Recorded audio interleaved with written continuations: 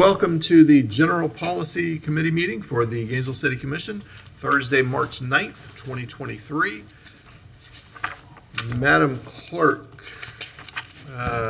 let's see, actually, well, yeah, go ahead, Madam Clerk. Mr. Mayor, the first item is the adoption of the agenda. Thank you. I would like to ask that we do a little moving around of the agenda and perhaps consider the unsolicited proposal first, then the sponsorship and naming policies second, to give us plenty of time to work on the two GRU items following that. So moved. Is there a second? Second. Okay, thank you. Any discussion? All right, all in favor? Aye. Any opposed? All right, do we have an agenda? Thank you. Mr. Mayor, I believe I will need to get staff here. I think they thought the Oh. item was going to come later, and they're not in here, so I'm going to need to Okay. mobilize. All right. Well, then, perhaps we could manage, let me, I was going to do that, but Commissioner Book. I just wasn't quick enough, Mr. Mayor, and I did want to say that when we get to our general member comment at the end, I did have one item that's come from us from the city attorney that it may take us about 10 or 15 minutes also. Okay. And so I just wanted us to consider that because I know we'll probably be pressed for time. Okay, all right, thank you. You're welcome. If there's no concern, let's go ahead and move the issue on sponsorship and naming policies, since we do have staff here for that. Any concerns with that? Okay, let's go ahead and do that. Good minutes. Hi, everyone. Oh, Morgan you're right. Spicer. Sorry, Oh, we go have ahead. minutes to consider, sorry. Madam Clerk. Mr. Mayor, we have the approval of the minutes, approval of minutes for January 26th and February 9th General Policy Committee meeting, with the recommendation that the committee approve these minutes. All right, thank you. Approve the minutes. Is there a second? All right, we have a motion and a second to approve the minutes as presented. All in favor, say aye. Aye. Any opposed? All right, we have minutes. Now, Hi, Mayor Commissioners. Morgan Spicer, Policy Oversight Administrator. I am happy to give the presentation. I will say the intern who was planning to give the presentation is planning to be here in about half an hour. I'm happy to give the presentation and go ahead, but I did just want to let you know that. I can give the presentation, but if we want to wait for them, I'm not sure. I would defer. let's go ahead and do this. I Okay. don't think this is going to take too very long, so let's go ahead and do that. Absolutely. Okay. Hi, Mayor Commissioners. Morgan Spicer, Policy Oversight Administrator. We are here to talk today about sponsorship and naming policies that a couple of different municipalities have. I will give credit to Kayla Ehrlich and Austin Burton, who are our fellows who worked on this research. But we can go ahead and get started. So as always, the policy process, phase 1 resulted in our report on the topic, which is in your backup. And then we are currently in phase 2, which is GPC consideration. So to start off with just a couple of definitions to make sure that everyone is on the same page, sponsorships are defined as marketing-oriented contracted financial alliances between an institution and a corporation, foundation, or an individual. So they have a little bit of a back and forth kind of mutually beneficial relationship, whereas donations are a voluntary transfer of money or property to the institution that is made without the expectation of any benefit of any kind accruing to the donor or any individual or organization designated by the donor. So to make sure that we're on the same page about some local policies, so currently the City of Gainesville does not have an explicit policy outlining any sponsorship regulations or how donations can be used to sponsor the naming of city property, events, or initiatives. However, we do have a couple of other somewhat relevant policies in place. So for example, we have our honorary street naming policy, which is designed to provide posthumous recognition to those who have contributed to the community. Section 18 of our Code of Ordinances allows our Public Recreations and Parks Board to solicit and receive gifts or money for the use of recreational purposes. And then the Code of Ethical Standards does prevent employees from soliciting or accepting anything of value for personal use. Alachua County does have some relevant policies. So their Administrative Policy 12 regulates donations. This policy goes into detail on definitions of different types of donations, acceptance criteria, the creation of a donation acceptance committee, the county use of gifts, and then accounting for donations. And it also outlines who is allowed to accept various levels of donations. So for Gifts of personal property valued below $25,000, the county manager is authorized to accept or reject those gifts. If it is a gift of real property, which is essentially land, or personal property valued over $25,000, then the Board of County Commissioners must accept or reject those gifts. And then department directors are allowed to accept or reject personal property up to a value of $750. Any vehicle or tangible personal property valued at over $750 does need to go through an acceptance review by the Donation Acceptance Committee to be accepted. And then Alachua County also has Administrative Policy 14, which regulates facilities naming. So if a donated property is being considered for naming, the donor's wishes shall be considered. And then for nominations of naming for an individual, those have to be based on non-financial contributions, but nominations of naming for a group do have to be based upon significant financial contributions that benefited the mission of Alachua County government. So before we get into examples, did just want to share a few common characteristics of different sponsorship and naming policies. Nearly every policy that you see has a definition section, which looks into the types of donations and gifts and sponsorship opportunities that the municipality is talking about. Most policies also outline the criteria to qualify a monetary gift as a sponsorship, and they also outline minimum gift requirements if we're looking at naming rights being tied to these sponsorships. The policies also outline different acceptance and consideration criteria, so what things you do or do not need a gift to contain in order to be accepted. And then they go through approval permission, so who is allowed to accept the gift, and then of course the process for approval. Many also explicitly outline the different steps to establish a sponsorship, so if there is specific paperwork or forms that need to be completed. Some policies also explicitly outline facilities where a sponsorship or naming rights might be allowed or disallowed, and many also contain a template for a general sponsorship agreement with things like the timeline, commitments, and budgets, and those can be customizable. And then just some other considerations of things that may be of benefit when pursuing this type of policy. Some organizations have made inventory of the assets that are available for sponsorship, which can both help guide proper valuations of those, but also help to determine ideal partnerships. Along those same lines, identifying ideal types of sponsors can be beneficial to help narrow the search for sponsors and create more mutually beneficial partnerships. The creation of appropriate valuations can help ensure that revenue goals are met, and these may also require market research to help ensure that those valuations are standardized. And then, as mentioned, an outline process for the timelines, commitments, and budgets can help to create open communication and make sure that everyone is on the same page about what these partnerships would entail. So these are a couple of the municipalities that we'll be looking at today, and the University of Florida, which is not a municipality. But there are, of course, many other municipalities that have these policies, so this is not meant to be an exhaustive list. So we'll start with Cary, North Carolina. We don't have any super notable partnerships to note here, but they do have a relatively robust sponsorship policy. This policy includes definitions, approval authority levels, the criteria for review, along with acceptable recognition formats and messages.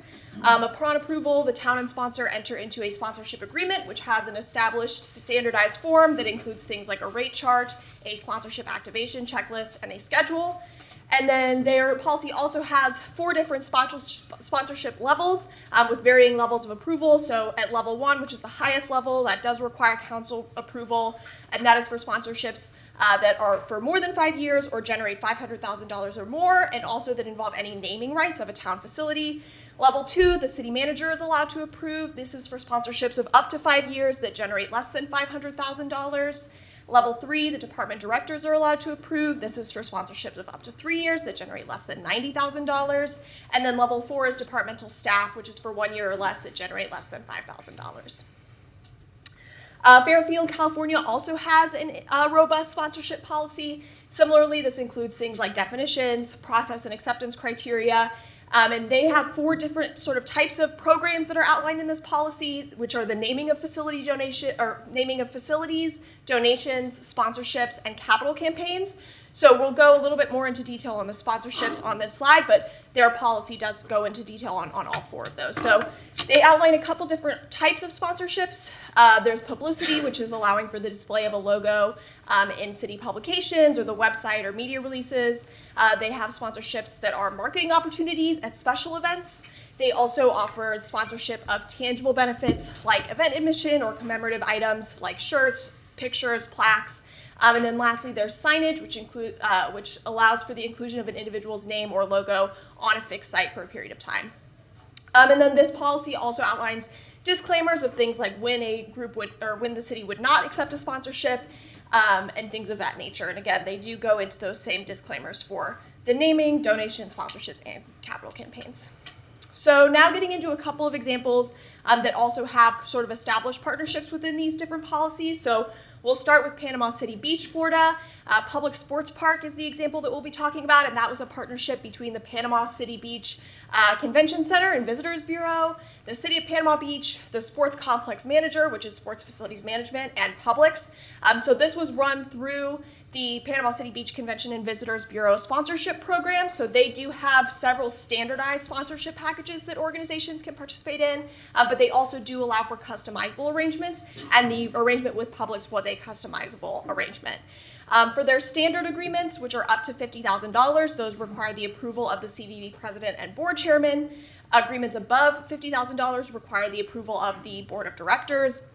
And then non-standard sponsorships require the approval of the CBB president and chairman. And they do have a variety of other disclaimers and policies within this sponsorship package. So for example, sponsorships can't be split up to avoid those limits that are outlined.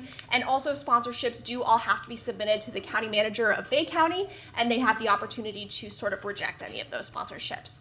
For the Public Sports Park, Publix did reach out first and with an interest in this program, and they created this contract. And as mentioned, it was not part of one of their standardized sponsorship packages, as Publix is investing $100,000 a year into the complex for the next 5 years, starting last year in 2022.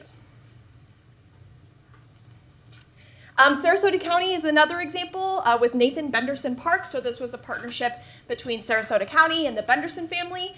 And it was formerly Suncoast Aquatic Nature Center Associates to run the park, but that has now been changed to Nathan Benderson Park Conservancy. So for Sarasota County, they do have a policy allowing the Board of County Commissioners to designate the name of county-owned properties and facilities, and they are explicitly allowed to name those properties after a financial contributor. They do have a process in place involving the creation of a name selection committee, which will receive recommendations for names that are then submitted to the Board of County Commissioners, but the Board of County Commissioners does have final approval over that naming, which is why Nathan Benderson Park was named after Nathan Benderson after a $1 million donation from the Benderson family for naming consideration of this park. The park has now been a much larger partnership, so SANCA now funds the park through private donations. The county committed about $20 million in 2014. The state of Florida committed another $15 million, a lot of which was through grants to that nonprofit. And then in 2022, the county did commit another $20 million in tourist tax money to this park. But it did begin with the naming consideration from the donation from Nathan Benderson. And then we'll also talk briefly about the University of Florida. The University of Florida does have a very robust UF namings and memorial policy, which defines different types of namings, including entity namings, which is after entities or organizations, gift namings, honorary namings, and memorials. One example is the Exactech Arena, which qualified under the entity naming. So that was a partnership between Exactech, which is a orthopedic and medical supply manufacturing unit, and the University of Florida. And the namings fall under the Florida Board of Governors and the University of Florida Boards of Trustees governance standards. And so depending on what is being named, there are various levels of approval between the Board of Trustees and the president of the University of Florida. And the policy also outlines things like the acceptance and consideration criteria for different types of namings, along with the process of finalizing namings and minimum gift requirements for namings. For Exactech Arena, this was a 10-year contract with the option of renewing the naming rights for an additional 5 years, and the UF received $5.9 million from Exactech for this. So some potential reasons why a formalized sponsorship and naming policy may be beneficial. An established policy might make it easier for the city to establish these sponsorship opportunities and may ensure that expectations of sponsors are clear up front, which could help prevent the sponsorship falling through later into the process. An established policy for donations and sponsorships may also result in a more streamlined and replicable process with fewer areas for miscommunication. And of course, these sponsorships may assist with the funding of city programs and facilities. However, there are some potential challenges that may arise throughout the creation of a sponsorship policy or the implementation of a sponsorship policy. One common potential concern is that the estimated cost of projects could increase during implementation, which could lead to complications regarding the amount of money outlined in the contract or agreement made at the start of a project. Donors could pull out of sponsorships prior to a formal agreement being finalized, and it may be difficult to replace those sponsors or to find sort of ideal business partners to sponsor the project. And then, of course, some sponsorships, as we saw in the Publix example, may require exceptions to a standard process, which could create some additional work or potential confusion for staff. And so that's what I have for you today. These are the remaining phases of the policy process. Phase 3 is timeline development. Phase 4 is full staff analysis and proposal development. Phase 5, the proposal would return to GPC. And then Phase 6 is implementation, if that's the will of the commission. And that's what I have for you. Happy to answer any questions. Thank you so much for doing that on zero notice. I appreciate you. This is something that I'm very interested in, more so for program naming opportunities than anything else, as we have many excellent programs, particularly through Parks, Recreation, and Cultural Affairs.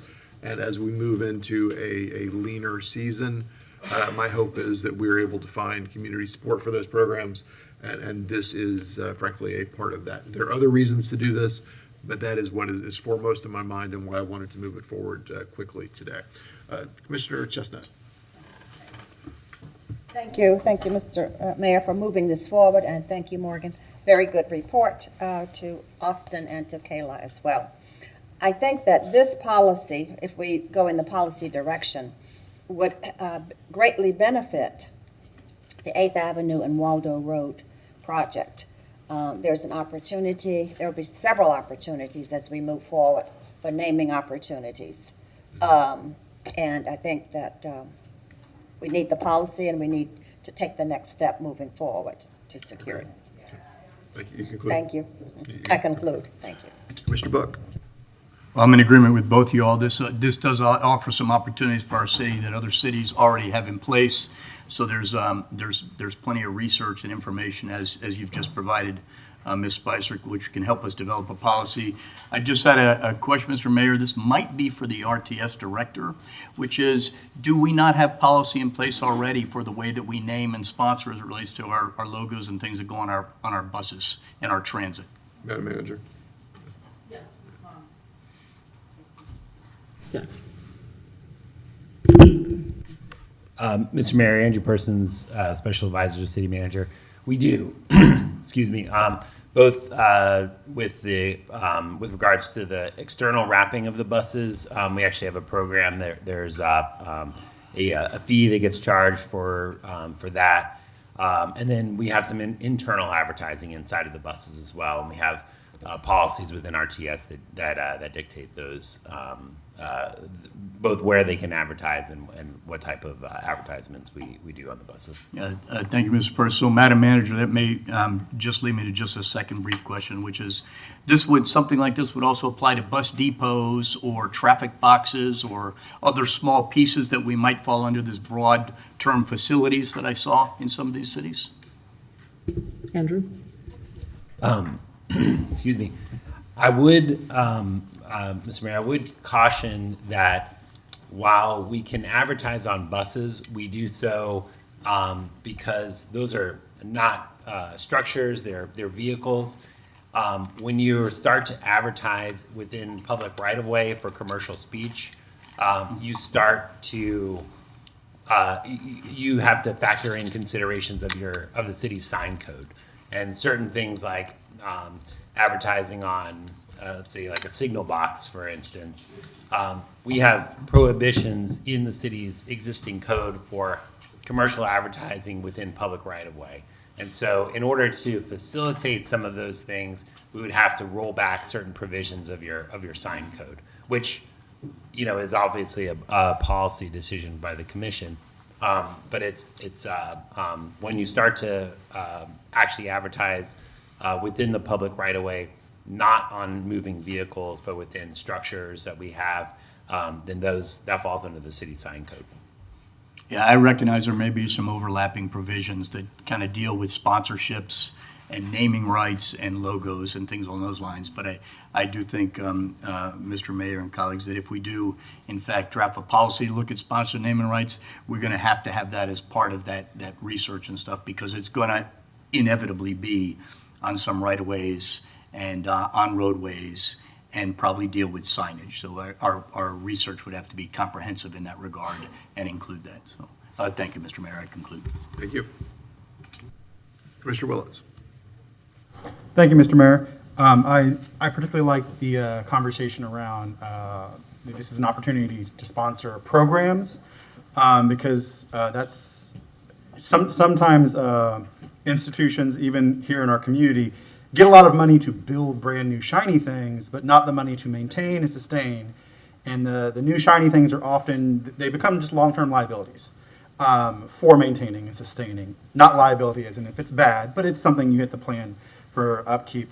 And so I particularly like the idea that this could be, if not, that we definitely make sure we include real guidance about program sponsorship, because that's to sustain the work that our community expects us to do. So I particularly like that. I do have a bit of concern around, we do have a current renaming policy around our parks and nature conservation areas and other facilities within that department. And so the idea that there can be a way that the community can help us guide renaming of certain facilities, certain spaces or places, versus that it would come from perhaps a more narrow interest group. So I have some concern about that, because perhaps someone goes through the whole, the citizens go through a whole naming process because they want one thing, versus someone, pulls out a wallet and says, yes, but I would really like to name that same facility, whatever, after my grandma, or whatever. And so I have some concern about how we handle that, of kind of a community-driven interest in something versus kind of the bottom dollar. So for particularly, because we have existing, we do have some existing policy on parks, recreation, and cultural affairs. I'm a little concerned about how we would flesh that out to make sure that we maintain the idea that some things we name because it truly fits our community, our neighbors want it, it makes sense, it goes through its own process. So I have some concern about that. But in general, I support the idea, particularly around programs, because that's sometimes harder for us to get, or rather across the industry of public institutions, to get large donations for the program as opposed to naming rights, facility, et cetera. Thank you, Mr. Mayor. You're welcome. Before we go back around, I'll make a couple of brief comments. This obviously is something that's close to me, because this is what I did for a living before I was here for a long time. And it's important to me because I've seen it get out of control without setting policies up front. So it matters that we very intentionally set policies so that we know what we're working with before we just put folks out on the street and say, go find some money. That is a natural thing that folks want to do, and certainly there is opportunity for that. So I want us to be able to guide, I want staff to be able to recommend things to us as policies as we accept these. I will, just to go back a few years, one of the first things that I brought to the commission's attention as a new commissioner was I had great concerns about one of the bus wraps. I continue to have concern about it.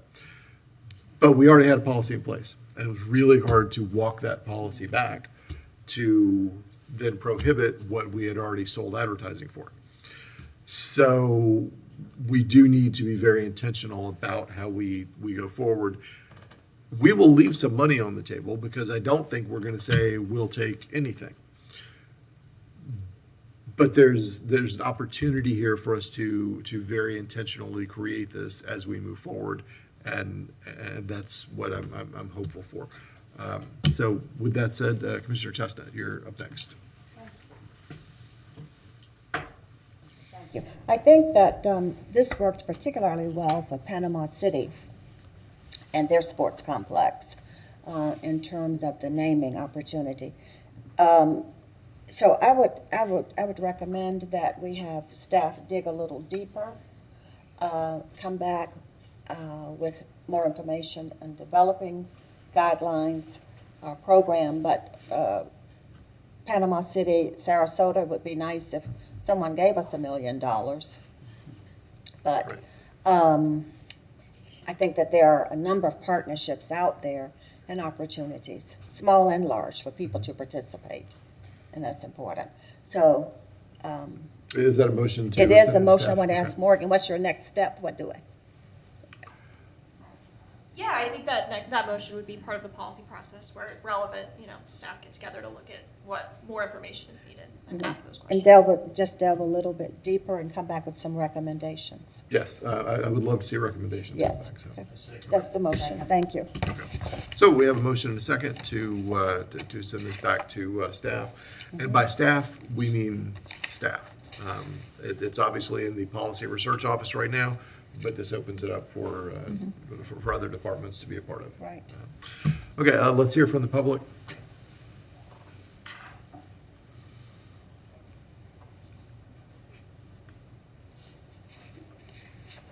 I just have, Joe Beatty, I just have one quick question. I wasn't here for adoption of the agenda. I studied the agenda last night and the backup. And so how did this wind up here now? We moved the agenda around a little bit to try to give more room for the GRU items later. Was this on the agenda at all? Yes. Oh, I guess I didn't study far enough. I apologize. Thank you. Anyone else? Okay, all right. So I see no further lights. The motion is to refer this back to staff for more research and recommendations. All in favor, say aye. Aye. Any opposed? All right, that passes unanimously. Madam Clerk. Our next item is 2023-213, review of the not climbing gym unsolicited proposal with the recommendation that the commission want hear a brief presentation, direct staff to post a solicitation as recommended by the Department of Financial Services Procurement Division, and 3, concurrently continue to work with the Not Climbing Gym on the proposal regarding the identified outstanding items and additional consideration inclusive of site due diligence, update property appraisals, environmental and infrastructure analyses, and documentation of proposed fiscal impacts. Mr. Mayor, if I might, thank you, Madam sir. Manager. Good afternoon, Mr. Mayor, members of the commission. Eric Bretfeld is here. He's going to talk about this project, but back in November, actually it was back in April, I believe it was April the 7th, the commission approved an unsolicited proposal process, but they set a sunset on it of November. And so that sunset process has taken its course, but we did have 2 proposals to come in during that time. The Not Climbing Gym was one of them. Based on the process that we set up, they paid a fee, staff reviewed the proposal. There were many questions around the proposal. Of course, staff has addressed some of those, but because we felt that it was a good proposal, we wanted to at least make the commission aware of it. The unsolicited proposal process is closed, but this is one that we continue to work on, and we just wanted to share at this particular time with the commission where we are with it, and Mr. Bretfeld will bring that information to the floor. Thank you. Welcome, Mr. Bretfeld. Thank you. Thank you, Mr. Mayor and members of the commission. Appreciate you hearing this presentation this afternoon. I'm going to cover a slide presentation here. It's about 14 slides. And I want to go over some background about where we are, a little bit about the site and the conditions of the site, and then talk a little bit about the proposal. So today we're going to discuss the fact that the old RTS site, which is depicted here in the red outline, has sort of been used for several different things. It's been used for Depot Park overflow surface parking. It's been used for Depot Park staff offices, and then also some accessory RTS storage-related uses. Since 2009, there have been many groups, private groups, that have expressed interest in redeveloping the site. And in your backup, There is I put a memo, a historical memo that gives some of that backup and discusses it. As the manager mentioned, in 2022, the City Commission instituted an unsolicited bid proposal policy, and that is the policy under which this particular proposal was submitted in September of 2022. As far as the mechanics go, we had a small group of us internally, the staff that reviewed the proposal, myself and the risk manager, the RTS director, and then staff from procurement. And we reviewed it consistent with sort of the criteria that was in the policy. We had a dialogue with the business as to those issues that probably needed to be a little bit firmed up, and so that's why we're here today. So this presentation will focus on the existing site conditions and the proposal.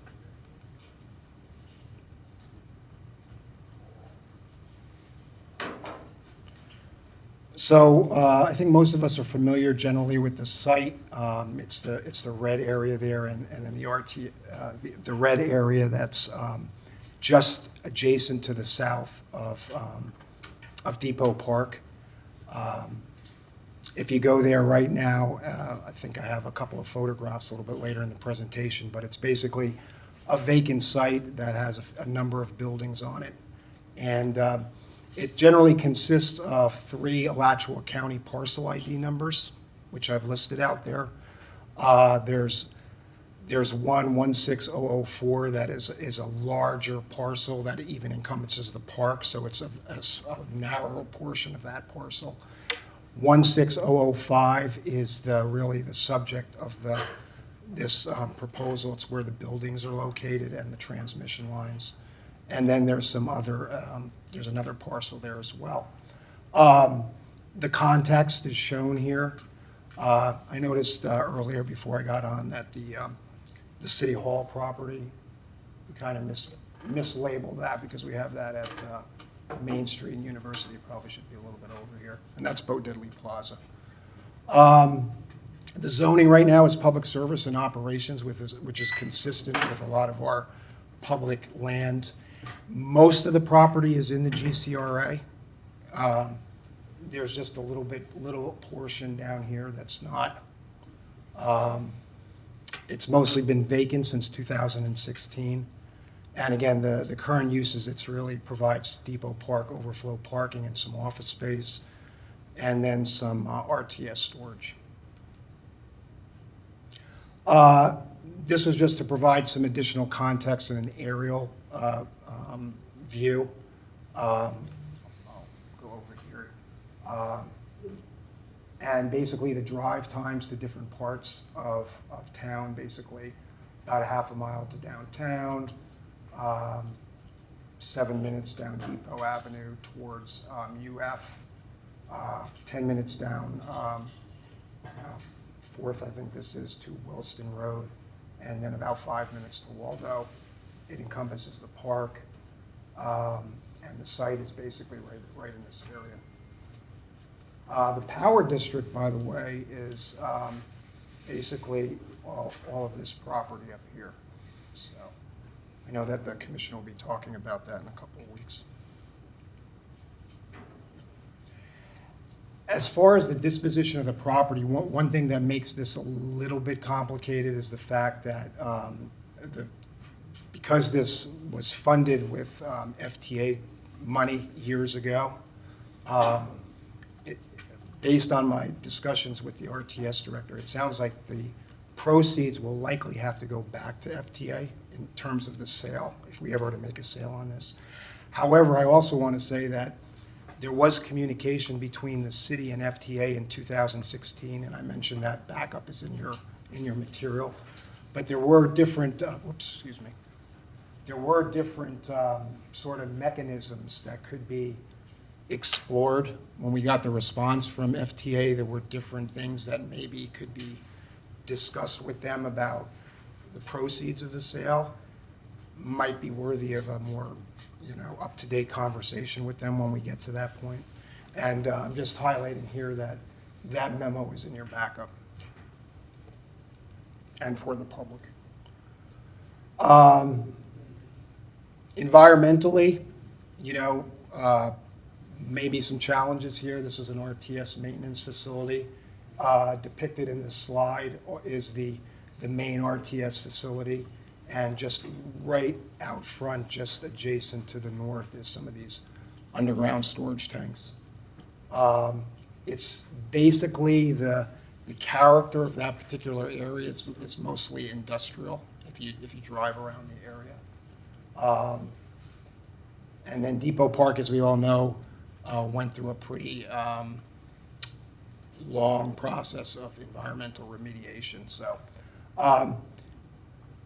one of the things that we're gonna need to do here, and we mentioned it in our recommendation, is that we are gonna have to update some of the due diligence that we have. I mean, we're gonna have to do some appraisal work, and we're gonna also have to do some additional environmental work to get our arms totally around some of these issues. The property was appraised in 2016. Again, we're gonna have to do an update of that appraisal, obviously. Not only are we gonna have to do an appraisal, but I think we're gonna have to do a review appraisal of the appraisal, is what I'm understanding, so that we can have it, sort of have another appraisal that kind of confirms the appraisal. So we'll have to do some of that due diligence work.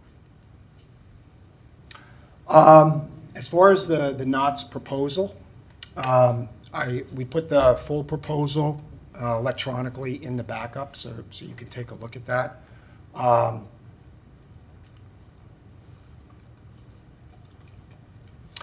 The Knott Climbing Gym is a Gainesville local business. It's located at 704 South Main Street. I'm just kind of telling you here what it basically encompasses in terms of its business. It's a climbing gym, but there are other forms of fitness that you can do. They have a gym, free weights gym. They do yoga classes, etc. The current group has owned it since 2019, the partners that are here, by the way. Prior to that, it was owned by another group, and some of you might remember that building at that time had some structural issues, and this group came in and kind of rectified those issues. And if you go over there and take a little tour of it, it's a pretty impressive, renovation of the building. And they can speak to that a little bit, maybe, if you're interested.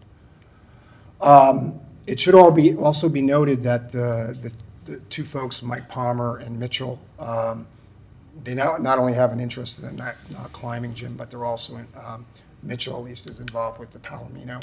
So they have a couple of downtown business interests. And in this, right here, I thought this was important to call out, which is this issue of, in their past project, renovating the building on their current location. They did similar renovations to a steel warehouse. I think that's important because when you see the concept, I think that kind of skill set is going to be important in this project. So the proposed acquisition is basically just two pieces of property here. It's what's indicated as 4, which is one of the parcel ID numbers that I showed you. I keep going into this individual's head here, sorry. But this is parking. This is excess parking just to the south. So they're only interested in these 2 yellow areas. This area right here, number 2, this is where the overhead transmission lines are. Okay, so they're not really interested in that. They're not interested in the stormwater park feature, just these 2 features here. And that's just about 5 acres, more or less.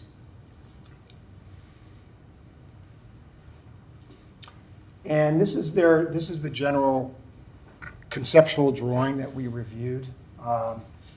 So as I said, there are a number of buildings that are already located on the property, but this would be that existing RTS maintenance building that I showed you, the metal warehouse with the underground storage tanks. So that would be the climbing gym, and then they would also want to add this new building area right here, just to, that would be to the west, adjacent.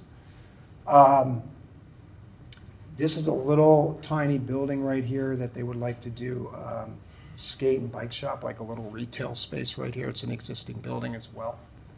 And then this is a larger building that's existing right in here. And they would like to do, sort of a restaurant, maybe a restaurant that's consistent with what they're doing at the Depot building right now. Something in that league. And then this building right here is the building where some of the GCRA or the and the Depot Park management staff, I think that's Rec and Park staff, but they're located here. And in their proposal, they didn't really have a plan for that particular building. They were really discussing that they would just want to be a landlord at this point and continue that relationship. This skate park here, this skate park depicted on this is over by the transmission lines. So that's a no-no. When we looked at this proposal, not only did we meet with the little evaluation group that I talked about, but I also met with a larger internal group from the city because I think we need to do that to make sure that we get input from other folks and GRU staff. And as far as putting a actual skate park feature on the transmission lines, that's not going to work. Now, in speaking with the NOT folks, they like this feature and they might like to work some kind of feature on the property that they would actually acquire. Okay, because remember that this being under the transmission line, this is not something that they would acquire. They were thinking that the city might be engaged in that, but that right now wasn't received, how should I say, with too much support right now, but maybe it can be worked on. Let's see, what else do I want to say about this? I think that's about it as far as the actual concept.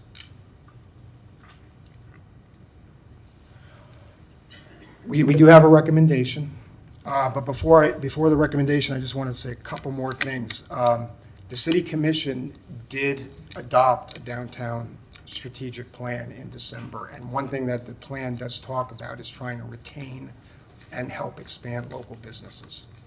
So I think that kind of plays into this a little bit, and I just wanted to mention that.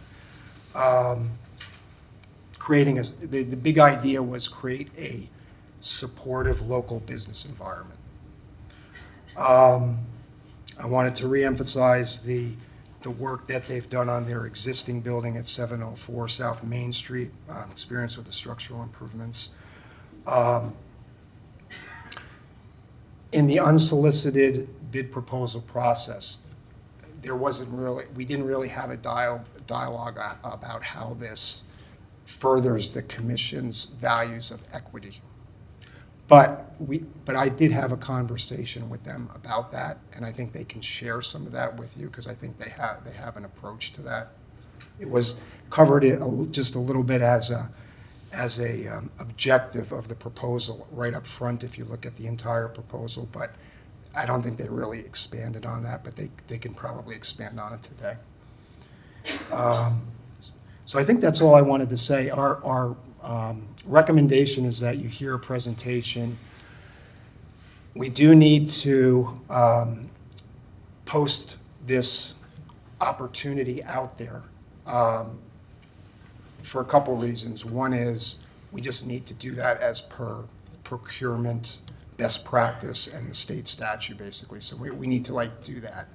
It was also mentioned, although our unsolicited bid proposal process has sunset, if it was still in place, then we're at the point where if the commission is generally supportive, then we would do that under that process as well. So we have to do that by law and by regulation, but also it's just, I think, best practice that we try to put it out there. So if there are others out there that want to make a proposal on this, and they have a proposal, and I've heard of other folks and entities that do have proposals.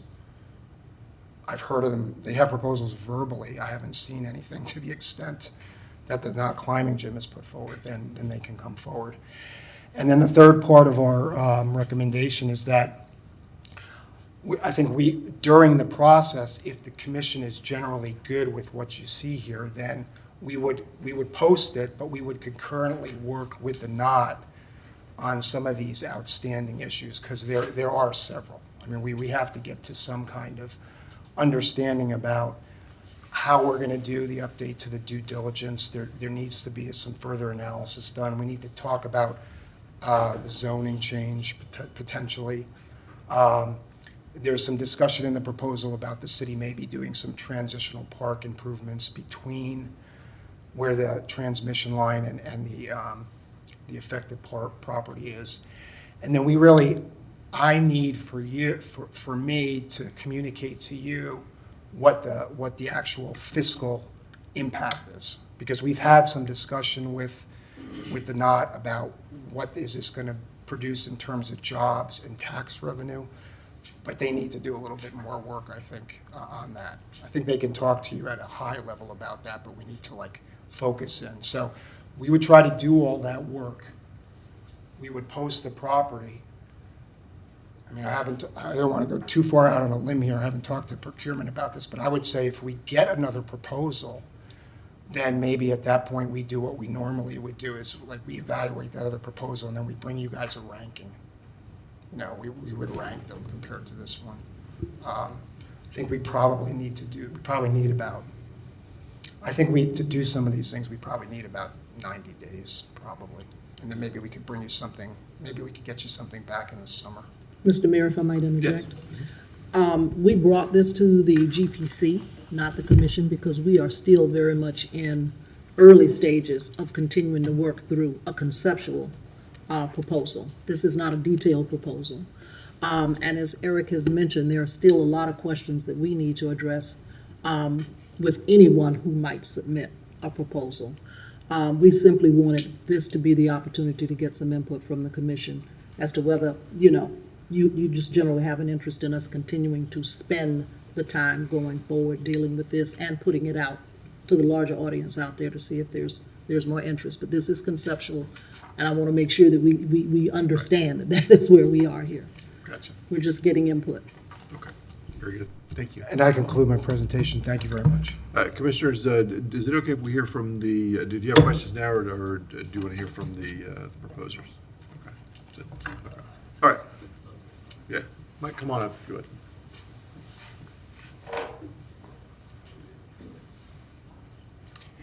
Hi, Commissioners and Mr. Mayor. My name is Mike Palmer. This is Mitchell Edens. we're the two proposers and the two owners of the Knot Climbing Gym downtown on South Main Street. As Mr. Bredfeld mentioned, we went through a long process of acquiring this old building on South Main Street, renovating it, and reopening it to a climbing gym. One of the things we're most excited about this proposal is we have had a pretty surprising amount of interest in climbing since we've opened. We're actually at a place in our business where people are now canceling because it's too busy. We're also pretty limited by our current facility where we're unable to serve, kind of kids and families and other organizations the way we would like to. So an opportunity like this would allow us to expand our business and expand some of the programs that we have within our business. We do a lot of yoga, we do a lot of climbing, and some of the other things we're pretty happy about that we would love to be able to provide more of is community outreach. A big part of our business is being involved with different organizations around town and trying to support them either through access to the gym or our community participating in events with those organizations. Yeah, I mean, we're really excited about this. We think this could create an opportunity for us to, generate good revenue for the city through some of our taxes. And we think we could be in the neighborhood of 30 to 40 jobs just dedicated in this one facility. We're really excited about the opportunity to potentially have a skate park on this. We think a skate park in East Gainesville is very important. With both climbing, I'm not sure if everybody's familiar, but both rock climbing and skateboarding are now Olympic events. So the big idea to me was that now we're creating a place where people in East Gainesville could very easily access Olympic caliber, both equipment and training, if that was an opportunity. Yeah, I mean, do you have other stuff? Other than that, we're just really excited about this and happy to answer questions. Well, thank you. I'm glad that you all are here. There's an interesting path before us, and I appreciate you all being patient with this. I know you've had it in mind for a good long while, and I'm glad that there is an opportunity to have a discussion. I'm also really glad about the opportunity to generate revenue at some point, whether this is it or not, for several items, parcels downtown that just sit there right now. I will tell you all and everybody very clearly, my position on this is a piece of land owned or partially owned by the city of Gainesville ought to have a very clear public purpose or ought to be generating revenue. I don't think that we are in a point in the life of our community right now where land banking for the sake of land banking is a good policy move. So I'm very comfortable with the city of Gainesville holding on to land as long as there is a clear public purpose for that land. But I'm also comfortable with us using it to help the private sector move forward and generate revenue so that we can work with that revenue. Both are good things, I think, but not necessarily just letting stuff sit there because it sits there. So with that said, we have several lights. Commissioner Sacco, who's been waiting patiently. Thank you, Mr. Mayor. Thank you both for this proposal. I will say before, the original rock climbing gym, I used to go and I loved it, and my heart broke when it had to close down. So I was very happy to see y'all rehab the building and bring it back up, because it is amazing, but you're right, it is busy, which is why I don't show up. But your hours are great. I do love your hours. There was a lot of people that were heartbroken when it closed. So. You are open when we close our meetings. That is impressive. You are still available after meetings, is what I will say. No, but I do love the proposal. I do have one question. You said you're estimating 30 to 40 jobs at the facility. Would that include the food service kind of portion? No, that's just the climbing gym itself. Purely the climbing gym. Pretty much in this phase of everything, we've just focused on the climbing gym. The idea is that the climbing gym is going to be the main revenue driver for the property, and everything else will just kind of help us either offset the costs of running the property at this point. Okay, cool. I thought that would be the answer, and I'm happy to hear that. And as far as I know that in your presentation you asked for reimbursements on certain things, would you, and I'll have a follow-up question for Eric, wherever he went off to, maybe, there you go, just perfectly hidden behind you.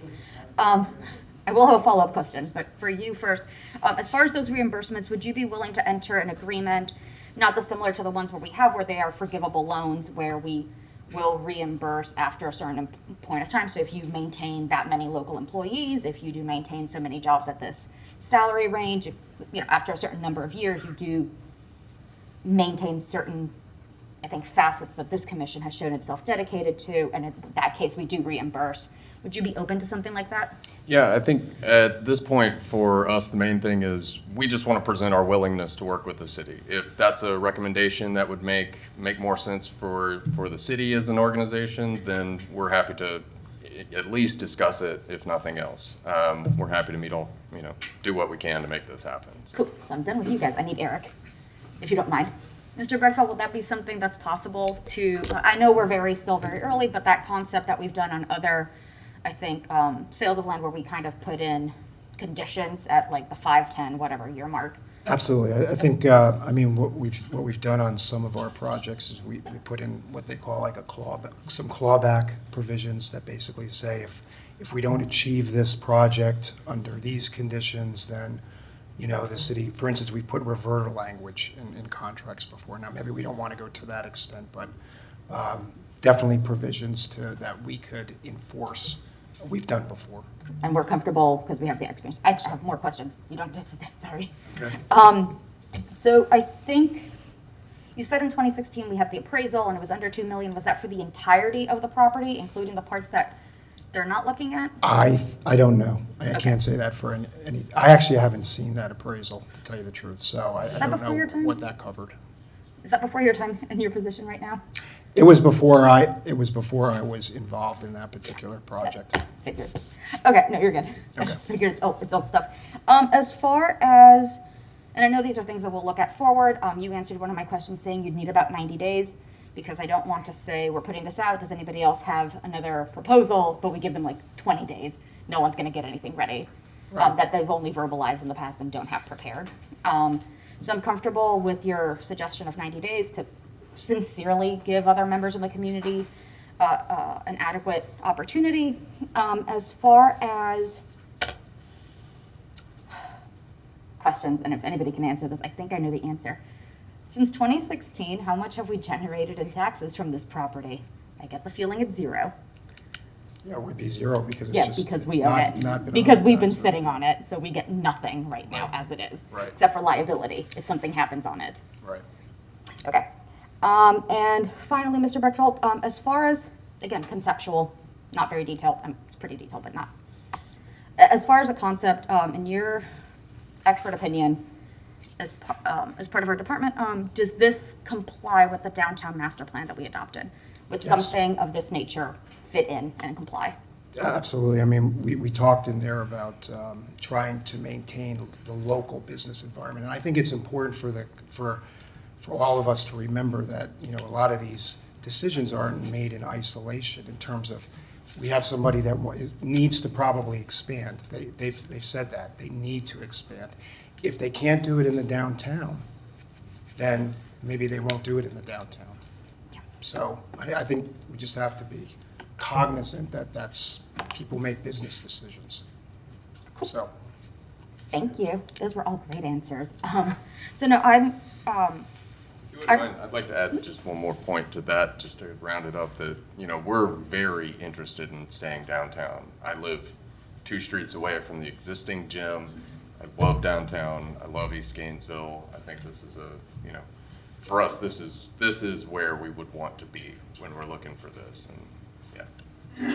Thank you. No, I think I personally love the idea. Obviously, we're going to follow, if we do anything, follow that procurement process because it is only fair.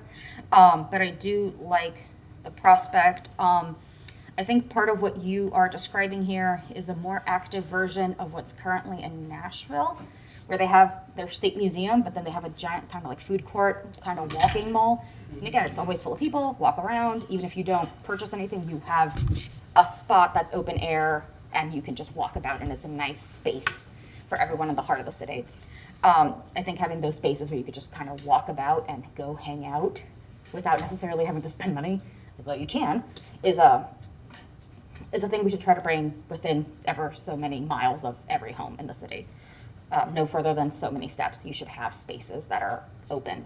I think what you're proposing as far as skate park, which would also be cool, and just having kind of a food hub space. These are good things. These are a combination of businesses and activities that people say they want, that our youth and people under 30 have said, I would like a place to go. That isn't necessarily a bar, so I appreciate it. I definitely agree. Like, I would like something that doesn't involve alcohol. That'd be nice. And daytime. So that's great. I think it really, as Mr. Beckfeldt said, would fit in with that plan and kind of keep enhancing that slow but purposeful crawl to reinvent South Main, especially with the local component, which is, I think, our biggest draw. As we said up here many times, where we want, where we can and are allowed by law, to show that preference and really support it. So I know we don't take motions until after public comment, but I'm very happy to proceed with the next steps recommended by staff. I think this is a wonderful idea. My one concern would be if we proceed with you guys to have those conditions we kind of talked about that can be contracted in to ensure certain priorities of the commission and the city are at the top. But otherwise, thank you, Mr. Mayor. Thank you. Commissioner Book. Thank you, Mr. Mayor. So Commissioner Sacco had some good questions, which will kind of help shorten my remarks, and to you all as the owners and directors, what you all have done with the rock climbing gym is really good, and now is the not gym. And I do enjoy the presentation that you provide. It's welcoming, it's inviting, it's what you do in a community. So all those are the positives. But what I think, And so I use the term "but" there is what the Madam Manager said was really hitting the nail on the head, which is we are in the very preliminary stages of figuring out what to do with and I'm going to plagiarize a couple of the emails I saw, a unique piece of property, one that's owned by the city, and we don't have too many that are in an incredibly vibrant area. So the property's value in 2016 and what it may be now with all the tremendous amount of development and vibrancy, your business being one of them, Depot Park being one of them, what we've done in the Southeast Historic District being another, has probably raised the value of that property dramatically. And I'm out of my expertise as it relates to that. So as it regards that, I think we should take a preliminary approach and do at least two of the big things that you provided, Mr. Bredfeld, which is we have to get an updated appraisal of that property before we move forward. We must do that. And then if we have to do a review of the proposal, that other piece, I'm out of my depth, but then we have to do that too, because it's a gigantic piece of property that's extremely valuable to the city, and we just don't have too many of those. The second thing is we do now that we're kind of moving forward with things that go around it, we will need some additional community input to figure out what behooves this piece of property. And it is premier public space right now, and that's a plagiarization from another email I said. So as it relates to that, I would not want us to go forward with an unsolicited proposal. I would not want us to work with you all to deal with that piece, not because you all haven't done great work, but because what it does is put us in a position where we're working very closely with a vendor where we may have other processes in place that could impact our working with other vendors, and it may could potentially cause some issues there. So I'll just end with saying the work that you've done is terrific down there, and the proposal you put forth is terrific. I know that as someone sitting up here, I'd like to hear from Madam Manager perhaps a little bit further in that regard. Yes, Mr. Mayor, if I might. The unsolicited proposal process is a little quirky in that, yes, we have solicited, we open it up, we get a good idea, and this is a very good idea, but we can't short circuit the procurement process. So they may not be the only firm that we are looking at in the end. They were upfront and creative enough based on a policy that this board put forward to give us some ideas about how to do some things that we as staff are not creating those ideas and presenting them to you. They're being presented by our business owners. And so in the end, they would not be the only firm that we took a look at. It's just that they have provided the seed for something creative that now if others are interested, you know, maybe a few of your trade secrets out there, but they will not be the only ones that we're looking at in terms of proposals. So I wanted to just clarify that. Yes, ma'am. I did understand that. I know that the unsolicited bid proposal allows us to do this and still follow our own processes. My concern is once we have staff deeply working in concert with a particular vendor on a multi-million-dollar project, that potentially hampers our ability to receive proposals from others. But I did understand what you're saying as far as going forward with that. And then we need that updated piece of information. So that the appraisal is big piece that Mr. Bredfield identified, number one. Big piece number two is what does the Federal Transit Authority indicate to us? We have a 7-year-old memorandum. We need some additional, we need guidance, which you've said right now is what would even happen with the potential sale or that bid process, because that would be important. Those dollars, if I might, and Andrew, you maybe want to clarify too, but obviously with a sale, those dollars would have to come back, and we would have to use those dollars on transit-related projects here in the city. That would be the disposition of that, the sale of those, the receipt of those dollars. Andrew, do you? No, it is exactly as the manager said, and we've had some initial conversations with FTA about how we would keep those dollars here locally, either through acquisition of, it has to be used for capital, so it would either be acquisition for buses, or it would be, we've been looking for a potential location for a West Side transfer station, and so that money could be used for that as well. So we want to keep the money locally, and FTA has been open to those discussions. They haven't given us any reason to think that that wouldn't be the case. Agreed. Thank you, Mr. Porter. We would in fact need to get that updated appraisal, and I would like to see that in writing, what the FTA would say. So it's one thing for that to tell us that in conversation, but without knowing the specific and let us know, then we would know exactly what we could potentially do with funds and streams and how we would benefit our community. Thank you. I conclude, Mr. Mayor. Thank you, Commissioner Book. Thank you, gentlemen.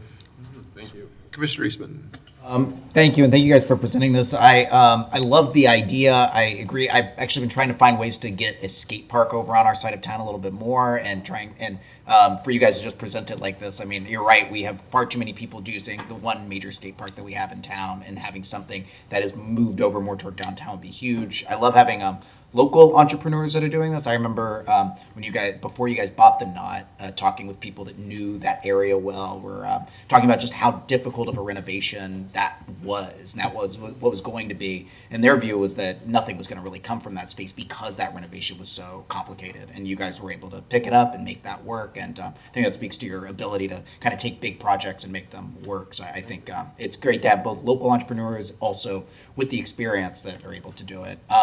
I really like the unsolicited this process. I think it's forcing us to kind of look at the land that we have, right? It's and I want to echo what Mayor Ward said, is especially where we are as a city and as a community right now, we really need to be figuring out. I'd like for us to also be proactive about what parcels we do have on our books that might be better utilized, and try to go forward and start looking at those, because cities are at their core about land. Utilizing your land, how do you make sure that they work for people? And if we're not utilizing it, how can we better utilize it? And I'm glad that you guys were kind of keeping your eye out, thinking about things, and then bringing all of this forward. There was something about a clawback from before. I want to make sure, and I don't think this is what you guys are, that land banking certainly occurs with the government. It also can occur in the private sector, where people are purchasing land, holding onto that land. If we're talking about clawbacks, there should be some kind of way that we ensure that there's not people coming forward with great proposals, and they sit on that land, kind of wait for that to appreciate in value, and then build on it. Make sure that we have some protections in there for us against things like that. And then I also wanted to talk about the transmission lines that got touched on earlier. This is something that's come up in a lot of other development, particularly as we're redeveloping the Kelly Power Plant, or around the Kelly Power Plant in the future. There are certainly some things that are, I'm sure there's a lot of gray area in terms of safety here. There's some things that are on one end and some things that are on the other.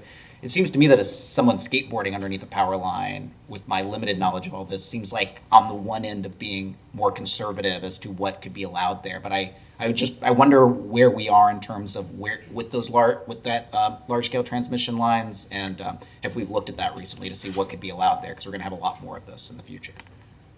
Mr. Mayor, can I just touch on that? So there's a couple issues. It depends on if GRU owns the right of way or if it's an easement. So if it's an easement, which is not the case here, I don't believe. If it's an easement, there may be restrictions on what can occur within the easement. If it's a right of way that we own, primarily the concern is the operation and maintenance of those facilities, the ability to bring in trucks, that those trucks can operate and maintain those, can get put up on their studs and get up on a boom and reach up there. And so if it's any sort of structure that's going to keep that from occurring, that structure is not allowed. So typically there aren't structures. There are situations where we can put sidewalks or something flat. Again, if it's not something we own and maintain, we have to be released of liability, because there's a very good chance truck comes in there, sits on it, and breaks the sidewalk, and we don't want to have the liability as the utility of paying for that, or our customers paying for that, if it's someone, if it's a sidewalk someone else is maintaining. So that there are opportunities sometimes to put something flat there, not a structure, but something like that. But there would need to be that ability to have the responsibility be on the owner in that situation. Very good. Okay, so less a safety question and more just a practical, how do you access these? These are high power transmission lines, right? I mean, these go to the rest of our grid, so it's important to access that. All right, well, thank you. That's my only point. Thank you, Mr. Mayor. Okay. Before we go back around, I would say once again, I find this really interesting. That doesn't mean that there isn't somebody else out there with an idea that we would accept. And certainly we would expect a staff ranking if we put it out for bid. I really appreciate what you all have put forward. Of course, the attorney's not going to let us move forward with anything without the statutorily required appraisals and anything else that we have to do. We know we're not going to try to run forward with a 7-year-old appraisal at this point. Things have changed a lot. And I know you all are aware of that as well. We need to figure some of these things out because since I've been on the commission, we've been just kind of not answering when folks said, what do we do with this piece of property? And that's not a good place for us to be. We should know, and the only way to know is to have done some of the analysis that this precipitates. So thank you for that. It's an important step as we move forward. And I'll remind all of us that in a couple of weeks, we're going to have a conversation about the power district, which is not a lot different than this, other than it is not owned by a separate entity somewhere else, or there are not entanglements with a separate entity somewhere else. It's nearby. It's part of it's empty land that is just sitting there doing nothing but getting worse. So, with all that in mind, were you going to make a motion or? I had another question. Okay, right. Okay. Commissioner Sacco. Mr. Bergfeld, if I could borrow you again? Sorry. So I think just to kind of, I think we have a bad habit of like, we know what this one sentence means and that it encompasses a paragraph of information. Could you outline what the procurement processes would be? Because it's more than just saying the procurement process. It's like 20 steps in there.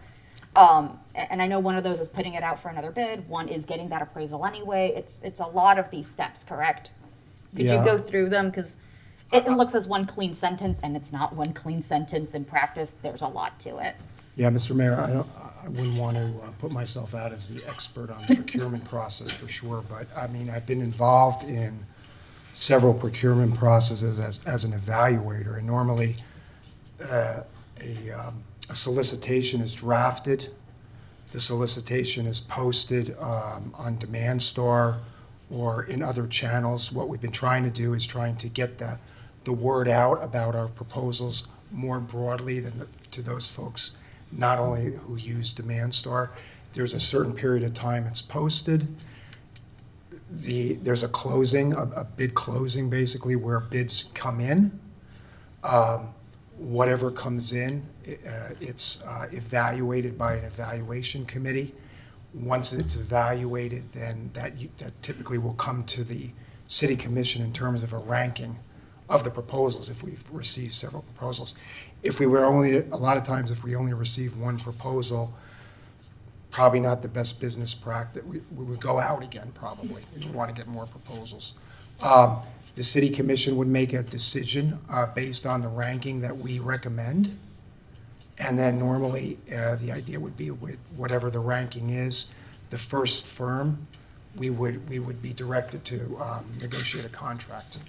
Thank you, Mr. Bergfeld. Sorry, I know you're not the expert, but it was a good one. And as far as, before even moving forward with anything, I think as the mayor said, we would have to do an updated property appraisal. We would have to do an environmental analysis. We would have to do any of these things. Whether it's these guys up here or someone else, we're going to need, even if, let's say, we put it out, we get 12 bids, you're like, sorry, these guys aren't the top one, this other company is, we would still have to do all of this anyway. Yes. This would not be in any way specific to purely the knot, it would be specific to the property, and we need that information if we intend to do anything anyway. Working with them is just kind of keep carrying them along in case they are there, but if they're not, thank you so much, we will now put company X. But we still need all this information anyway. I would say, Mr. Mayor, if just as a general practical matter on all the properties that we're talking about in addition to one, we need to do more of that earlier to be ready. I don't disagree with you there. I think as Commissioner Eastman said, the part of the unsolicited bid is that it kind of bubbles up some properties and some issues right to the very top. Like, well, now we are talking about it because it's here and we put those out. I don't disagree that we should have some updates, but it's hard to do them as a regular basis when we don't know what we're doing with them. So I appreciate this process bringing forward the conversation about this particular property, because I think 7 years almost, 7 years at this point, since the last appraisal are really attempting much. I think 2019 might have been the last time conversation happened. So it's been a while. One thing I would say to the, Mr. Mayor, to the commission is that there was a conversation at one time whether, I think it was more of a policy discussion, it gets to the power district, whether the RTS site should have been included in the power district or not, the power district solicitation. So there was a conversation for a period of time within that 6 or 7 years. And then it got shelved. Like many things around here, sadly. No, but thank you for your answers. Yeah, and I think that helps clear up a lot, if not for us, then also for the public, that it's not, thanks for the proposal, we're going to go straight with it. No, that's not what we're doing. There is, by law, a long, red tapey, bureaucratic process that we will adhere to with the help of all of our experts up here. And if you're the one, great. If something better comes along, then that's better for the city, and no hard feelings. But Yeah, and if you don't mind, we're aware that that is the kind of process we're looking at. We're patient. It took us 5.5 years to get this last gym, our current gym, open of, trying to figure out where we can do. So we're patient and we're happy to work with the city on it. And, honestly, yeah, if there is another proposal, we'll be sad, but, if there is another proposal that presents something that makes more sense for Gainesville, we're also in support of that too, so. thank you. And now we have it on record. Thank you, Mr. Mayor. Mr. Mayor, if I might just add, this is the first phase of this. This is conceptual. There's a detailed proposal that they would need to submit. There are additional dollars or fees that they would need to pay to the city for us to even go through that process. This process was actually kicked off with Steve Ravel heading up a committee, as Eric mentioned earlier on. This got broad general city review for many departments, but it's just at the beginning. We just thought that it was important because we felt that it was a good concept to bring to the commission at this time, or the policy committee, to just get a feel for what we are, hopefully, if you direct us, to continue to go through. But even on the review side, we're at the very beginning. Very good. You're good. Okay. Commissioner Willets.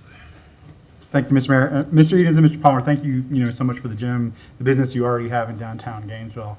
I think it's particularly interesting because it's something that is not, it helps downtown leave the old days of being like an 8 to 5 place where we roll up the sidewalks at 5 p.m., a space that is used a little more. And it's also not just an evening thing like some restaurants or some other establishments. And I appreciate your desire to stay downtown, stay on the east, near the east side, as opposed to having to go somewhere else when you need to expand. District 3 in Southwest Gainesville will be happy to accept you in Southwest Gainesville, but if you're constricted by the type of buildings that are existing or land that is available, I understand. This seems like a very interesting project. Thank you for bringing it forward. As has been discussed, this was an unsolicited proposal. What it does for us is it helps us to start to even think and imagine and to understand the kind of interest. And if we put this out for a full proposal, we may have other people who are interested, and that will give us kind of a sense of what the interest in this land is, in this facility, and whether people want to reuse portions of the buildings, the structures that are on site, like you've suggested that you're interested in, versus completely starting from new and tearing down everything. And so we're going to learn a lot in the process about the interest from different stakeholders, and get to flesh out some of our interest in that site that was perhaps as opposed to the power district, but related to, there's been a lot of goals discussed about the power district. Should it be one developer, many small ones? Would we own, would we lease, maintain ownership or lease and lease it out, or someone else would own it? So this really helps us. So thank you for bringing this forward. I know it's very early in the process. So thank y'all. And there are going to be lots of conversation, particularly about the FTA portion, about like where do we, is this an opportunity that we find, then we'd have funds for other capital projects. I'm sure we can find use for it, but does it fit into our current plans? So there are going to be things that we haven't talked about perhaps as in depth. This increased traffic on Southeast 10th Avenue with the trail there. I know that I personally have both walked, biked, and been a vehicle driver at that intersection. It is a dangerous intersection. As we increase any kind of activity on there, the city's going to have to decide how do we handle that intersection? It's just plain dangerous. It is, there's no way around it. And so whether it's that we just continue to use parking for large events at Depot Park, or whether we put out whether you're there or someone else is there, or whether we keep it and we build a public climbing gym. I don't think we're quite there yet, but we're gonna have some of these discussions. So I think this is great because it leads us down the path of some things we need to do, we need to envision, and we need to get some consensus, both from this commission and from the community, what they'd like to see in that. So thank you all very much for bringing this before us. Thank you, Mr. Mayor. I conclude. Thank you, Commissioner Willets. Commissioner Duncan Walker. Thank you, Mr. Mayor. I believe I have a question that may be best fielded by Manager Curry. And possibly, Mr. Folston, if you could just be on cue, it may also need to include you. Madam Curry, could you tell us briefly how we are infusing equity into this process? Is it a separate step with our Office of Equity and Inclusion, or is it something that you've already built in? How will we apply our equity lens in this unsolicited bid process? Mr. Mayor, I would say that because we're at the beginning, we looked at the project conceptual, we would include Mr. Folston in the review process. I don't know that Mr. Folston was folded in on the early end of just looking at this from the financial and, all of the other issues. I don't believe he's been in the process up to date. But obviously, if we move further, which is kind of why we're here today, if we're going to look at this as something that we seriously roll out, if you will, and come back to this commission with, he would have to be a part of that. I mean, that's the best that I can say at this point, Mr. Folston, if you have anything to add, but he would have to be a part of the process going forward. Thank you. Mr. Folston, if you would come forward, I know you're working on our equity plan, and I'm wondering if there's any kind of overlap with this discussion today, if you can offer us something. So, Mayor, Commissioners, Gerard Folston, Director for the Office of Equity and Inclusion. I concur with what the managers has said moving forward. I do think that this is our first, I believe, process down this road. So I do think that we need to have some conversations about how this process will take place as we move forward. There are some challenges I think that we may need to address, but I think her and I can work together to do that. Thank you, Mr. Folston. Thank you, Manager Curry. I conclude. Thank you, Commissioner Duncan Walker. I don't see any lights right now, so I'm going to ask y'all to sit down, and we'll assume we have some folks from the public. Okay. Thank you. Thanks. We have Tana Silva, followed by Don Shepard and Joe Beatty.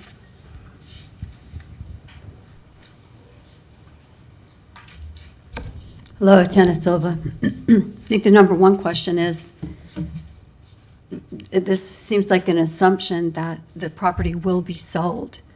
And I think that's the wrong place to start from. This is a premier piece of property, and you saw the outpouring when the Stringfellow wanted to upzone the adjacent property to Depot Park, the outpouring from all over the city about that special part of town that's been a huge success, that's the result of decades of planning and very hard work to make Depot Park the success that it is now, to the point that it's actually getting kind of crowded in Depot Park. The city should in no way consider selling the property based on anything, especially not on an unsolicited bid from a private party. And I laud Mike and Mitchell for the work that they've done downtown. They're part of a group of downtown business owners who have advocated long and hard for attention to local businesses and so forth. And I really appreciate that. And this is nothing personal to disparage their work and their enthusiasm for downtown, and for particularly keeping South Main funky, as the Power District 2013 plan says, and keep it for local businesses, for local cultural and entertainment and so forth uses. So that's the first question, is why is the city even considering selling that property? Downtown plan that was passed from UF-centric planning recently is being used as an excuse for all kinds of things now that are pulling the city into expenses. This proposal in particular starts with, obviously, the city is not going to make any money off of this, because whatever it's going to, it's going to end up with FTA or going back into transit or whatever. And I just want to point out the 2019 memo from Dan Hoffman says, over the past year and more intensely during the past 2 months, the city has received expressions of interest in the former RTS maintenance facility, et cetera, et cetera. Staff has also identified potential opportunities to reuse the space as public amenity. Although we are making no recommendations about the future use of the site at this time, we feel the commission should discuss it at a future meeting. And the following are expressions of interest. And hold off on any of this until you have your power district meeting. There's a lot of concern about that, where that's going to go. Maybe these bidders will find a more appropriate place for their gym, and leave the RTS property intact as in city ownership. That way, the city has total control over what happens there, not sitting blank and not turning into a use that was unforeseen. Thank you. Thank you. Donald Shepard, followed by Joe Beatty and Don Fields. Welcome, Mr. Hi Chairman. there. Thank you. My name is Donald Shepard. I'm the People's Representative.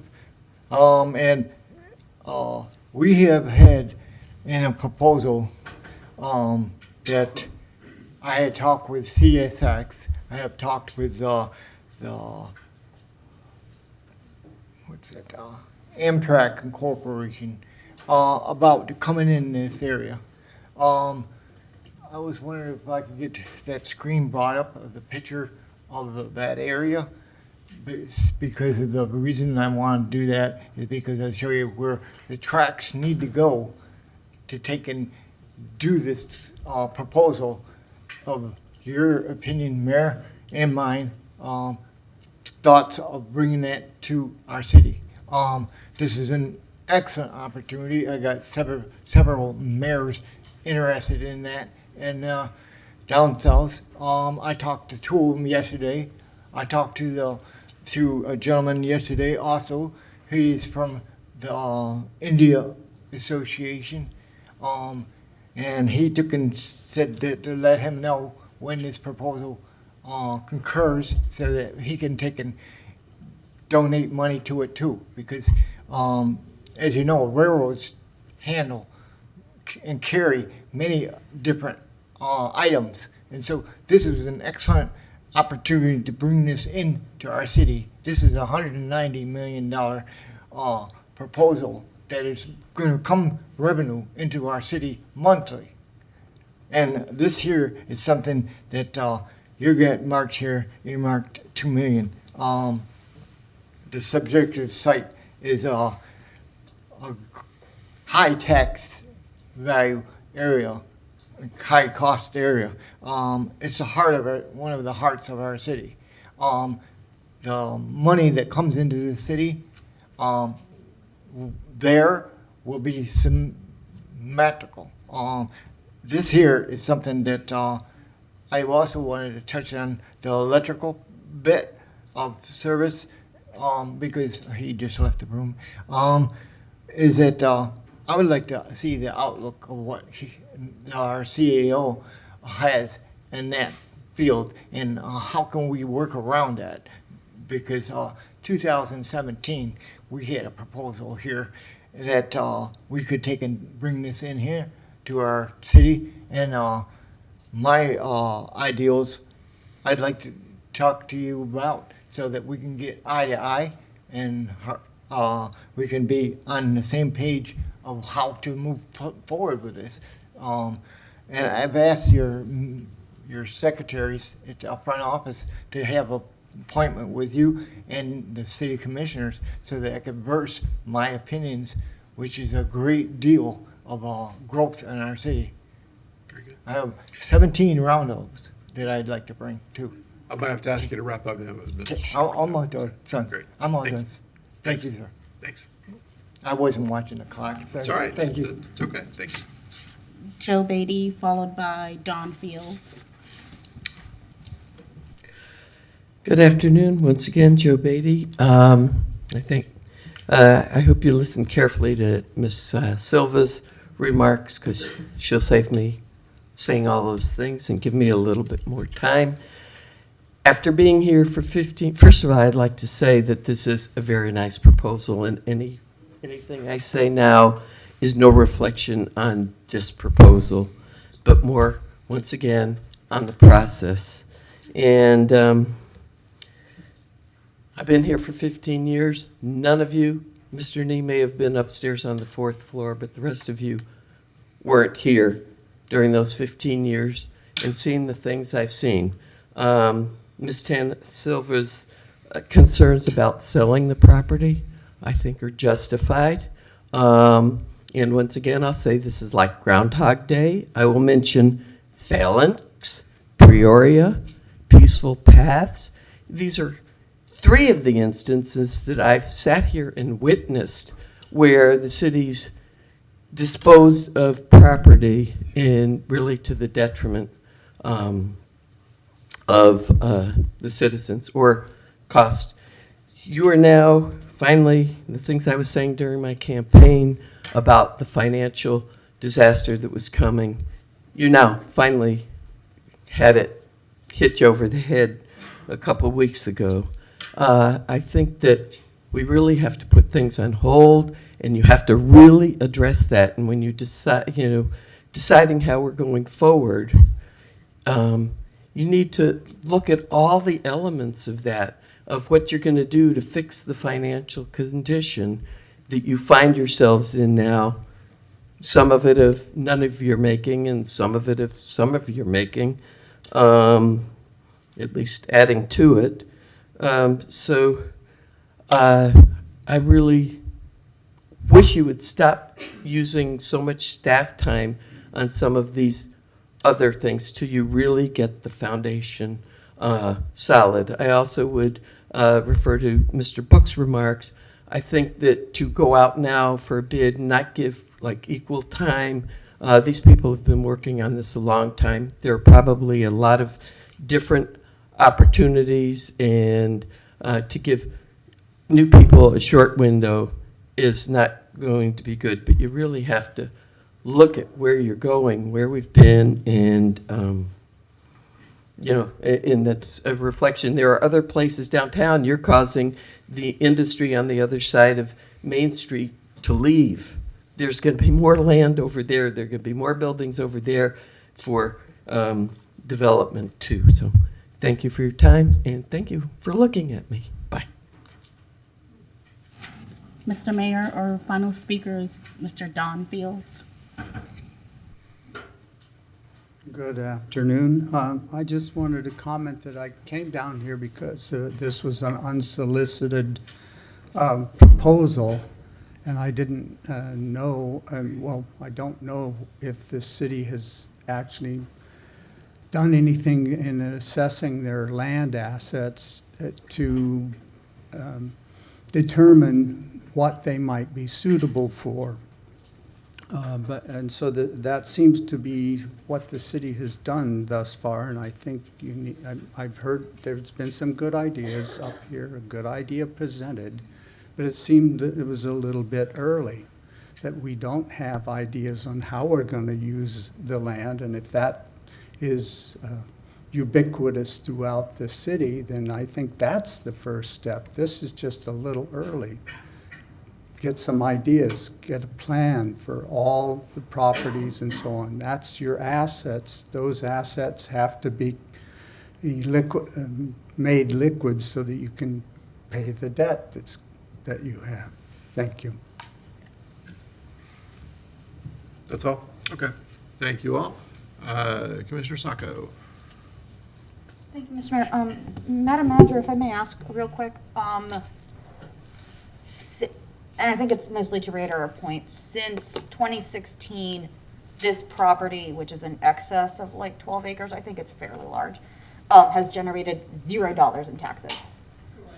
And we are liable currently for anything that goes on. So if someone trips and falls, touches a power line, does whatever, it's our property, so it's our responsibility. That is correct. So since 2016, we have had the potential for expenses hanging over our head, and I guess real expenses, and keeping it clean of debris, trash, what have you, safe. Those have been expenses that the city has incurred while keeping the property ours. That is correct. Right now, the city is at risk. Mr. Varvel is here. He's our risk manager. He can back me up if I'm saying anything succinctly that is not correct, but I believe that is correct. Is Mr. Varvel? Head shake works. Yes. Yes, head shake works. Thank you, Mr. Ravel. And so I think that, thank you, Madam Manager. I think it's an important point to make. And I think it's part of why we, although at Sunset it had that unsolicited bid process, we are limited in staff, people hours, brain power. We may not think of everything all at the same time. Sometimes our neighbors have wonderful ideas that they kind of bring that conversation and force us to consider it because we have 20 other spinning plates in the air at the moment, so we just didn't think about it. This is a clear example. We hadn't really considered in a while. We've talked about downtown strategy as a whole, and we just recently adopted that plan. We have a direction, we have kind of boundaries and guidelines for what we do in this area.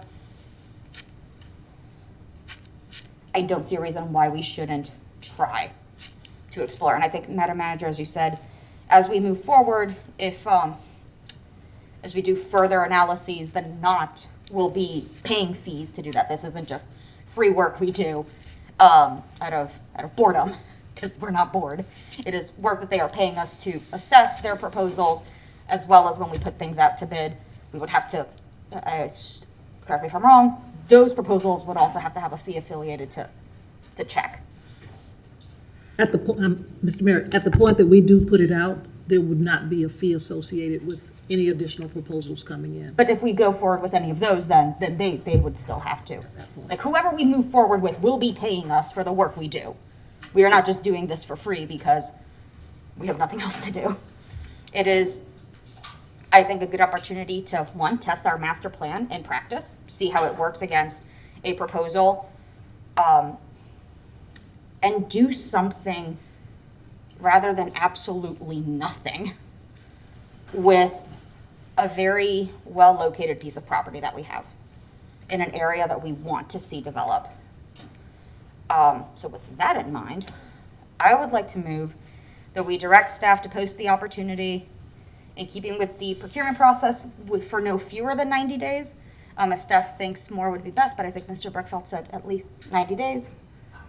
Explore that. I did not talk with Mr. Brettfeld. I think when he made his presentation, he said you were thinking along that line. I'm not sure that is actually something that I'm connected with right now, so I don't know whether we're ready. Can you talk about that? Yeah, I wouldn't recommend putting we'll work with procurement and figure out how long we have to post it for. I just wanted to make sure it has a fair amount of time for anyone to be prepared, but sure. So direct staff to points recommendation 2 and 3 then, to save everyone the reading. But I move that we direct staff to do points 1 and 2 of the recommendations. 2 and 3. 2 and 3. Second. So there's a motion and a second to direct staff to move forward with points 2 and 3 of the recommendations, and we have Commissioner Willits. Thank you, Mr. Mayor. I think it's important for us to, or at least it's important for me to take this into consideration with our budgetary issues around that JLAC has been working with us on, and that part of the assets we have here are our lands, and there are people in our community who support different versions of getting rid of some of our assets, selling our assets. Some of those are very big, long processes. This was perhaps a shorter process than what some other people may propose. I think to consider this seriously as we go forward to post this opportunity, I think it shows the legislature of JLAC that we're serious about figuring out where we are as a city, what our assets are that are perhaps underused, underutilized, and that either can be important for us to do what we do as a city, or that they can help fund what we do as a city. But I am concerned that not going forward with this is just another example identified by JLAC that we have issues with our overall finances as a city. And so I think it's a good idea to start this process moving, if nothing but to prepare us for the power district conversations and deliberations and visionings and feedback from community and stakeholders that are probably going to come. Thank you, Mr. Mayor. Thank you, Commissioner Willets. Commissioner Duncan Walker. Thank you, Mr. Mayor. I wanted to ask, I know it had been brought up before, but I wanted to make sure that I wasn't missing anything. Have we ever sat down and had a conversation just about our cumulative holdings? Have we done that? Did I miss that? Cumulative, we sat down and just said, here are all of our city assets. Because what I'm concerned about is being very intentional in a comprehensive way, as opposed to piecemealing anything. Kind of, I understand and I hear you completely, Commissioner Willets, and I do want to respond clearly to JLAC. That is the looming issue at hand here. But what I think, and for my money, would be really important to me is to be able to take a look at everything on the table at the same time, as opposed to looking at it project by project. There's a certain amount of property that we have within our holdings, and to be able to take a look at all of them at the same time and say, here's what we have. And here's how we need to consider A, being responsive to our fiduciary responsibilities and responsive to what JLAC is telling us we have to do, and B, how we might be able to effectively dispose, if you will, or keep those properties is something that's really important to me. I don't know that we have had that conversation yet, and that is one that I'm extremely interested in. Thank you. Commissioner Sacco. Madam Manager, I think it might predate you, but I think at some point we did make a list of all kind of just land that we have in surplus or just kind of holding pattern. I do think we have a listing and a map of that. It may be like 2 years old, or Mr. Mann might remember. I see kind of a head nod. Because I feel as if I did have that conversation, Commissioner Duncan Walker, that I was presented like a map of here is where we have all this land. I wasn't. I think it might be about 2 years ago, so it may just predate you. Mr. Mayor, Phil Mann, Special Advisor to City Manager. Under the previous city manager, when land rights was in Public Works Department, the Public Works Department prepared a map of all of the city-owned properties. And we presented that to the City Commission so that we could look at exactly what Commissioner Duncan Walker's referring to. Thank you, Mr. Mann. So if the seconder of the motion doesn't object, I think as an extra component, if we could have that map updated. I know we've dispossessed of some of that land for very good purposes like habitat or other projects, but just have that map kind of updated and we could see it to respect Commissioner Duncan Walker's kind of ask, because I know we had the conversation. It might have just been a little while ago. Yeah, I'm fine with that unless did you hear? Yeah. Yes, and I'd like to add that staff just kind of update that map, just show some of the land we have dispossessed. Thank you. Mr. Mayor, I think instead of updating, I thought I heard Commissioner Duncan Walker was going towards a workshop. Is that where you were going with this, so that we would be able to look at everything? Thank you, Commissioner and Chestnut. apply the equity map? Thank you. I have not been a part of a conversation, and that's something that's important to me. We can have staff to bring back a map all we want to, but if we're not effectively having the conversation, I think we're missing that point. And so, yes, to that point, it is about a conversation. And so just so that I'm clear, I thank you, Commissioner Sacco. I won't be able to support this particular motion because I have not been a part of that process. And for me to be able to, I believe, move in the spirit of fairness that I think this really deserves, I want to be able to take that comprehensive look at everything that we hold. I won't be able to support this motion as it currently stands. Thank you. Mr. Book. Thank you, Mr. Mayor. Just a couple of questions. This is probably best for Madam Manager or some of her representatives. If we post an opportunity in keeping with established procurement processes, and we don't know the value of the property, some of those proposals are going to come with information. Tell me a little bit about that process. If I might, Mr. Mayor, Yes. we are very early in this process, which is why I was concerned about the 90 days, because that was not discussed with me. And so we're not ready for a lot of the discussion that's actually occurring right now. So I want to say that. But I also want to say that when I came on board back in November, there was a grocery store discussion amongst the commission. And there was a request from staff to put together an unsolicited proposal process. It took us a couple of months, but we brought it back to the commission and it was approved in April. And it was out there, and we got 2 proposals, this one and another one from a not-for-profit.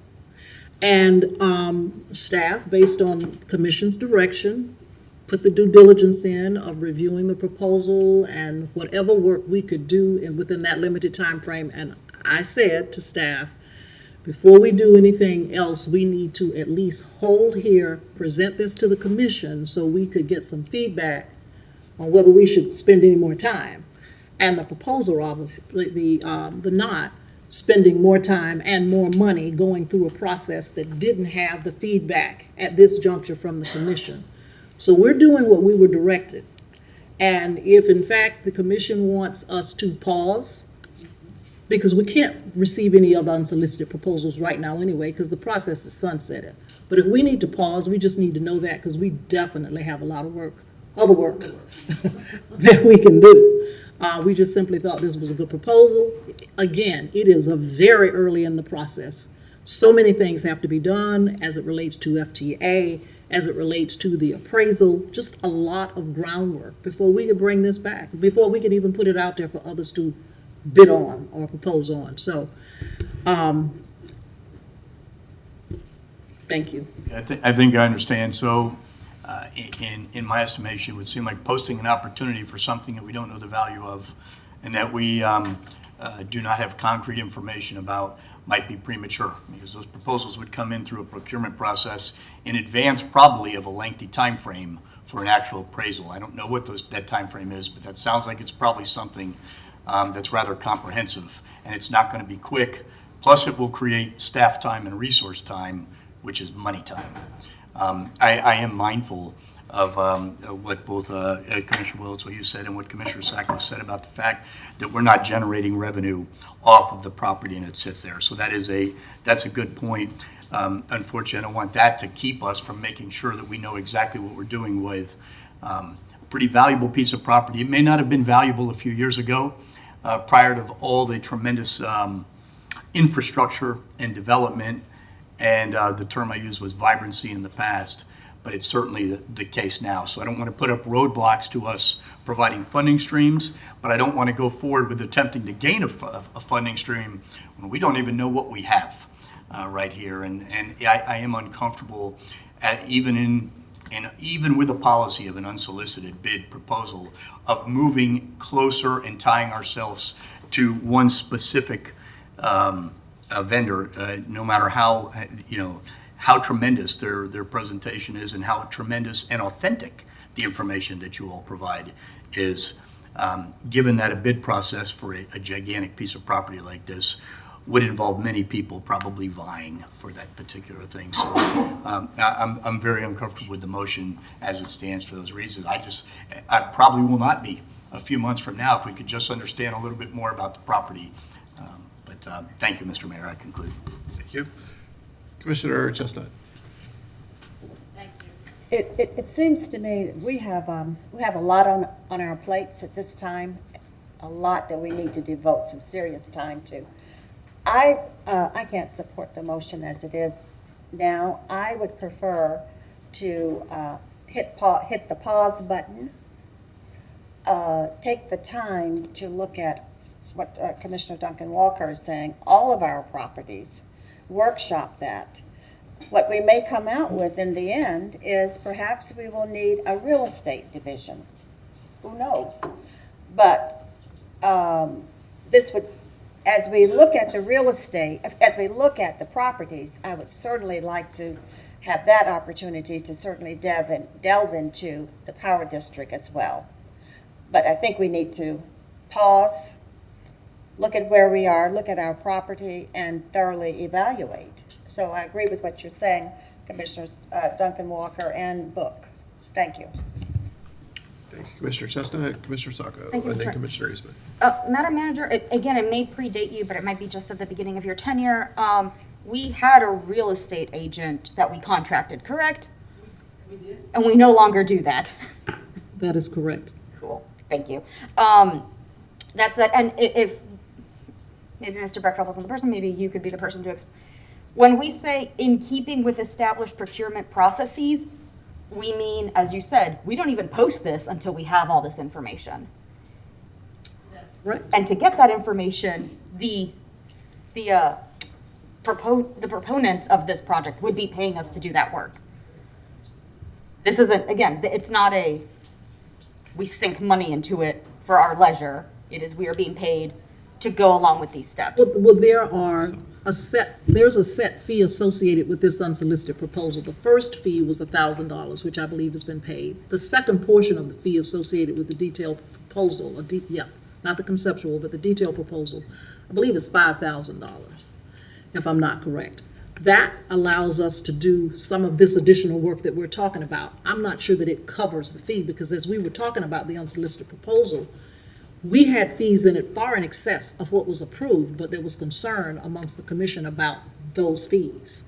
And so they're scaled back a lot in terms of the cost that is going to be put into this to make this ready, not only for whoever gets it, if it's the not, but whoever else may be, proposing and eventually successful. So, yeah, there are fees. Yes, there are fees involved to cover costs, but not it won't cover everything. But there are some fees, and that said, some of our departments, their purpose is to look at how to develop our city. That is true. Their purpose, the reason they have a job and a salary, is to look to how to develop our city, I think the entire Department of Sustainable Development, their job is to do that work.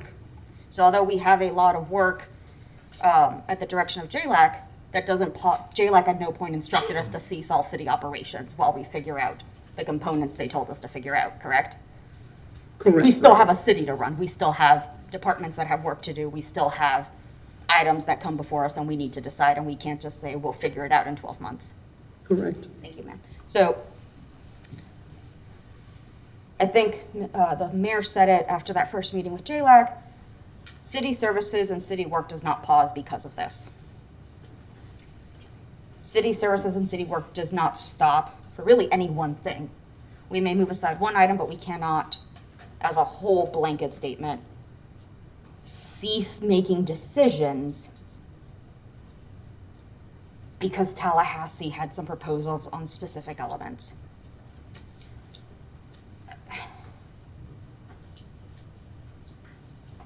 If we waited to make a decision on any one thing until we had an answer for 100% of our decisions, we would do absolutely nothing, because there's no way to do 100% of the things we need to do all at the same time.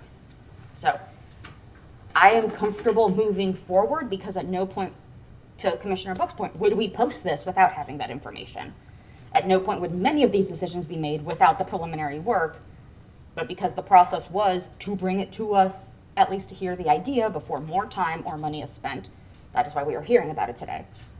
And what we are asking staff is, continue with that, do the appraisal, which we're gonna have to do anyway when we have a larger conversation, when we talk power district, when we do any conversation about this, we're gonna need that number anyway.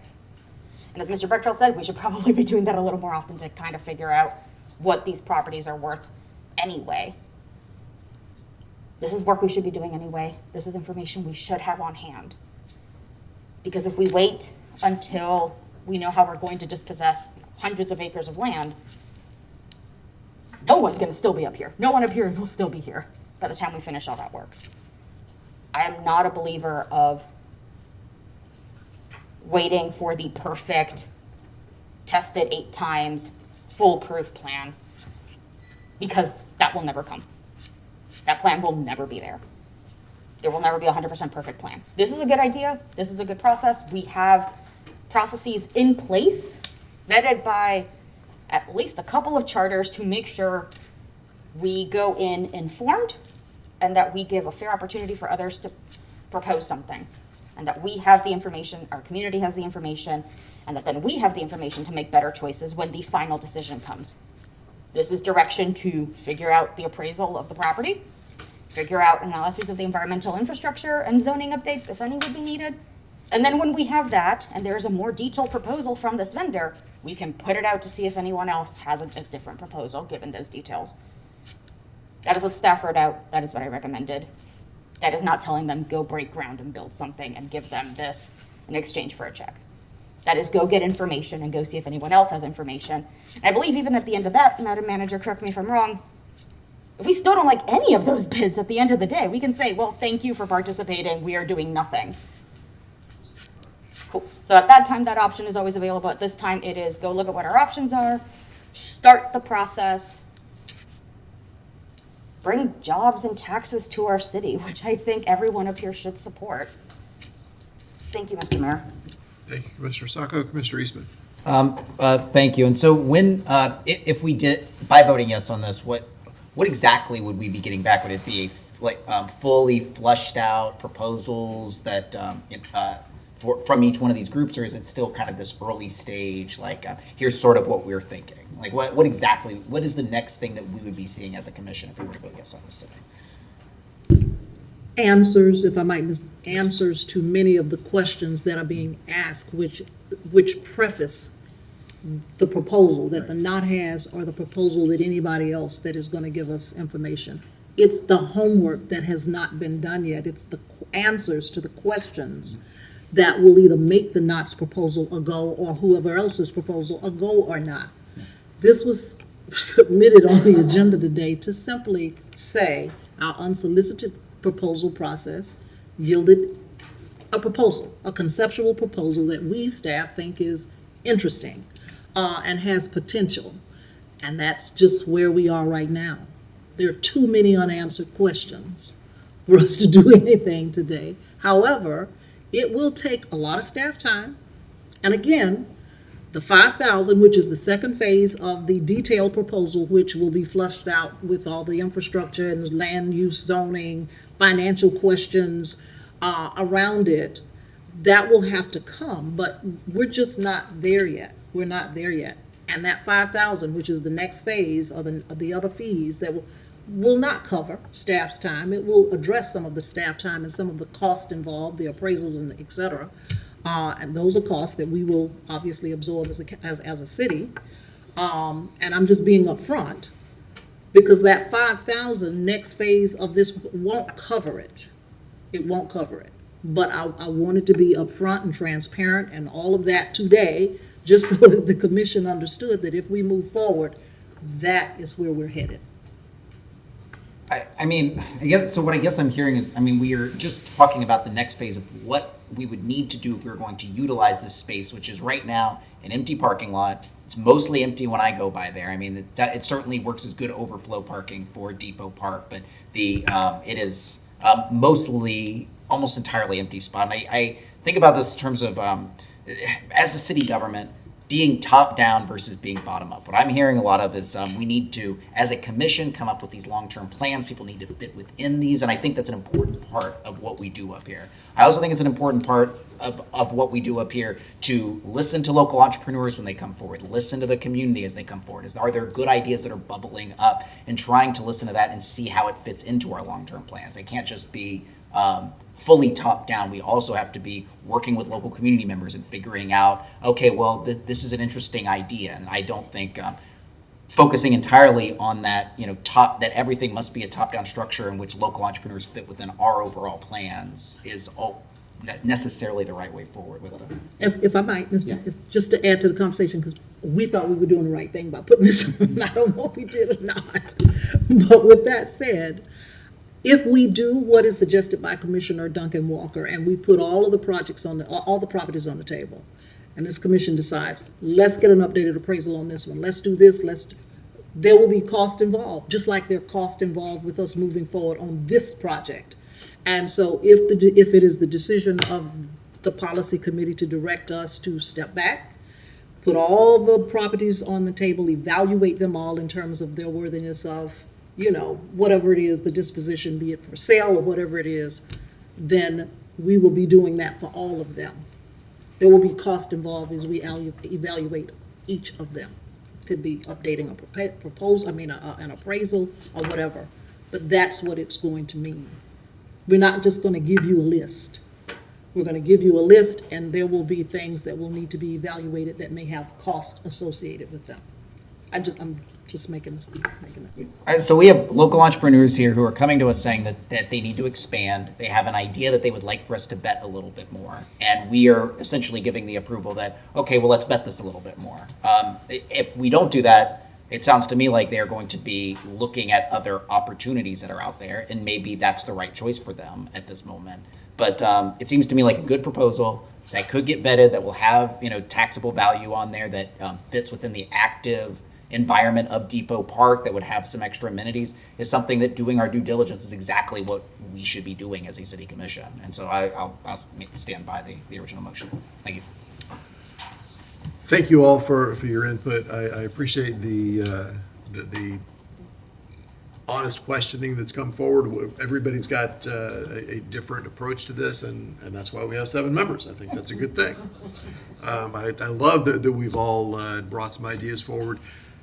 To me, a thing that continues to rise to the top of mind is that every one of us in running for office at one point or another either campaigned on or was asked how we feel about economic development. And everybody says, we love economic development. Well, this is dynamic economic development. That's what it is. Gainesville traditionally has not participated in any sort of dynamic economic development.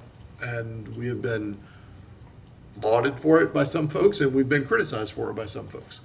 When it bubbles up, we can choose to let's find more information, or we can say, no, it's really not for us. And it's okay to say it's really not for us, but we should recognize that that's what we're doing when we do that. We do have a list that exists. It's probably a couple of years out of date, but it really was more of a list because it started as, and I couldn't put my hand on it if you asked me to. We can look at our maps. We have utilities that will show us what is city property when you look at a map, and so that exists. That actually we are competent enough to have that. We have not done the additional work to say, hey, this is a great big lot that people ask questions about. Maybe we ought to prepare for how to answer those questions.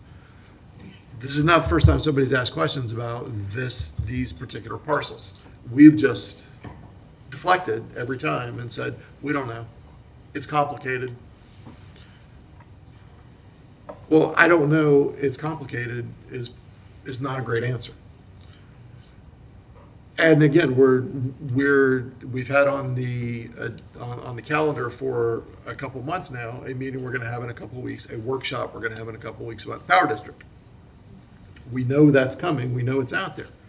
That's somewhere between 17 and 23, 24 acres of similar downtown property that does not have the complications that this one does.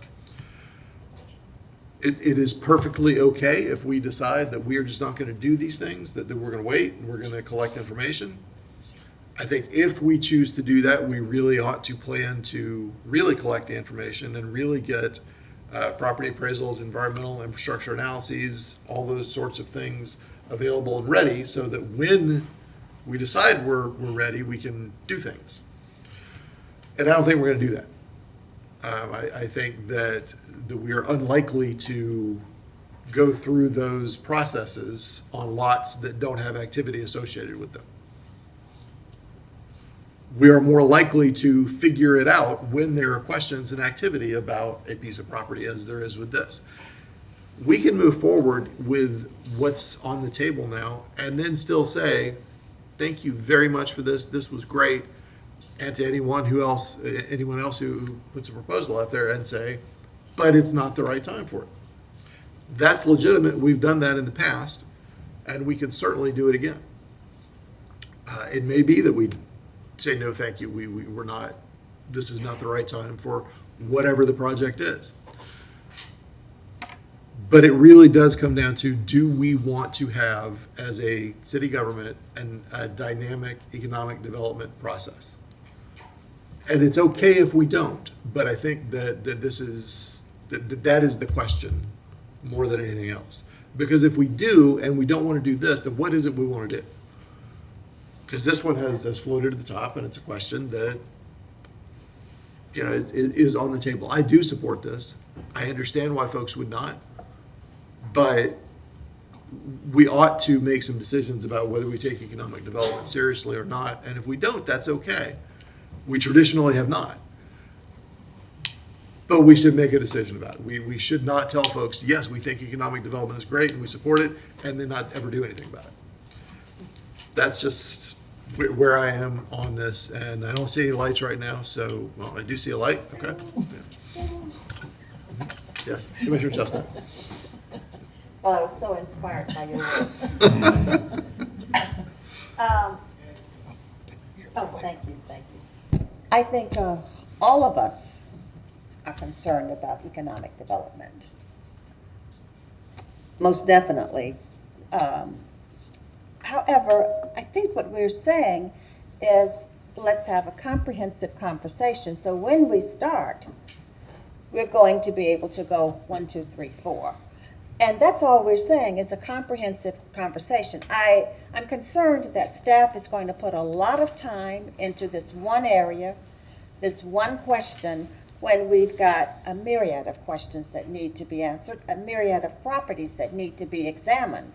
But when we hit the go button, we'll be ready to go. We all want economic development. We want to see properties on our tax roll, most definitely. But to move forward now seems very, very piecemeal. It is very time intensive. We have a budget coming up. JLAG is not something that we need to play around with. We need to take it seriously. And I'm just concerned that we're getting ready to divert a lot of staff time on one project when we could be taking a comprehensive look, which would be as I would say, would be the way to go. Take a comprehensive look at where we want to go. I think that Commissioner Duncan Walker was not asking to bring back the list. She's asking for a dialogue on it. I don't want to speak for you, but but that's what I heard you saying. Is there a reason we can't do both? No, there isn't. No.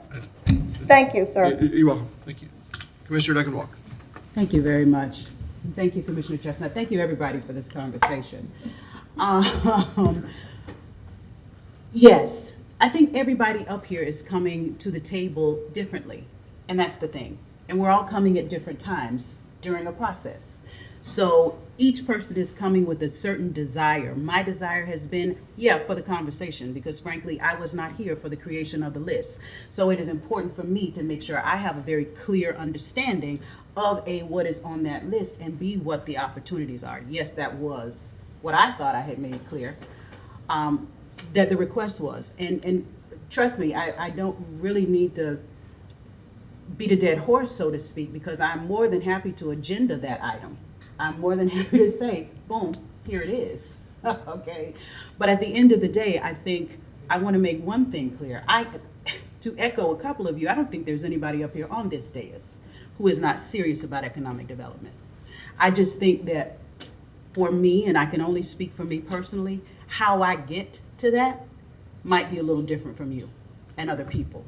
So I will not say that I will ever oppose this. I will say that right now, I am not ready. And there's a reason that I'm not ready. It is because of the way that I approach the table to most things in my life.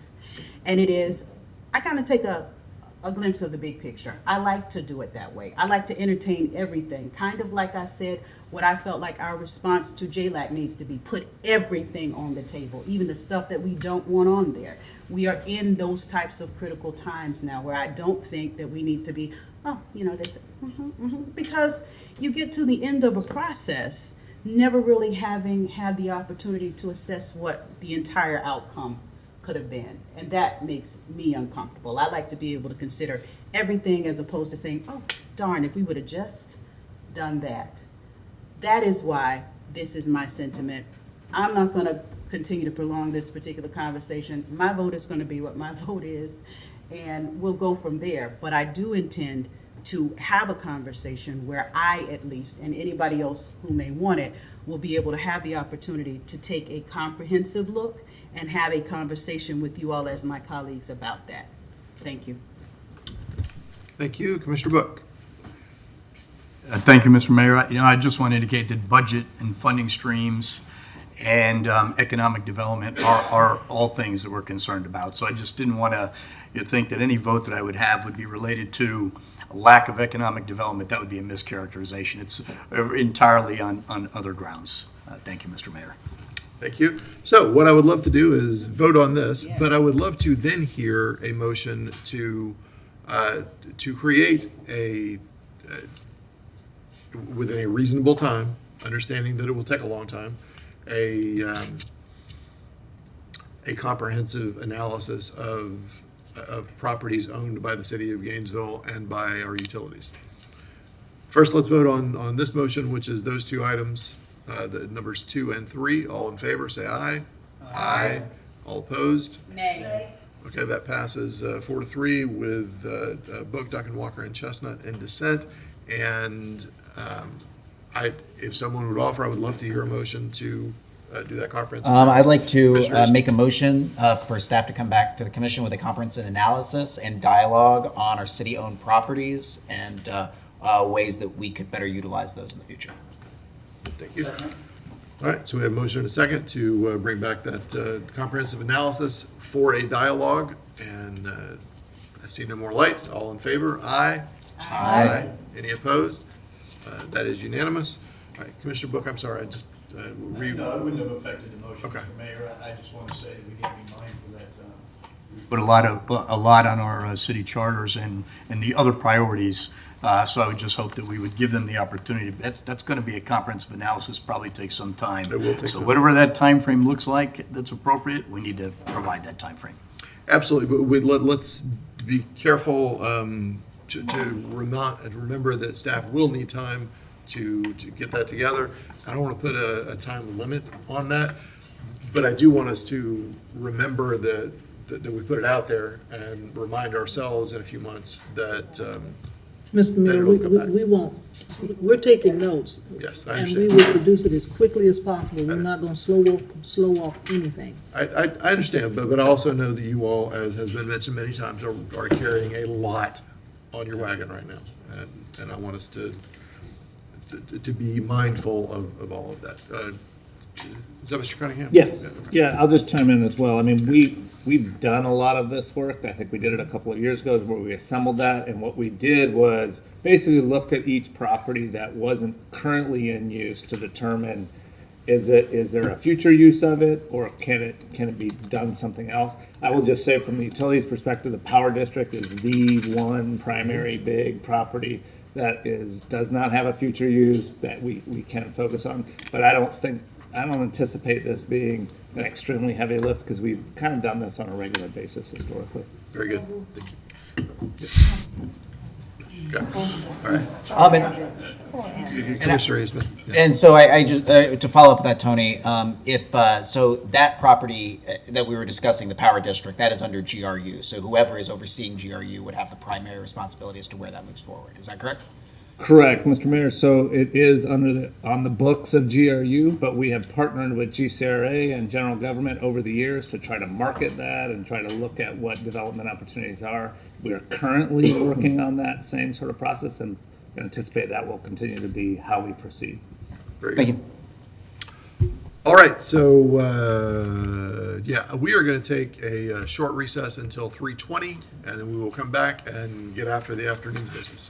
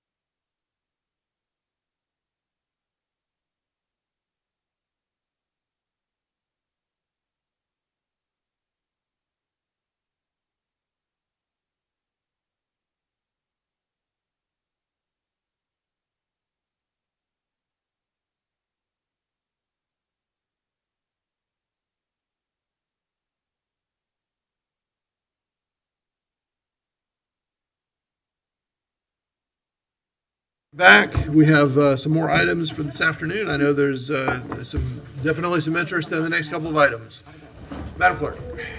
Mr. Mayor, our next item is 2022-545, natural gas appliance rebate discussion, with the recommendation that the General Policy Committee direct GRU to continue the use of natural gas appliance rebates at this time, with a commitment to reevaluate the rebates as GRU works to establish its path to meet the net zero resolution goal by 2045. Thank you. Mr. Cunningham. Yes, Mr. Mayor, Commissioners, thank you. So this is an item that has had a significant amount of discussion and evaluation with the Utility Advisory Board, with the public's engagement in that process, as well as, there's been a significant amount of public engagement. We are going to present the item tonight with the recommendation that we have. I just want to bring a couple things up. One is the Utility Advisory Board did recommend to stop the rebates. So that is not what staff's recommendation is, but that is what the Utility Advisory Board recommended. The chair of the Utility Advisory Board, Perry Jacobson, is here. And so he is, I think, we haven't touched base recently, but I think he's here to provide some more framework around that and discussion around that, and he'll be available to answer questions from the UAB's perspective at the end of the presentation. And then Eric Walters is here to give that presentation and obviously be available for that as well. And just as a reminder, Eric is our Chief Sustainability Officer, and what that really means is Eric's job and his team is really to look at decisions we make. How does that balance environment, the people, and economics? So how do you balance all of those as you make decisions? And his job is to put that into that framework as you all make these final policy decisions. And so Eric is here today to provide that presentation and answer questions. Thank you, Mr. Cunningham. Before you start, Mr. Walters, I will say that when we finish with the presentation, I'm going to ask Mr. Jacobson to come up and make some comments as well. I don't want anyone to think of this as adversarial at all. We have professional staff. We also have a community advisory board to give us feedback, and my mind is open to the feedback as well as the public comment that we'll be hearing. But there's a lot to talk about here and a lot of angles to think about it from. So thank you, Mr. Walters. Thank you. Wow, that's hot. Thank you, Mayor and Commissioners. And you both said, along with the General Manager, a lot of what my opening comments are.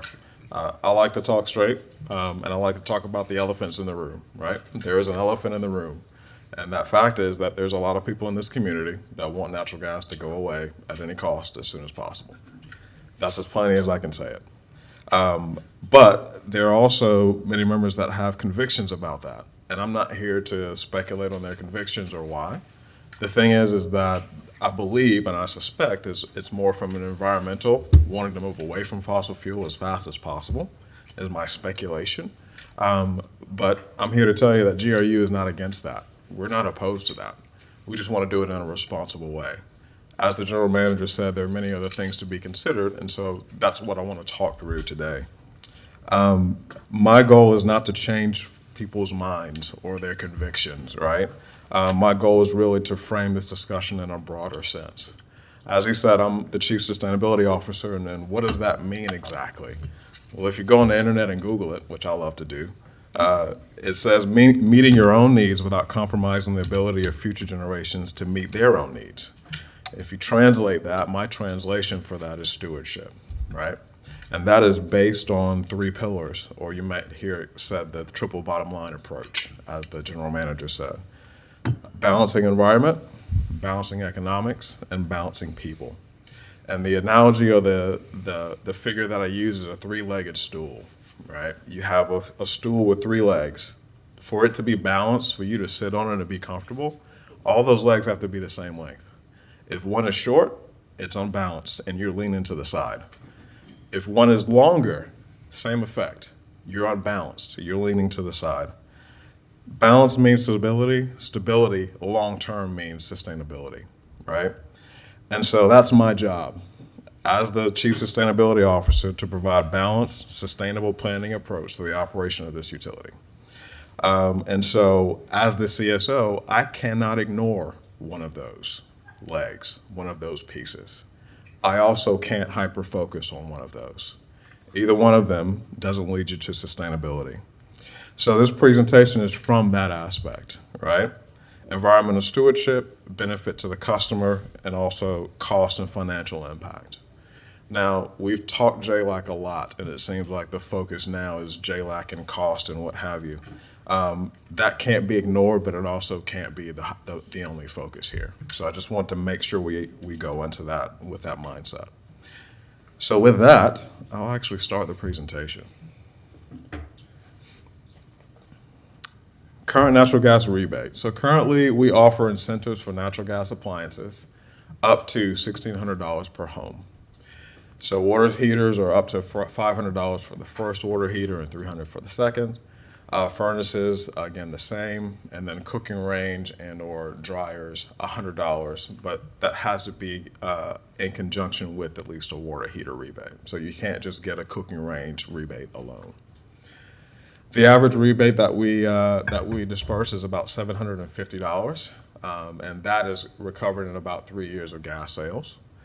Federal tax credits are also available for high efficiency water heaters and furnaces.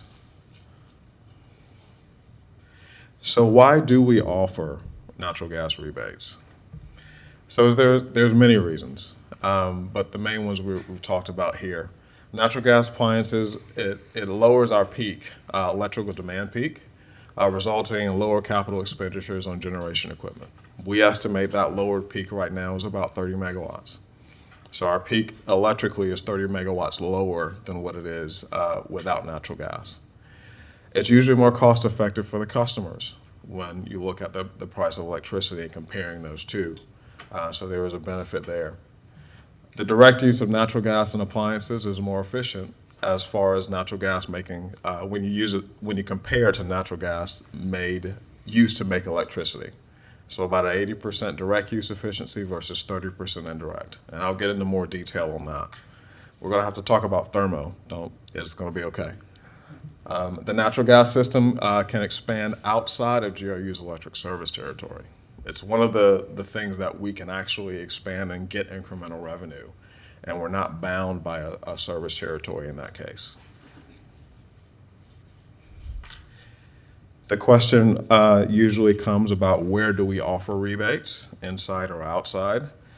Since the residential growth right now is predominantly outside of our electric territory, you'll see the numbers here, about 54% are outside of the territory and about 46% are inside of our territory.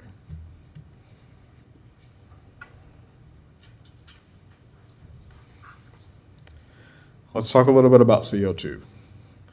To really get into this, we're gonna have to talk about thermo, and I'm not gonna bore you, I promise you, it'll be quick, okay? But really, thermodynamics is the accounting of energy, right? It helps you to determine what efficiency is. You put energy into a system, and it comes out, or it stays in that system. Thermo just tells you where that energy goes. For instance, you drive a car. The main endpoint of energy for that car in a combustion engine is gas. That's your energy source. When you drive and get to your point, obviously you want to move the wheels. That's the purpose of that energy, to get you from point A to point B. But when you park your car, if you touch your hood, is it warm or is it cold? It's warm. That means that some of that energy is lost in heat, right? If you touch your tires, they're warm. That means some of that energy is lost in friction. So what that means is that the energy you put in, even though you meant it to drive your car, some of it went somewhere else. If you look at a car, that equates to the efficiency. So the average efficiency of a car is about 30 to 35%. So in other words, if you put 1 unit of energy in, about 30 to 35% of it actually moves your wheels. The rest is lost. I used my AC last week because it was hot. Well, some of that energy goes to that AC. So thermo tells you of the energy you put into a system, where does it go? It accounts for it. So when you look at thermo, you have to directly equate that to efficiency.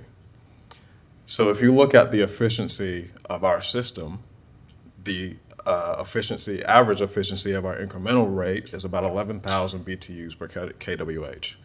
That translates to about 31% efficiency. So when we burn natural gas, say, in Deer Haven 2, and we convert it to energy, only about 30% of that energy that you put in natural gas actually comes out of electricity on the end. It's others is used in pumps, it's lost in heat and conversion, all of those things, right? So now I've got to take that energy and I've got to take it from the power plant and deliver it to your home. Well, there are more losses there across the power lines. You use some to heat, some to inconsistencies. Delivered energy is about 29% of what you put in at the power plant. Okay, so that's the efficiency that we're talking about. When you roll into looking at these different components within the system, there's a thermodynamic efficiency. In other words, if I look at just that component, there's an efficiency associated with it. But when I roll in and look at the entire efficiency of the process, there's a big impact to that. So looking at this chart over to the left, and you see a couple of things are starred here, right? If you look at a gas water heater, that's standard efficiency. And again, these numbers are based on standards. Some people have the highest efficiency of everything. That's not the case across most of the customer base. On average, you're going to get an average efficiency. So that's what we're basing this on. When you look at a gas water heater, standard efficiency thermodynamically is 60%. When you look at the holistic carbon efficiency, right, taking that into an account, it's the same because you're burning natural gas for that water heater. You're not using electricity. When you go to an electric water heater, it's about 90% thermodynamic efficiency. But roll all of that back to the power plant and what you had to burn to make the electricity to move to your electric water heater, now that efficiency drops to about 26%. Let's do the same thing on the natural gas furnace. Again, the efficiencies are the same because you're burning natural gas. When you look at the a heat pump AC, which is extremely efficient, when you look at the unit itself, extremely efficient, extremely effective. But you also have to supplement with that with electrical power. When you roll that in, you get about 70% efficiency out of that. So generally, when you're looking at the holistic part of it, natural gas water heaters and furnaces actually emit less CO2 than electric water heaters and heat pumps. Now, there are exceptions for higher efficiency units, admit that. As we move and transition to renewable energy, more renewable energy, that number goes up, right? It gets better. But as we're transitioning, there still is that effect in the short term. Now, I know I went through thermo, but I want to make sure I didn't lose anybody there. All right. Let's look at the financial impacts of natural gas. As we said, customers have a financial benefit to that. If we look at a GRU customer specifically within our service territory, electric service territory, they save roughly $500 per year versus using a traditional electric water heater and standard efficiency heat pump. That's an option that a customer has to actually use less energy and save money on their bill. So that has to be a consideration. If you look at the impacts to GRU and the financial benefits, when we use our average customer use, which is about 240 therms per year, the incremental revenue from a customer is roughly $270. So that's $150 for the gas sales and $120 for the customer charge. That has nothing to do with the fuel itself. The fuel is billed separately. The actual commodity of natural gas is handled in the PGA. So that is not included here. So like other utilities, natural gas system is a largely fixed cost. There's very little variable costs in there. So any incremental customer and incremental revenue, you're not increasing your fixed costs by that much to serve them, right? But you are getting more incremental revenue as you add more customers to an installed system. Looking back at FY20 and FY21, the natural gas system contributed over $2.4 million to the general fund transfer, and that was per year. So as we do calculations, we do it basically from the top down. The percentage of revenue is multiplied by the total GFT, and that's how much GFT that system carries.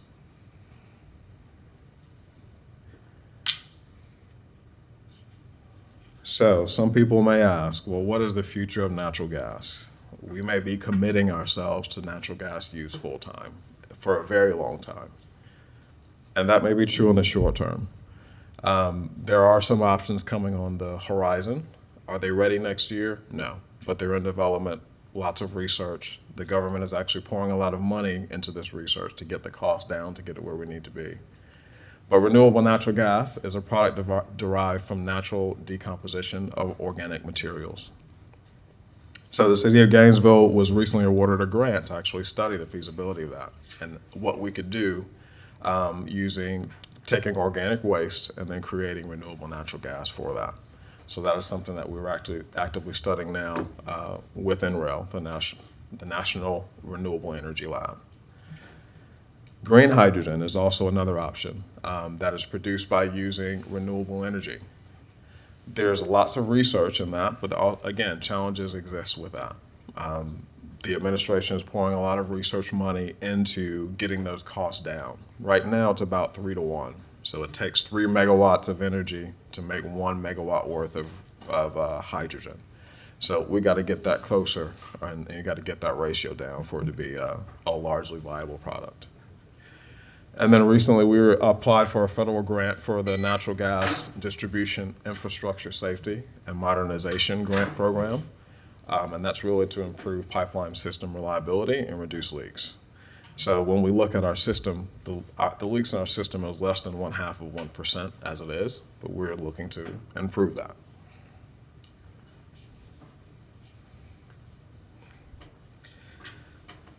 The question inevitably comes, well, what are the impacts if we cease natural gas appliance rebates?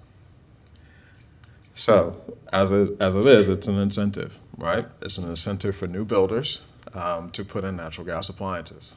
And at the end of that, we connect to those homes, and then we get incremental revenue. So if we stop doing that, we could potentially see a decrease in customer connections. As we said, it adds over $80,000 per year of incremental revenue for the utility. Increase in CO2 from less efficient electric appliances. We've already gone through that thermo, right? When you look outside of our system, we know that we have a goal for 2045. When we look outside of our system, where the natural gas growth is going, we have zero control over what those utilities are using to make power. We don't know what percent renewable they are, but we know they're less than we are. So that's an opportunity to take energy that would otherwise we would have no option to get and help to serve those homes as well. And then you also get increased likelihood of losing customers to propane or an alternative natural gas supplier.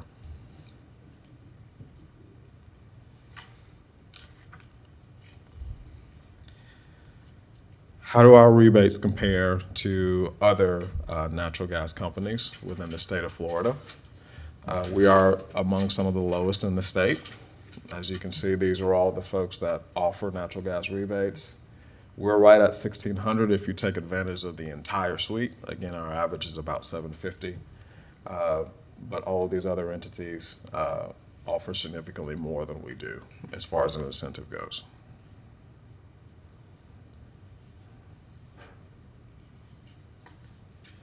Okay, we've talked about sustainability. We've talked about looking at this from a triple bottom line and how we evaluate it. So this is looking at, again, environment, people, and economics. We've talked through some of those already.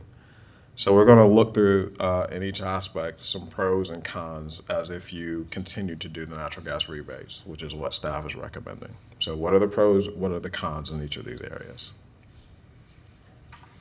And again, this isn't meant to be an all-inclusive list, right? But this is meant to be an exercise in looking at each one of it individually. So when you look at the environmental, you have lower carbon emissions compared to traditional electric generation. As it stands today, as the efficiencies we have today, you're looking at lower carbon emissions by continuing the rebates and expanding that system. You're lowering or continuing to lower electrical peak demand. And you have more control over future conversion, either to biomass, renewable alternatives, or what have you. So all those folks connected to our system as these technologies develop, as the technologies mature, we'll have the opportunity to transition them over. What are the cons? Well, there's a long-term commitment to gas, right? You have infrastructure and pipe that's in the ground. So that is always a risk, but typically that risk ends or is covered until that person decides or that customer decides to replace that appliance. When you look at people switching over, it's more cost effective than electric, water, and space heating. That's just on the thermodynamic level. When you're looking at providing options for customers to reduce cost. So that's something that they can take into account and take under their control to help reduce those costs. What are the cons when it comes to people? There's been a lot of discussion in the media lately, but many current cooking appliances may affect indoor air quality if not properly ventilated. I don't claim to be an expert on indoor air quality. I don't espouse to know all the details about it. All I know is that there are a lot of folks calling for more studies, more data to look into that, to make sure that it is accurate. The last report that I saw from the Consumer Product Safety Commission is just that. It needs more study. They need to get more data to understand what's going on.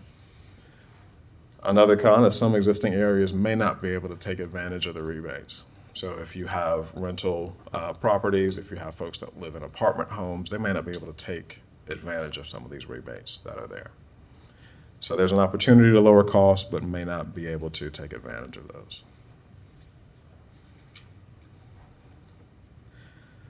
Next is looking at economics. It is an opportunity to provide energy to customers outside of our electric territory. It is one of the lines of business that actually has potential to grow and that we can actively grow and actively increase revenues. It produces, again, an annual increase in incremental revenue. It lowers our peak demand, which ultimately lowers our electrical infrastructure and cost. I don't have to quite as big a generator. That lowers my O&M costs, my capital cost, all of those things. And it also helps support the GFT. If for some reason it's decided that we get rid of the natural gas system, well, those costs come from somewhere and they have to get shipped into the other systems. Cons, obviously customers may decide to switch to electric or alternative source after we've connected to their home, and that may be lost revenue.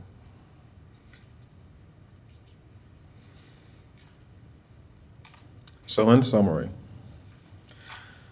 our recommendation, skip my own slide. In summary, natural gas appliances help to reduce our electrical peak. It decreases capital expenditures, fuel consumptions, and also purchase power cost. Holistically, natural gas water heaters and furnaces currently, and I say currently, emit less carbon than electric resistance water heaters and heat pumps. As we said, though, this will change as we transition to renewable fuels and more renewable resources. Natural gas appliances and high-end heat pumps save customers money over traditional electrical appliances. And also future gas blends for renewable gas blends are on the horizon. Are they tomorrow? No, they're not, but they're coming. There's a lot of research and money that goes into bringing that cost down and making it ready to come to market. So what is staff recommendation? Staff recommendation is to continue the use of natural gas appliance rebates at this time with the commitment to develop a long-term plan for the natural gas system as part of the path to meet the net zero resolution goal by 2045. So a lot of this is dovetailing from the IRP, right? The integrated resource plan does not solve your natural gas system question. It doesn't answer that question. But the IRP is a large part of, okay, how do we get to net zero between now and 2045? We believe that this plan dovetails right behind that. Once we understand what that looks like, the planning and the insight that comes from that can be applied to this to also help with the transition and the planning going forward. So let me close by saying this. This slide is absolutely unacceptable to the first group of people I talked about. Absolutely unacceptable. But at the end of the day, it's my job. I have to provide a balanced approach, a sustainable approach to planning the operations of this utility. That's what we're here for. And we have to be focused on those three pillars of that triple bottom line. So this is a complex issue, right? It's not something that you just pick something and say, hey, that'll do. And it can't be decided by one factor alone because of the complexity. So there has to be some honest, straightforward conversation. There has to be some debate that goes around it, and there has to be a balanced approach to make sure that we get to the right resolution, right? It doesn't say we kick the can forever, and it doesn't say we ignore it or stick our head in the sand, but it does say that we need time to study it, to plan it, and to make it a responsible transition as we go forward. What we don't want to do is have unintended consequences by having a short-term rash decision. So with that, I will either take questions or turn it over. There are no lights right now, so let's go ahead and have Mr. Jacobson come up and tell us what the UAB had to say, and we'll come back and have questions, I'm sure, for everybody. So, thank you. Mr. Mayor, City Commissioners, Barry Jacobson, I'm the Chair of the Utility Advisory Board. Actually, I have some. Thank you. Thank you. And I appreciate the opening comments. I have to say, with the change in general management, it's been a much more collaborative approach. The information I'll be talking about is information I got from Eric. So while our conclusions aren't the same, I agree with vast majority of what Eric just presented. If I can get the overhead. Turn it on. Nope, it is.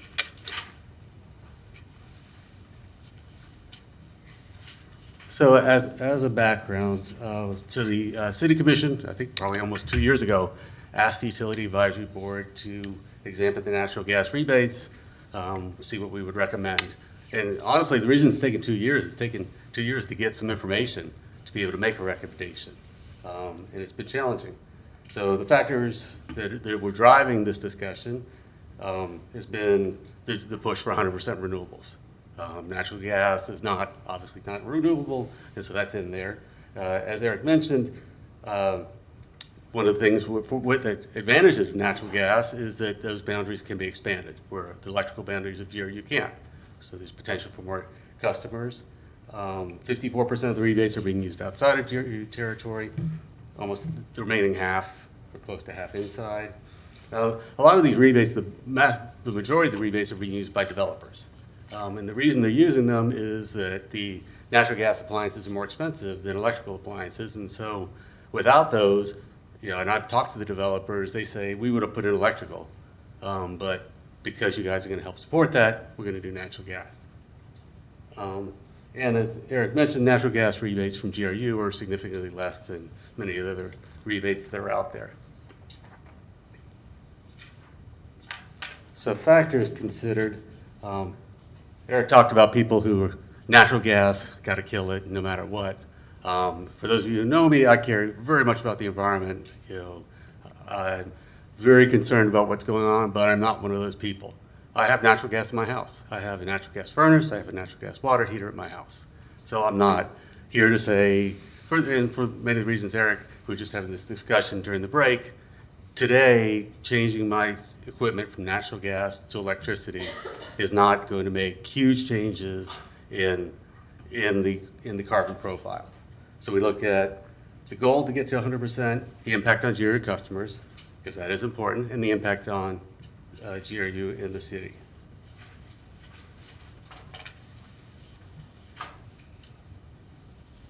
So looking at the 100% carbon neutral by 2045, a real important concept here is committed carbon. So my appliance is my house. I have a PhD in economics by marriage, so I can talk about things like this. Is that committed carbon is what am I doing now and how long am I committing? My house, I live in Rock Creek, was built over 40 years ago. We still have natural gas. If your house is built with a natural gas stove on an island, it's very expensive. So you're committing to probably 20 to 40 years of natural gas consumption when you build a new house and put in natural gas appliances.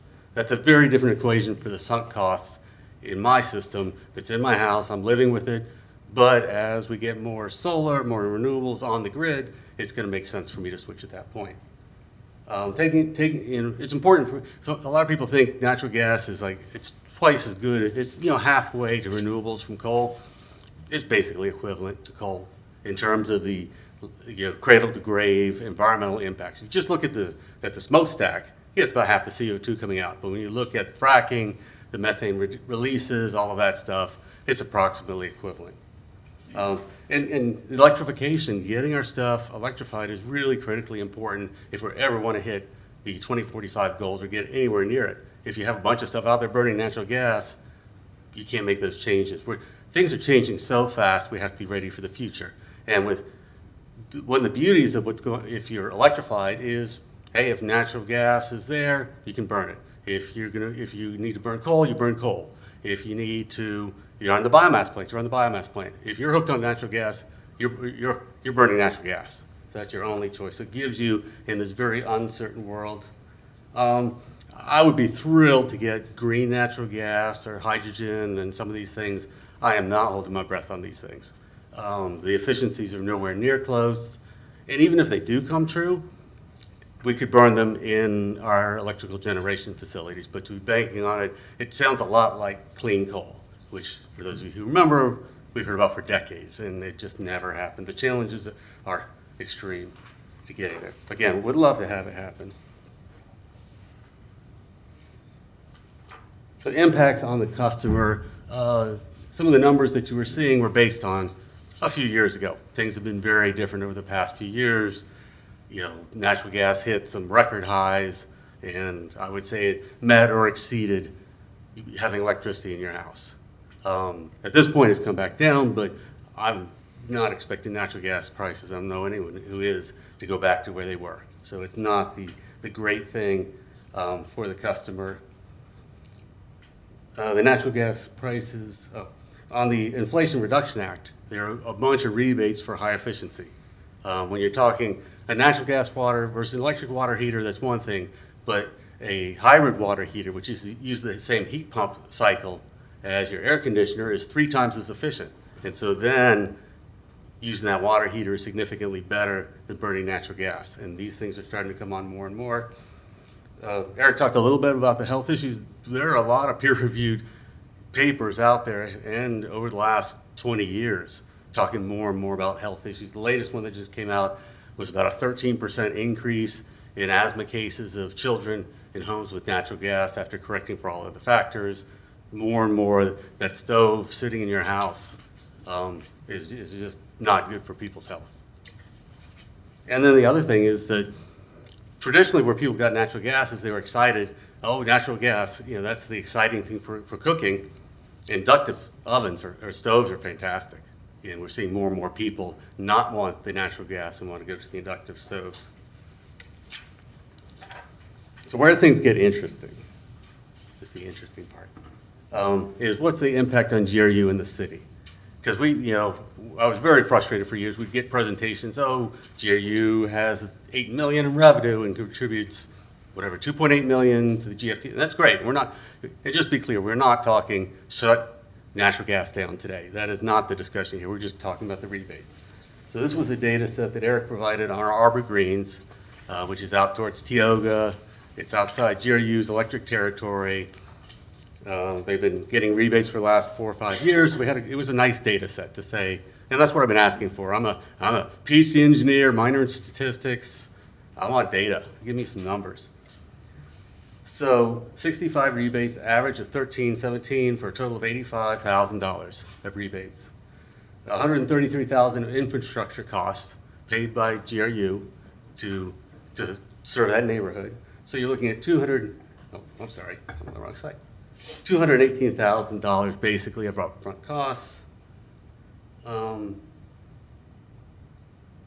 So that works out to about $10,000, $11,000 of annual non-fuel revenue to GRU. So taking out the fuel costs, which is just a pass through. This is very optimistic. That's assuming there are 0 costs to delivering natural gas. That's not taking into account any billing costs, any repair costs, any extra meter reading costs, anything that happens. That's not in here. So we're taking a very optimistic view.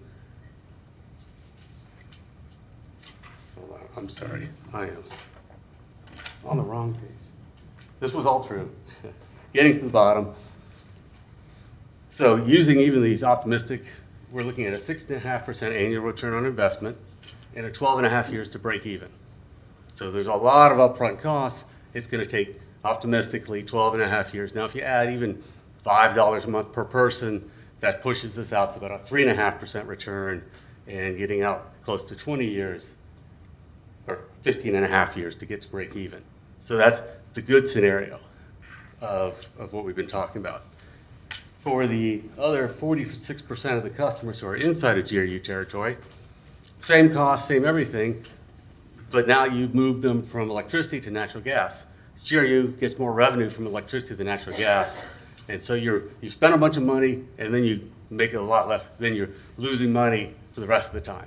That's a losing proposition.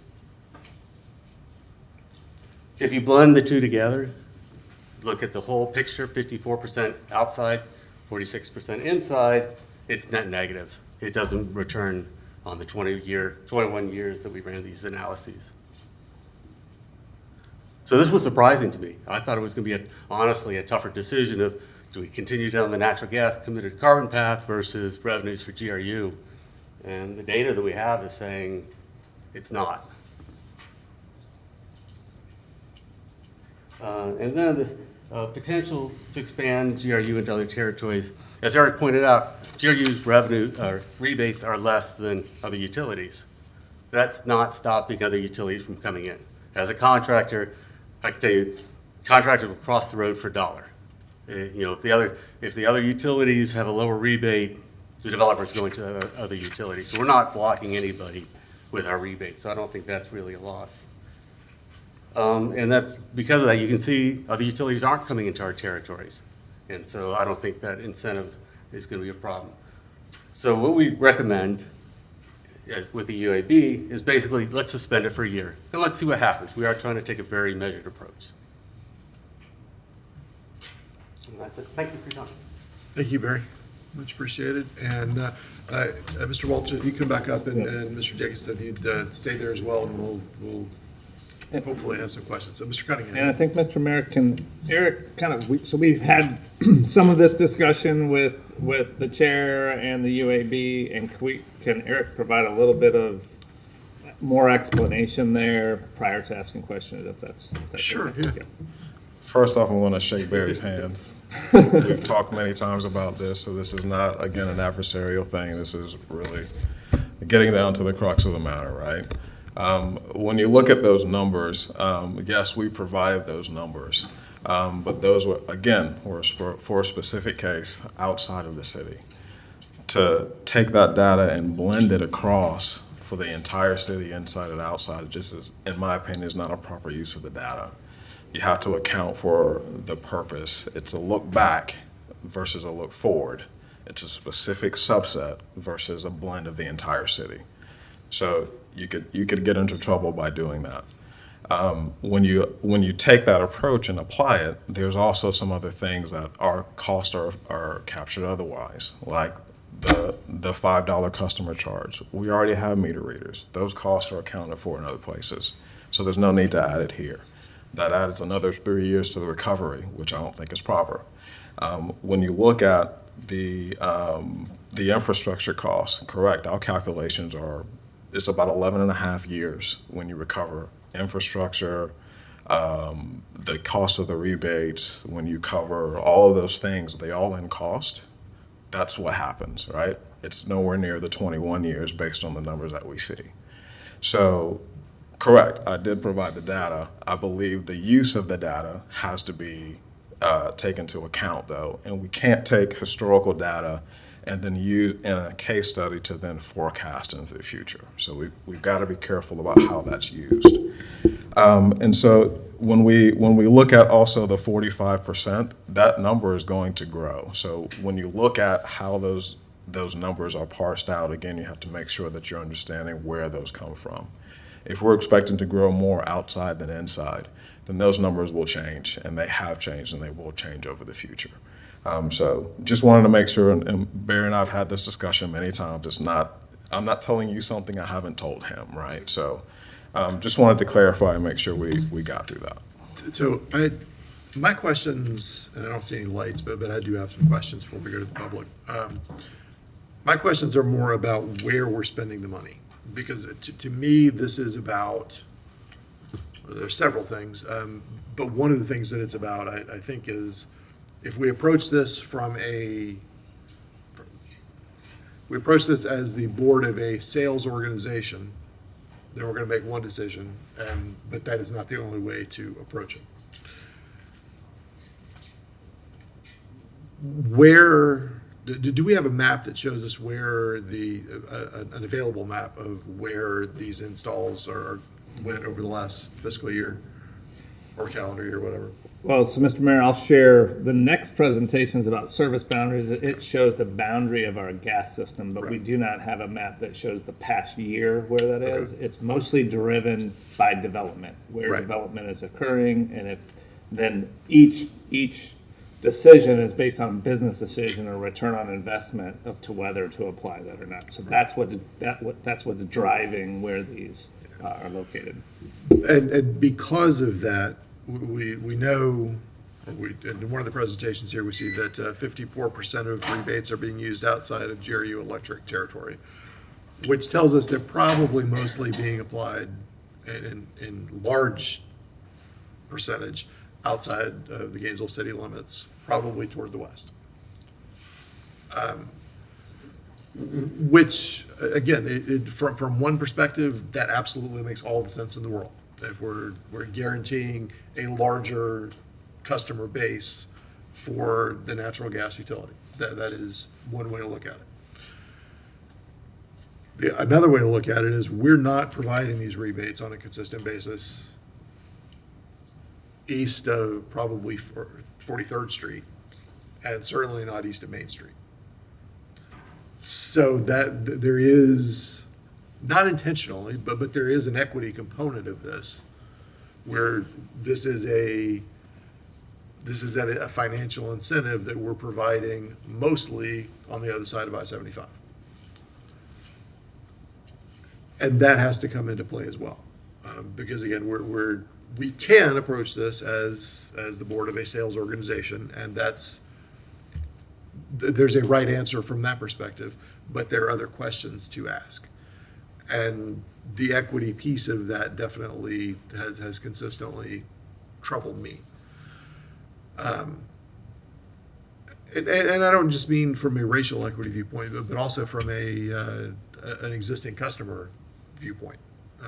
We have folks who have been GRU customers their entire lives. They're less likely to get any benefit from this than somebody living out in a far west exurb. Again, that's not a value judgment. It's just a thing. It's one of the things that I believe we have to take into consideration as we move forward with making a decision or not making a decision. Because we could just say, we're not going to make a decision, we'll just keep doing this. Or we could say, stop altogether, or we could say, let's do a pilot program of stopping. So there are a lot of alternatives ahead of us. We do have lights now, so I will. Mr. Mayor, can I just address one piece of that? I want to give the basis for why rebates are given. Yes. The reason isn't to benefit the customer. The reason is to guarantee a revenue source. Yeah. You're putting it out there so that they're becoming a customer, so that we're protecting any investment in infrastructure that we construct. So we're looking at this as we're making a business decision to expand our system. And by providing the rebates, this is across the industry, by providing the rebates, you're now locking in customers for the future that they're going to buy your natural gas. Without that covering that risk of whether they do it, there's more risk of putting in infrastructure and then no customer at the end. I just wanted to provide the purpose of the rebate is to secure that. Okay, Commissioner Willits first. Thank you, Mr. Mayor. This is a very interesting presentation, particularly when we get into the thermo and the holistic. I appreciate that for the education. They're not always straightforward or easy to understand.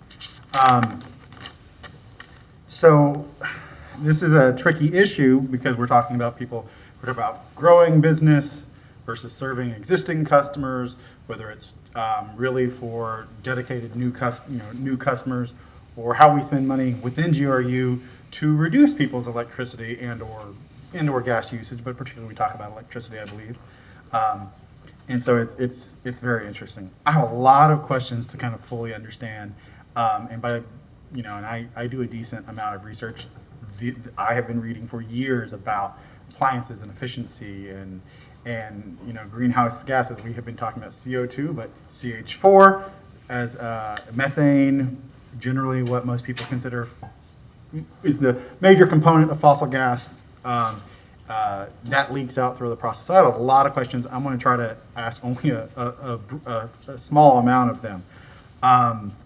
The first is, what time of day is our current electric peak usage? So, Or Mayor Commissioners, demand, I guess. that varies throughout the year. So on a day like today, it's probably, if it's a cooler night, it's in the morning, right? Typically, the summer is between 5 and 7 p.m. So today, it's probably somewhere around that range. Okay, so when we bring on new, potentially a lot of new solar electricity, will that electricity be available for our peak electric demand? Mayor Commissioners typically no. You typically see a peak of solar around 1 or 2 p.m. in the afternoon. Right. And you said the holistic efficiency is at least what you provide us. Is that based on our grid or a theoretical grid? Mayor, that's based on ours. Ours, as it currently exists. Correct. But not on the future. Correct. If we, how is our grid going to change just in the plans we have currently made and are potentially in contract for with Origis? So when you look at, Mayor Commissioner, when you look at the Origis contract, if you look at the last year, we were roughly 30% renewable. That's on an annual basis, total megawatt hours. If we add in the Origis deal, the 75 megawatts year round, that percentage goes from 30 to maybe 35, 34, 35.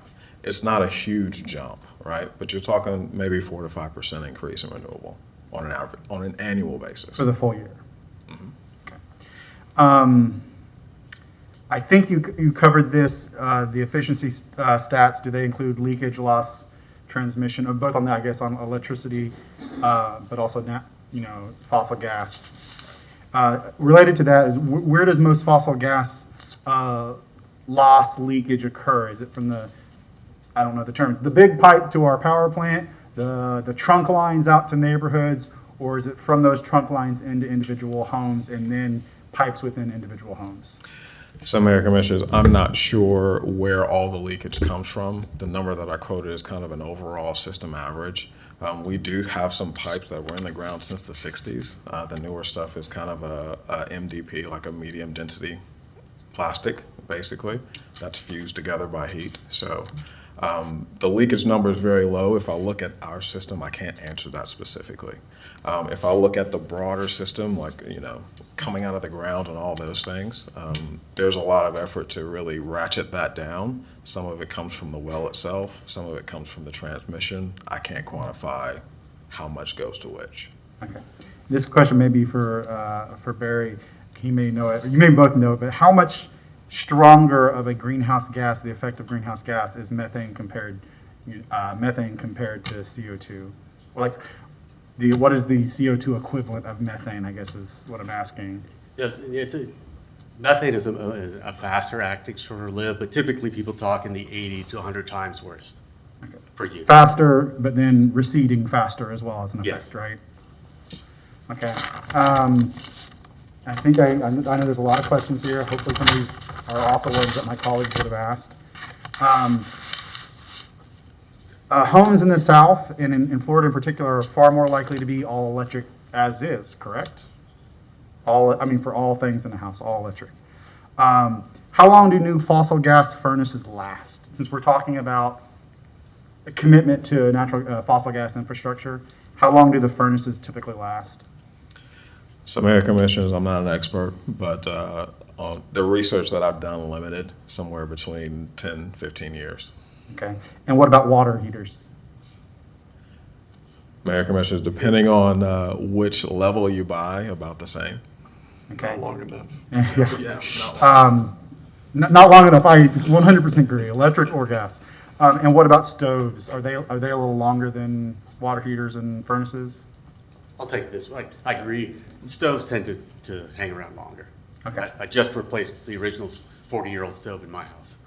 That was similar in my parents' house. Electric, but that's my experience too. Mr. Walters, you presented on slide 2 the average of $750, and you described it, I don't know if you said payback within 3 years. Recovery, I can't remember exactly. I thought it was on slide 2. Recovered in 2 years. 3 years of gas sales, I'm sorry. Average rebate. And we looked at some, we've looked at some example, Mr. Jacobson presented example from Arbor Green for a much higher average, for whatever reason, particular to perhaps a new development. But I'm a little concerned that the data you gave us was just about recovered of the 750 average rebate, as opposed to a real break even, which I'm hearing, 11 and a half years? So, Mayor Commissioners, when you look at just the rebate alone, and you look at the average rebate in the instance that Mr. Jacobson brought up with Arbor Greens, the average rebate was higher than the 750, so it was closer to, I want to say, $1,000. And so the payback was longer for that, for the rebate alone, so that was about 5 years. When you add in the infrastructure cost that goes along with that. Now, keep in mind that we don't put infrastructure in the ground if we don't believe we can recover the cost. So there is an internal rate of return that we do before we even put anything in the ground to say, yes, this is good, or no, we don't think we're going to recover our costs, so we won't actually go after this opportunity. Can you repeat that? Because I did not know that until you just told me this. So, right, before we go into a neighborhood or we expand or a developer is asking us to come somewhere, we do an internal rate of return to make sure that we will recover our infrastructure cost based on the number of customers that we expect to get from that infrastructure install. So that's the first step, really, right, is to make sure that we can recover based on what we expect. If we don't meet that threshold, then we don't put pipe in the ground. And so there are some instances, maybe it's a small neighborhood, maybe it's just kind of often and away from our existing infrastructure that we may not pursue because the IRR is not there. So once it's in the ground, then it's an install cost. We know what that is. We divide that amongst the number of customers that we expect or we have expected.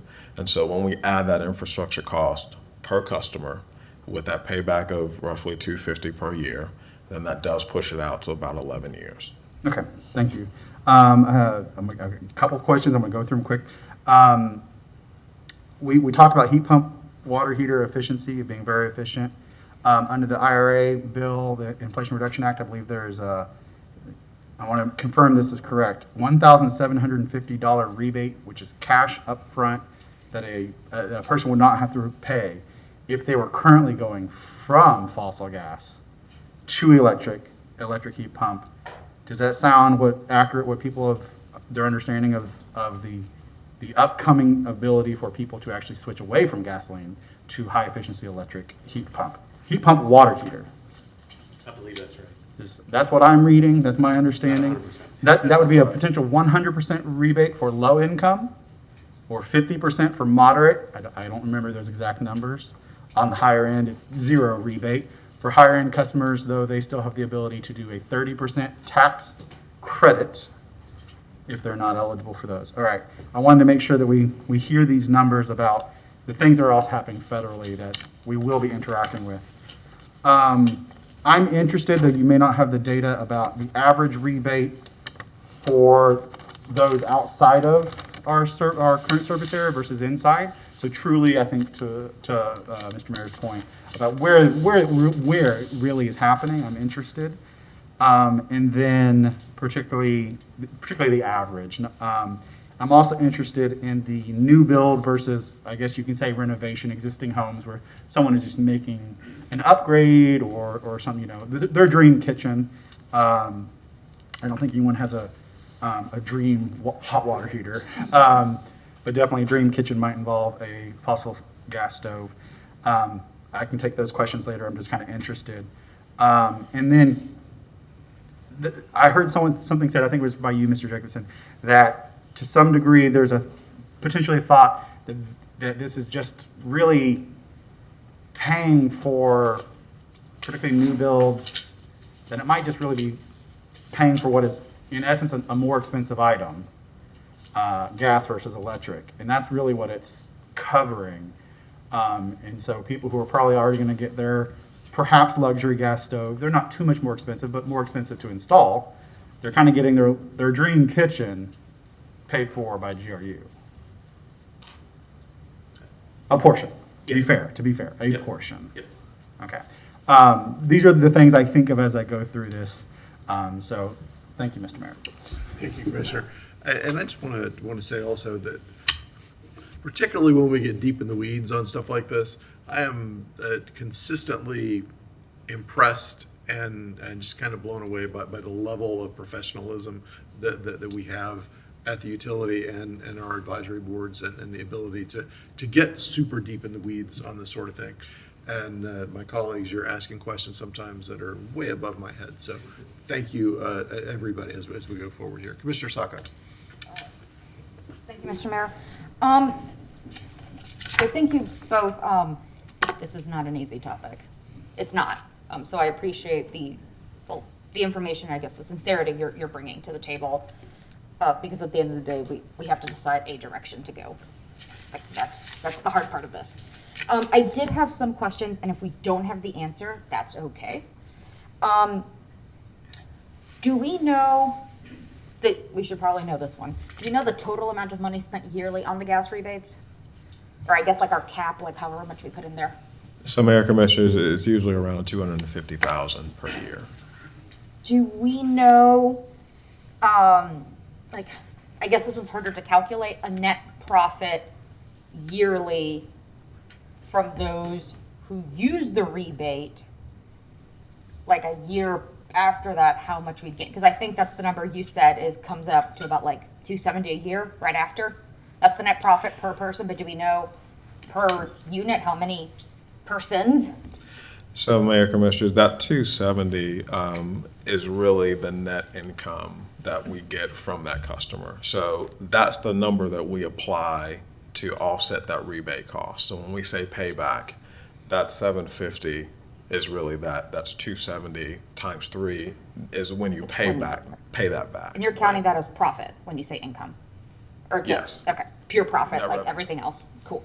None of the pass-through costs. And if I could, that is only for systems outside of your GRU's electric territory. For the system inside GRU's electric territory, you have net negative revenue.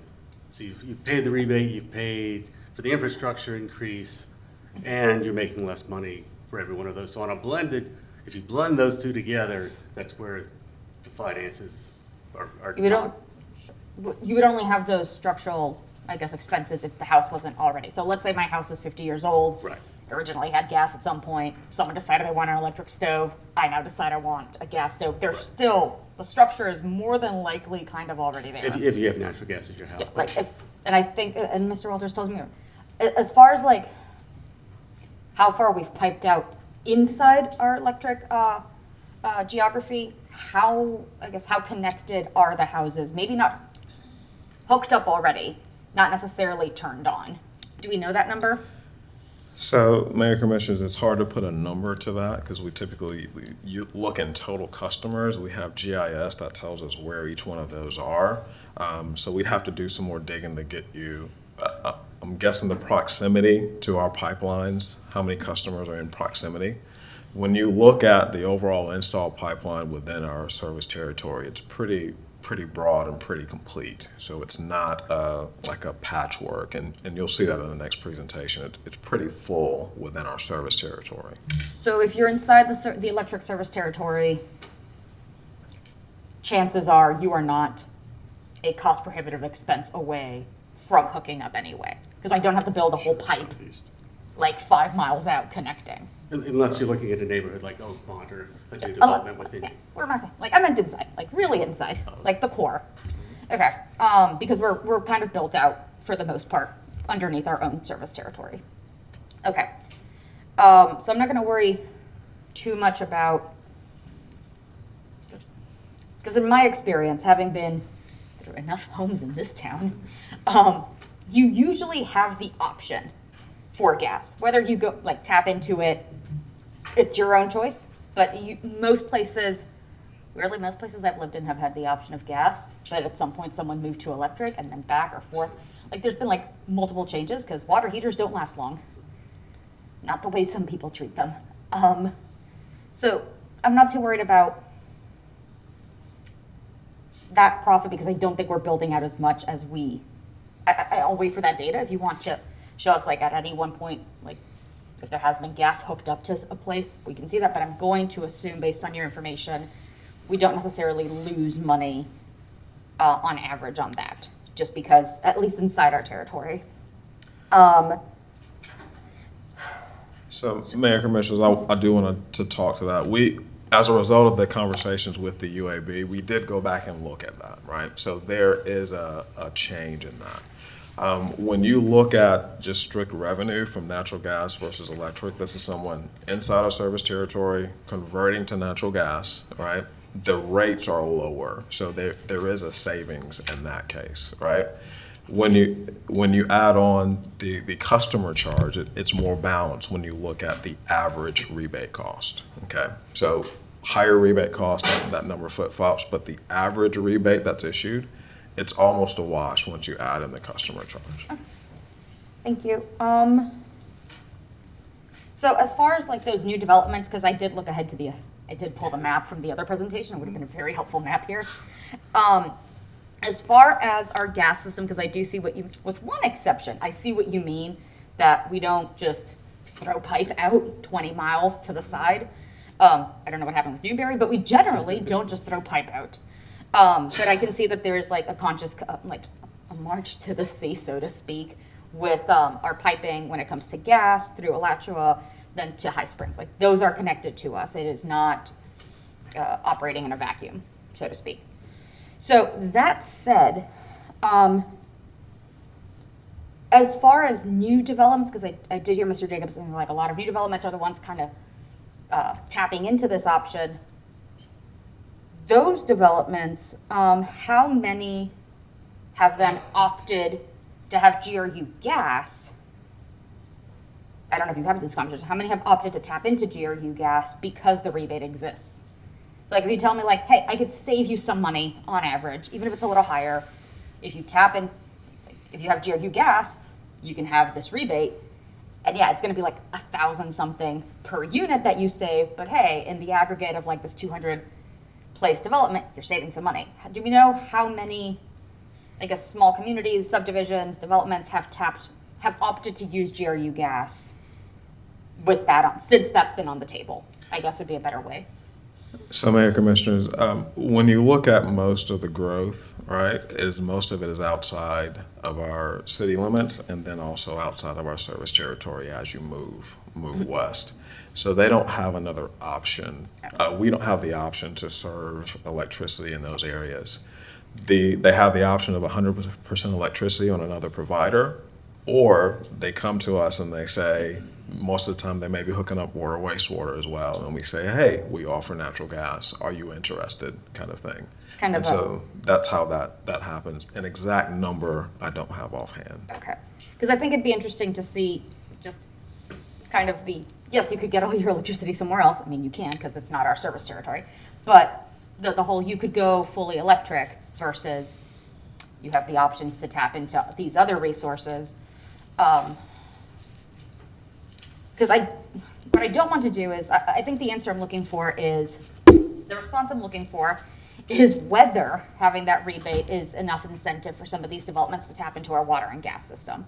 Because if they could go all electric, we wouldn't even be here, fine.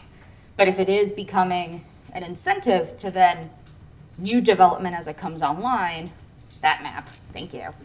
A new development as it comes online, if that is a deciding or a determining incentive, that matters.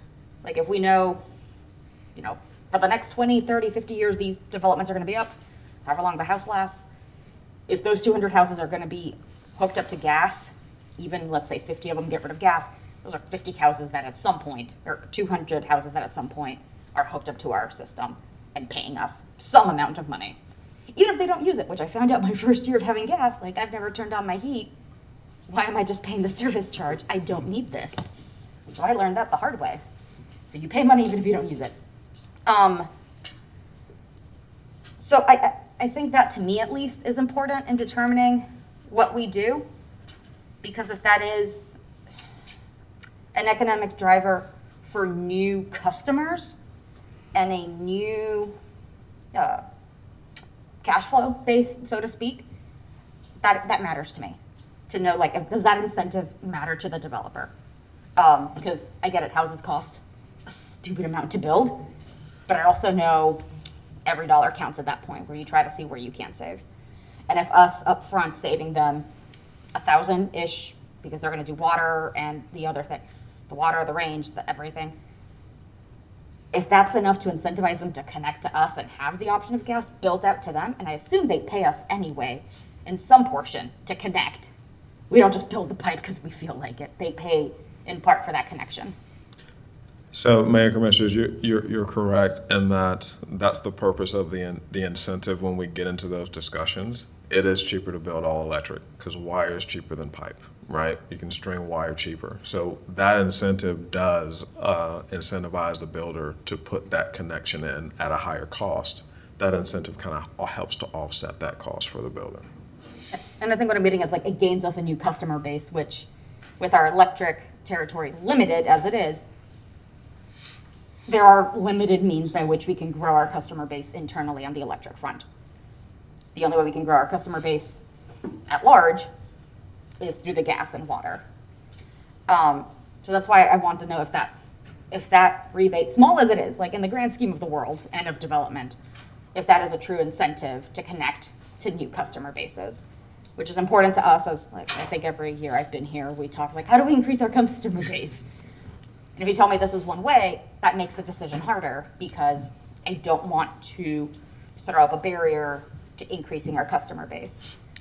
To that, do we know, like, so are these rebates, I know we talked earlier, I think Commissioner Willits put it up, or maybe you, Mr. Walters, it's not available to everyone. So if I'm a renter, I'm in an apartment, it may not be available.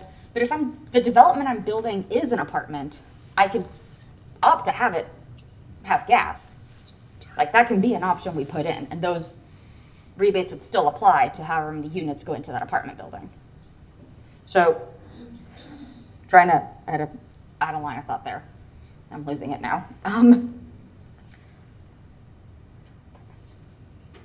That's what it was. So in that case, let's say an apartment, let's not say it's a single family development, it's any kind of development. It will in some way lower the cost of that building. Minuscule as it is, it still lowers it in some way, which the connection I make there is it lowers the cost to building, it lowers the price of the home. If this home is cheaper to build and outfit with utilities, it is cheaper for me to sell it. The price should be cheaper, or the rent should be cheaper because I have saved money on the cost. So thank you both. I'm just kind of sitting at this impasse. I acknowledge what both of you are saying. Yes, and everybody else who sent an email, I acknowledge everything that is said. The point at this point, to me, is that economic driver, where we are limited by geography and arbitrary lines drawn by people who weren't us. But with gas, we have that avenue to actually tap in. If other people want to build outside of our city limits, cool. We will try to make $1 off you. Go ahead, but we will try to find a way to tap into that. Because at the end of the day, that benefits the city. And we are tasked with looking at what benefits the city and the utility. I am not against the strategy of occupying the field, which I think is what we've kind of talked about. Like as we build out, when something new comes out, at least they're hooked up to us, and we are better than other folks. We are at least trying to go the greener route. So it's kind of like a connection system of, if it incentivizes you to connect to our system, we occupy the field. Once we do have a development that is greener, you kind of feed all those in the web to it. But that's a very long game. It is a very long game that I don't know if we'll live to see it. Like at least the people in this room. So I don't know quite where I sit.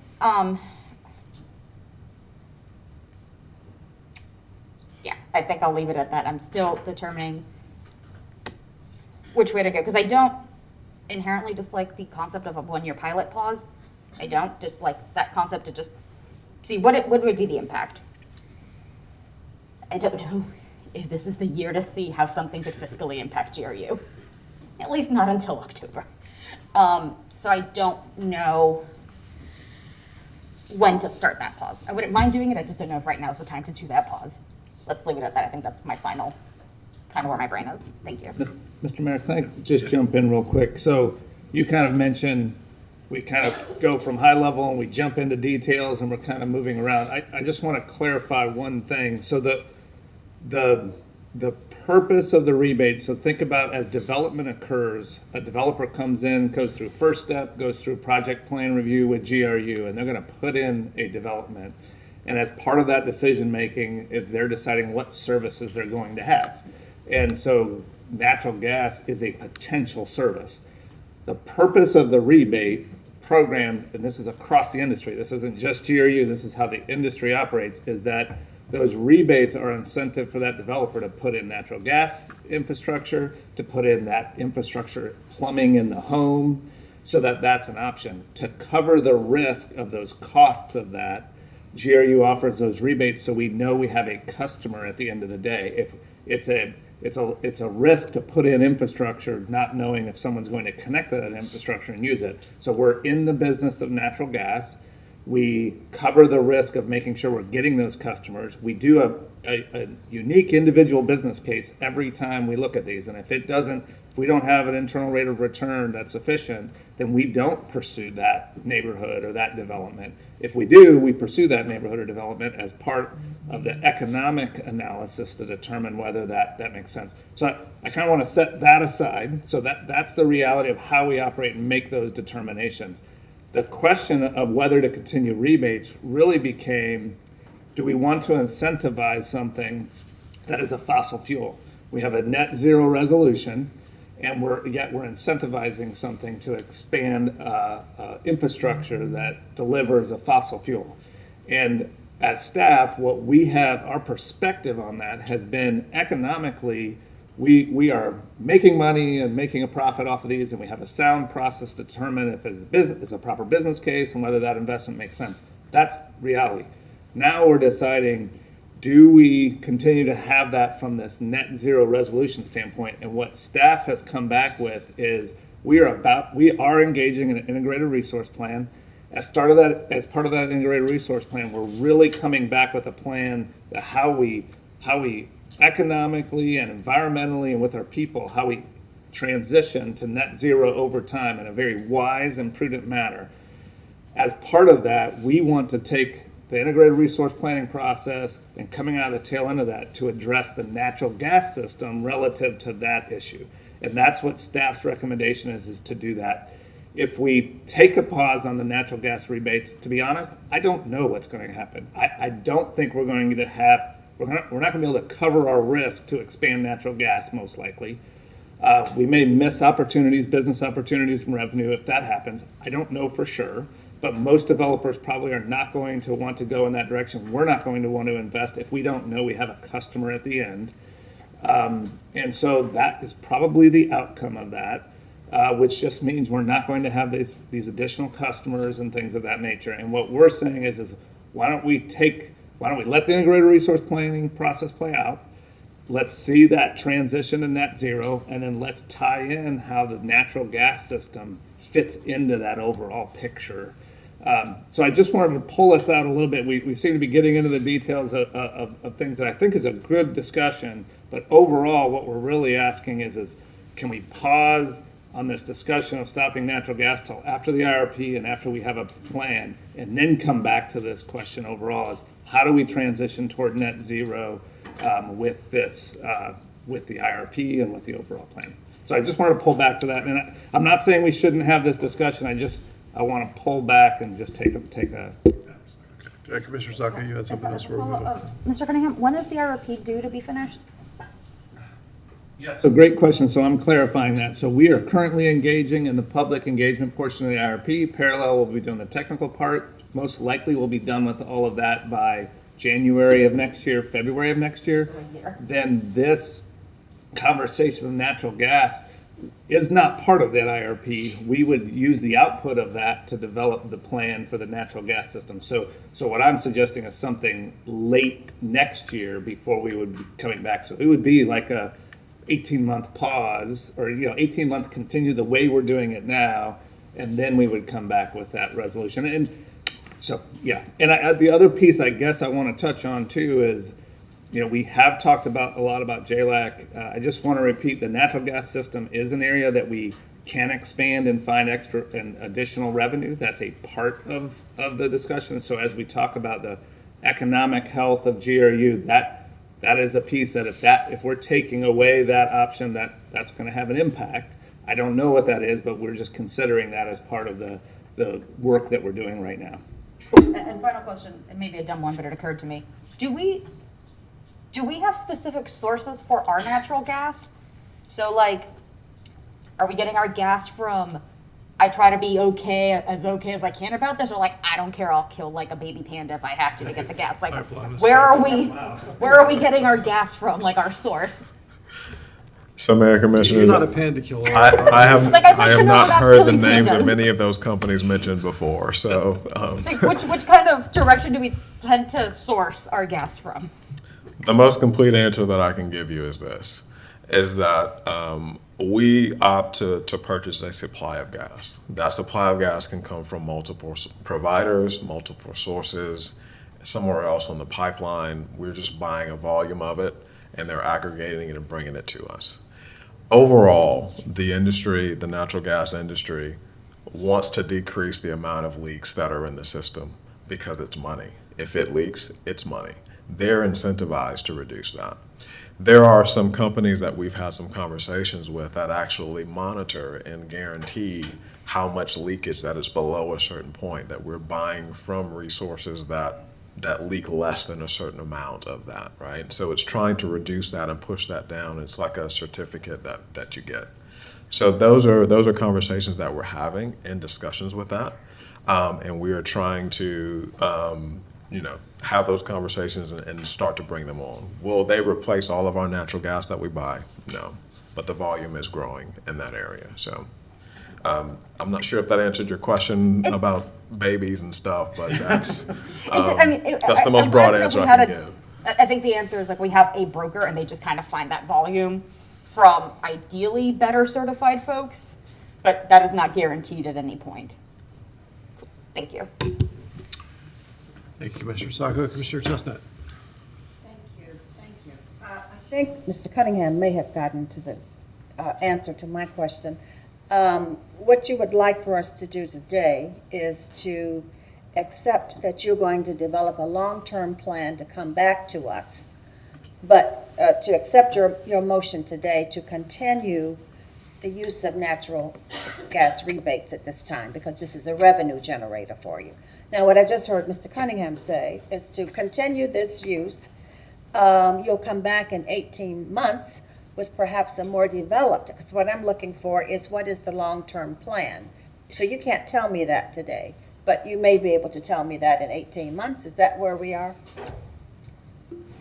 Correct. So, Mr. Mayor, Commissioner, what I would say is we have a plan of how we work with new development customers and do that. What we don't have a plan for is how to transition to meet the net zero resolution with regard to our natural gas system. And that is what we want to then develop and integrate that into the overall integrated resource plan to meet the net zero resolution. Thank you. So, Mr. Mayor, at the appropriate time, I'll be happy to put staff's recommendation, put the motion on the floor. Okay, thank you. Commissioner Eastman. Thank you, and thank you everyone for all the great questions. There's a number of questions I wouldn't have thought to ask. I want to get into kind of one angle of this, which is you mentioned it, Manager Cunningham, you mentioned the different business items, how everyone is slightly different, and I've heard a lot about residential. Is that the primary use of these, or are residential rebates? Mayor Commissioners, yes. And is that the primary driver of our sales on the gas system? Mayor Commissioners, I have those numbers, but yes, it's primarily residential that drives the revenue. Okay. One of the things I read a lot about as it relates to natural gas, of course, is that we hear a lot about the downsides of the residential side because we do have good electrification alternatives for that. But there are certain commercial and manufacturing uses like Progress Park, a lot of the biotech that goes on up there, a lot of the cement, or you need very high energy use, and I'd imagine there's also a lot of natural gas that goes onto there. But I'd be curious to see those numbers. I have a lot more thoughts about this. I was just curious about those details. All right, thank you. Thank you, Commissioner. So I want to drop another comment or two before we go back to the public. I had concerns in my mind, and seeing the map makes me have those concerns more. I understand the arguments that we're making about the sustainability of the economic sustainability of growing the gas system. I understand the arguments against proliferating the natural gas system. But I keep coming back to the idea that through no intention, but the active result is that if you want to build 50 units or 100 units outside to the west of our territory, we're probably going to want to help you out with that. We're probably going to want to make those units $750 to $1,500, $1,600 less expensive than somebody who is building one unit the other side of Eastside High School. Because if somebody is developing a unit in the urban core, but particularly the other side, going down Hawthorne Road, the other side of Eastside High School, and you want to build one or two units, we're probably not going to talk to you about that. And there are good economic reasons for that. I'm not saying there are not, but there's also an equity result of that we just don't build the system out that direction. So that extra piece that isn't part of the discussion is what gets me. The absolute fact that we are, in order to grow our system, which is not a bad goal at all, but in order to do that, we are providing an economic benefit to developers and home buyers who are building new that we are not offering to people building new on a smaller scale or to existing customers. Is that accurate? I mean, I'm not trying to get anybody in a tight spot, but I guess, Mr. Mayor,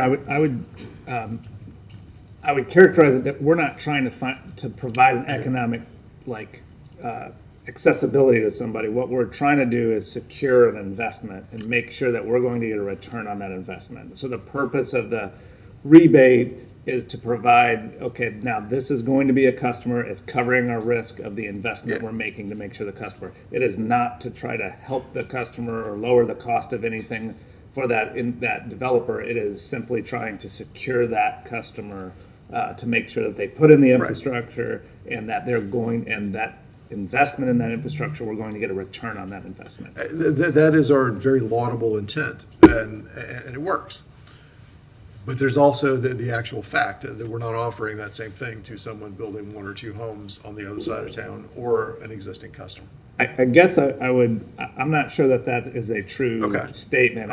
If we have infrastructure near a development and it's economically beneficial to do that, we are absolutely we're not looking for the place to do that. But if there's a development on the east side that is near our infrastructure, which we do have infrastructure, there, and it is, and putting in that infrastructure will get a return, we will absolutely look at that and try to expand the natural gas system. Right. So we're not intentionally excluding people, but because of the way the system works, some people are benefiting and some people are not getting that benefit. Now, there's a greater benefit that the system stays healthier and everybody benefits when the system stays healthy.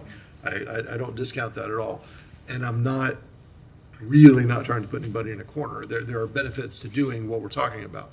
There are also detriments to doing what we're talking about. I just wanted to share what's in my head with y'all, at least some of it. You don't want all of it, believe me. Okay, let's go ahead and go to, no more lights, let's go to the public, please. And we'll come back for a motion. Mr. Mayor, I have David Hastings and Jeffrey Shapiro. Very good, thank you.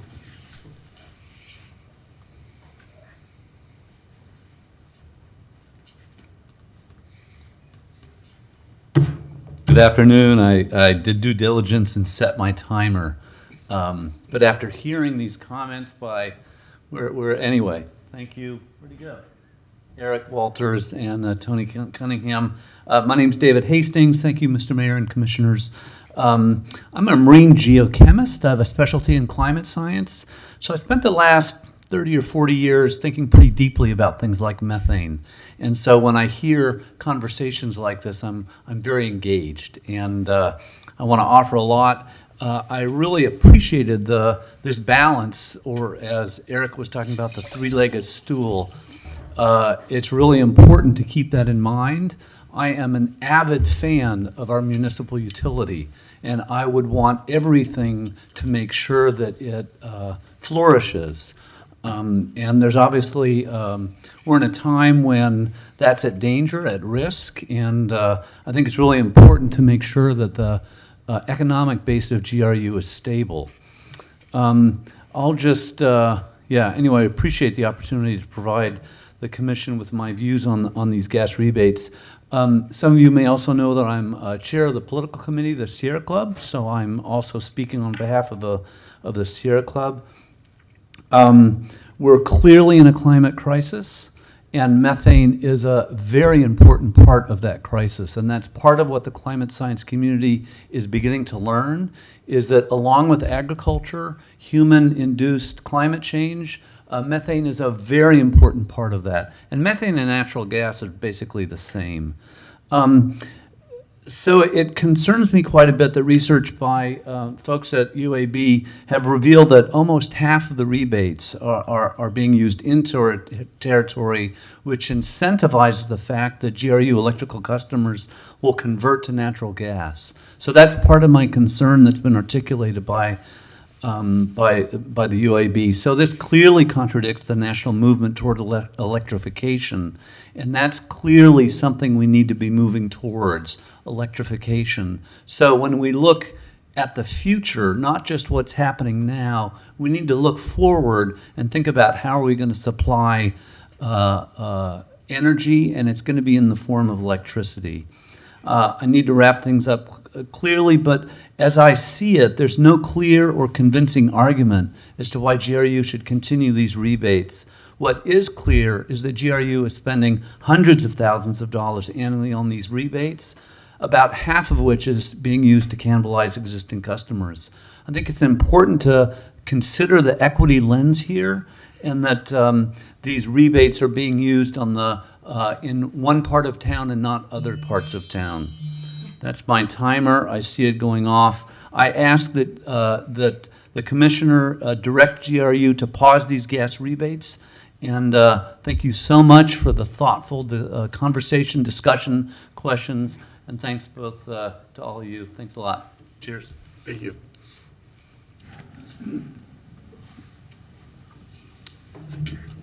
Mr. Mayor and Commissioners, I'm Jeff Shapiro, and I had planned to talk about methane gas and about both the dangers to our environment, but also our dangers to our humanity by methane gas. It's not a very safe fuel.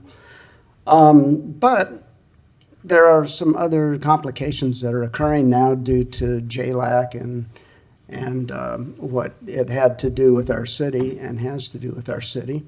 One thing I don't hear in these discussions is discussion of economy of scale and of future sources of energy, future, not past, and the cost of methane gas as a fuel. It's a fuel. You pay a fuel charge because it's an ongoing cost. And in fact, that's the reason that GRU makes continuing profits off of it. However, our prior speaker, David, spoke about the use of solar to produce electricity. Electricity is apparently the future. And it is the future for some very good reasons. It's going to, and I just looked up the FPL website, fpl.com, and right there on the front page it says, go solar. Without putting solar on your roof, we'll give you solar energy. They're trying to build out their solar, and they have a huge advantage of scale because they own a great deal of land compared to Gainesville and Alachua County, in fact. And this tremendous advantage of scale that they have, I think, does help to allow them to eventually charge lower prices because solar only costs the investment. You make the investment, and you can see that. You put that money into the investment, one-time cost, no fuel cost. Fuel is very important here.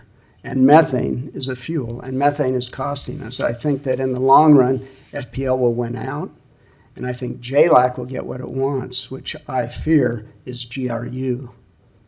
That's what I'm looking at. And I don't know what the answer is, but I do feel that the answer lies in electricity and the reduction in our use of dangerous methane and methane that has very strong environmental effects, 80-fold more so than carbon dioxide, because it leaks. It leaks a great deal. I have some things I was going to cite on leakage. The leakage is very high. We estimate total supply chain losses of 3.3 to 4.7% for natural gas consumed in urban areas. That's from a Stanford University publication. Thank you. Mr. Mayor, final speaker is Barry Jacobson. Thank you.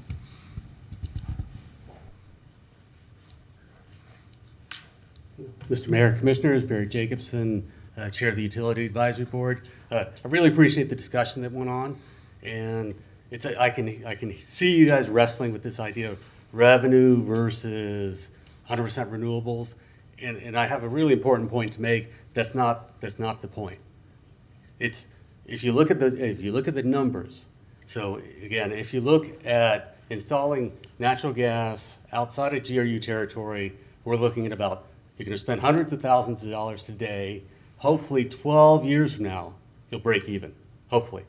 So just looking at the finances. Now with almost half of those rebates being inside of GRU territory.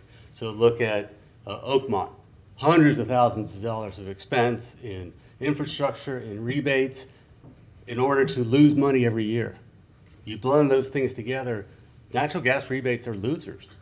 It's costing GRU a lot of money now, and you're not going to recover that money in the next 20 years.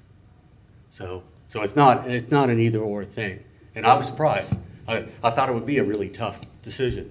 I appreciate GRU staff, but they can be siloed. And so when they look at natural gas, they tend to look at just natural gas. This idea of natural gas offset, converting people from electricity to natural gas, that you're losing revenue more than you're gaining revenue.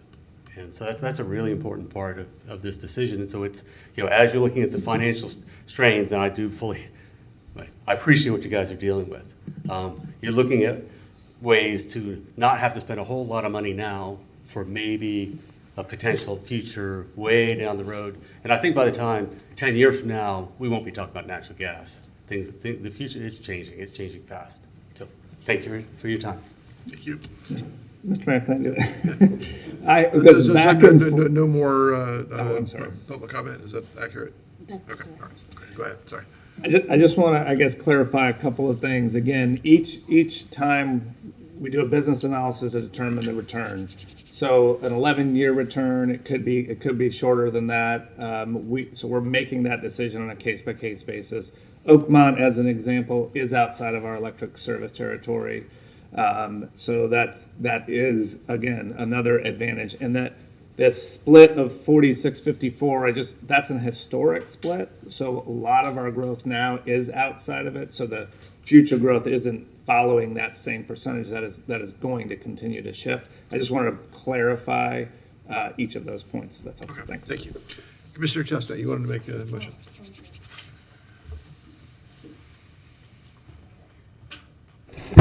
Mr. Mayor, I move staff's recommendation to GRU continue the use of natural gas appliance rebates at this time with a commitment to develop a long-term plan for the natural gas system as a part of the path to meet the net zero resolution goal by 2045. Is there a second to that? Is there a second? Okay, that fails due to Goes to the graveyard. lack of a second. Commissioner Willets. Thank you, Mr. Mayor. Since with no motion, that leaves us at status quo, correct? Correct. I move that we have a 1-year moratorium on these gas rebates and come back and look at it. Is there a second to that? There's no second to that. That fails for lack of a second. We can move on. Unless there's another. Let's move on. Yeah, I mean, is there any other motion to be made? Okay. Thank you for your time. There should be, I don't know what my fellow, I feel like I'm in the same boat as everyone else up here, right? We are all people that care deeply about the environment. We are all people that want to move to 100% renewable energy, and I think we all read enough to know that the way to do that is through electrification of everything that we can, while also moving over to renewable sources, right? Right now we are literally burning fossil fuels to send the electricity over to people, right? The idea is if you work on both of these things simultaneously, we will slowly but surely eat away at this monster of carbon emissions, and we can slowly drag that down. I don't know if we need a motion so much, but I do want us to make a statement. Something related to the fact that we want to move off of these in some capacity. I guess I probably should have seconded your motion, frankly. Because I do want staff to know that when you come back around with the integrated resource plan at the beginning of next year, I want to have this conversation if we still have a utility to oversee at that point. So I guess I will make staff's recommendation, possibly with. So are you resurrecting the motion? I guess I am. I'm resurrecting the I'll motion. second that. But I guess I would like to continue the use of natural gas appliance rebates at this time. The long-term plan for the natural gas system to meet our net zero goal by 2045 when we bring back the integrated resource plan upon when that happening. Because I do want to have a date certain of when we bring this back and have that come to the commission. 18 months. Is that 18 months? I thought you said early next year. So let me clarify. So the integrated resource plan is to come back in January or February of next year. The idea that this question isn't going to be part of the integrated resource plan. It would be out of the output of that, then to develop the plan for this. So it would be several months after the integrated resource plan. So what I was suggesting was 18 months, which allows us to finish the integrated resource plan and then develop the plan of how this ties into the integrated resource. Okay, I guess I can amend that motion to say no later, like immediately following the integrated resource plan, no later than, I guess, that would be what, July of 2024? Okay, Second. okay. All right, so motion and a second. You've heard the motion. Are these to speak to that? No, okay, all right. Commissioner Book, do you want to speak to that? Yes, thank you. So we have had tremendous community input over the last month or so related to this particular issue, and it is a close one. There is, we have a few items like this where there is some real evaluation of competing interests that have legitimate interests in the city. As a whole, I do not believe that the rebates will drive development. I mean, I think that's close because I just don't have the expertise that's possessed by the experts at the utility. But I do think in the long run, we probably err towards seeing how that market bears. Thank you, Mr. Mayor. All right, no more lights. All in favor of the motion to continue on the path that we're on and make another decision middle of next year? Say aye. Aye. All opposed? Nay. No. All right. So that passes fourth. What did you? How did you vote? I voted yes. You voted yes. Let's just do a roll because Yeah, let's roll call that just to be clear. All in favor? Well, just roll call it. Yeah, go. Commissioner Willett? No. Commissioner Chestnut? Yes. Commissioner Duncan Walker? No. Commissioner Eastman? Yes. Commissioner Sacco? yes. Did I say your? Okay. Mayor Ward? No. No? Okay. So that fails. Is that accurate? Okay. So again, there's no, the result is there's no change. There's no change. I mean, somebody can make another motion if they want, or we move on to what's next. And I don't see any lights, so I think it stays where it is. I will say that there's not a lot of daylight between the motion you made and nothing. Is that accurate, Mr.? Say that one more time. Us not taking action is a lot like the motion. Correct. I mean, I guess there's just not, I'm sorry, Mr. Mayor. Yeah, there's just not the direction to come back with a plan. But I mean, that is our We intent, expect there will is be a to, plan is to to do come that back. afterwards, Right. but yeah, there's just not that direction. Yeah, okay. So no action is taken on that. We continue with the program. All right, I'm going to ask, is there, do we have to make a decision on the next item today? So I'm laughing a little bit. This item's been around for several years, and so I don't think it's timely that we have to take an action tonight. It's something we can put on a future GPC. It frankly has to do with we currently have rules in place regarding our electric service territory, our water and wastewater, the urban cluster on that, and there is no gas territory. The request by the commission was to come back with setting boundaries, and then the commission has authority if we go beyond. Right. Staff recommendation is, at this time, is to make no changes and to keep the status quo of how we do things. So from the staff standpoint, continuing this has no impact to the way we do business or anything like that. So I think it's something we can put out on a future GPC. Okay. So I find that to be an extremely important thing to talk about, but I also know that it'll take us an hour and a half to talk through, and we don't have the entire commission here, so I want to be careful with that. Commissioner? I'm not sure what the rules of this are. I don't think we've done this since I've been here, but do I motion to table item 2023-206?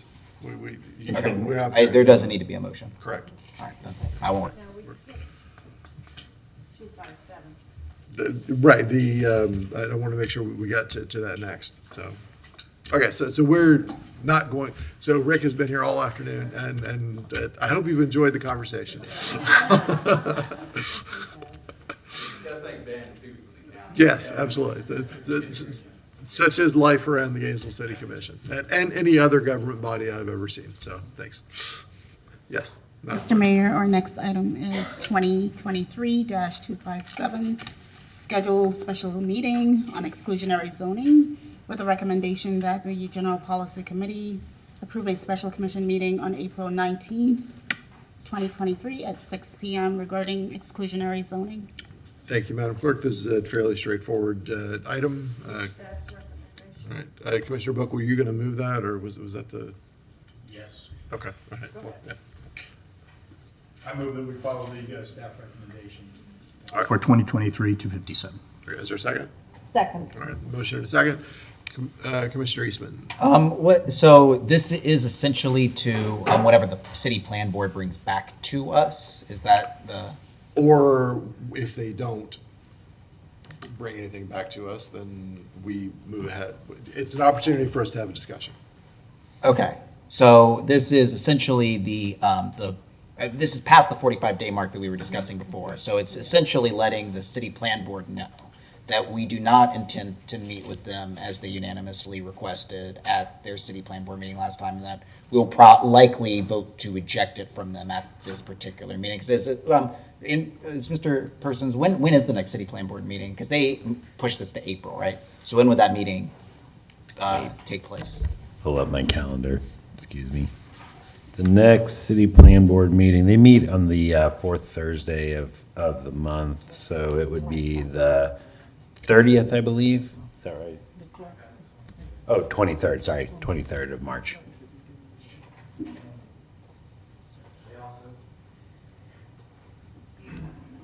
Oh, yeah, because there's 5 weeks in March, so the 23rd, March 23rd.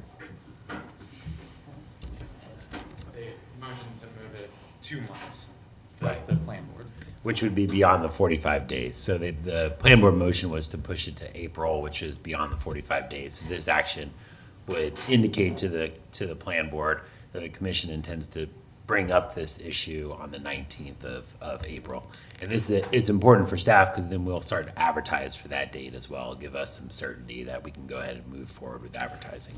Gotcha. When you say move forward with advertising, you're just saying advertising that there is a special meeting, not necessarily the action that we. Advertising the ordinances, the repeal ordinances, which is required. So that would be the first reading of the ordinances for repeal on the 19th. But we have to have a meeting to be able to do that. To set the meeting right now.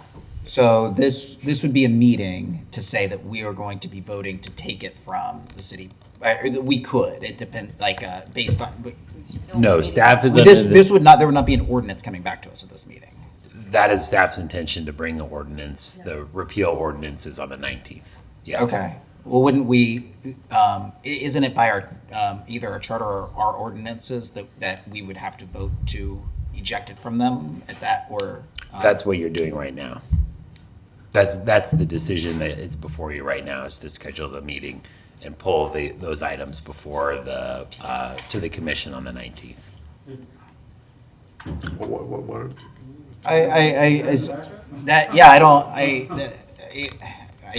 This isn't how I expect. So we are voting right now to before the statute, before the ordinance or the charter time period. We are voting right now that we want to eject it from them prior to that 45-day window that is required by our ordinances. We are choosing right now to circumvent that process, essentially. In response to the plan board's motion. We're making this exceptionally complicated. It's simply what we're doing, and then I'll tell you why I would really like to do this, is we're doing those things. We're setting a meeting to be able to hear an ordinance with the implication that we want this to come back to the city commission so that we can hear that ordinance. As long as we don't do that, it is true that everything just sits as it is. I am very interested in hearing some other things, but not until we close this out. And I think that there are multiple votes on the commission in that same direction. I would like us to be able to move forward with some things that are very interesting and worthwhile that I think the community would support, but I'm not going to do that until I complete my promise to the community with my votes. So the sooner we get this done, the faster we can actually have some conversations about moving forward on some things, or we can stonewall. Either way, Okay, well, this is my turn to speak. I'm not intending to stonewall, but I do think I'm saying in good faith, and I mean, it's true that I'm certainly on a side that wants to have conversations about this, and I hear what you were saying. You can get to your end goal faster if you just move forward with the thing. Except that I do think that it is a bit rash for the city plan board to be moving around that in this particular way. I don't recall in my time that the city commission's ever ejected something from the city plan board because they didn't meet that 45-day. I don't know if you can recall any time period of that. So anyway, I'll end my comments. But yes, thank you, Mr. Mayor. So I don't recall a time when the city plan board held on to something with the full intention of just not bringing it back. I mean, very intentionally. So it works both ways. But, all right, Commissioner Willets. Thank you, Mr. Mayor. Perhaps there will be a motion that is more clear on this, but I was not under the understanding that we are literally in this choosing to pull this back from the plan board and for us to handle it. And so maybe I need some clarification from staff or from the attorney. The portion that says that, the 45 days we're allowed to, do we have to vote to pull it back? Or we just happen to have a meeting, at this point it's just regarding exclusionary zoning, it is not regarding a specific set of ordinances, 3 ordinances. If this said regarding 3 ordinances, or regarding ordinances that had been previously sent to the plan board, it would be far more clear what we're voting on, and perhaps the motion that may come will be far more specific. But what are our requirements by either our charter or our ordinances about that process of pulling it back from the plan board? This item is for, Mr. Mayor, is for the commission to give direction to staff and our office to work together to bring these exclusionary zoning matters back to you. The plan board has indicated that they are not going to take the matter up within the 45 days since it was first presented to them. So according to our ordinances, it is within this board's discretion to bring it up. And that's what this item is for, is to set that hearing date. So these ordinances that were debated extensively last year and now are being debated extensively again this year, I don't know what else the plan board would expect to hear about this, to be brought back before you so you, as our city commission, can take action on them. Okay. I hope that the motion, if a motion is made, that it is, I like more specificity about what this meeting is, just in general. My other comment is just that week of April 19th, just looking at scheduling, just to be clear, we have a Monday afternoon, Monday the 17th, joint Alachua City Gainesville special meeting, and then this is proposed at 6 p.m. on Wednesday the 19th. The following morning at 10 a.m. we have our normal city commission meeting on Thursday the 20th. Is that all correct? That sounds accurate. Yeah. That's not too All right. I will be opposing this purely on a scheduling. I would prefer it the week before, but that's just me. Thank y'all. Commissioner Sacco. Thank you, Mr. Mayor. I have a question. Oh, Mr. Persons or Forrest, either.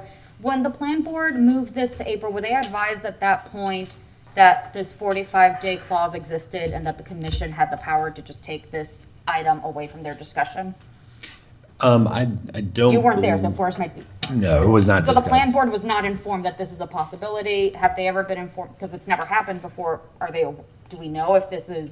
We have spoken, yes, we have spoken to the chair of the plan board to let them know that this is, that the commission is intending to schedule this on the 19th for Was that first reading. after their meeting? After the meeting, yes. Okay, so as a body, they could not sit and consider that component in their decision, where they could have maybe moved it to March, not necessarily April, but they didn't have the information to make that informed decision. Yeah, and I would say, and certainly as we indicated, the plan board does have a meeting in March. So if they did want to forward a recommendation to the commission, there's still time to have that, for them to have that discussion. I don't know if they're gonna, have any interest in doing that, but yeah. As far as advertising for their meeting, if it's Thursday at 5 o'clock, if this passes, that meeting is set for April. Does that give the plan board enough time to advertise that they would be taking up this topic within our rules? Yes, we've already advertised for the original plan board meeting per state law, so they're covered on advertising. No, I'm saying like, not so much the meeting, but like that this topic would be on their agenda if they choose, if like the chair chooses to add it to the agenda, would there be enough time for them to do that legally? Yes, Okay. yeah, we're still good with that. Okay, and as far as advertising, so I think I am also in the field of, I thought this was just setting a date to have a conversation, not we are voting to pull this from the plan board. So as far as advertising, when we advertised this agenda and this item to set the meeting, what went out? Like, was it exactly what we're seeing here? Like, hey, we're gonna talk about setting a date to have a conversation, or was it, we're going to have a conversation about yanking this away from the plan board? So like, how much specificity? Because I get the feeling if we had told people, we are voting today to yank this from the plan board and just say, thanks for your service, but we don't care.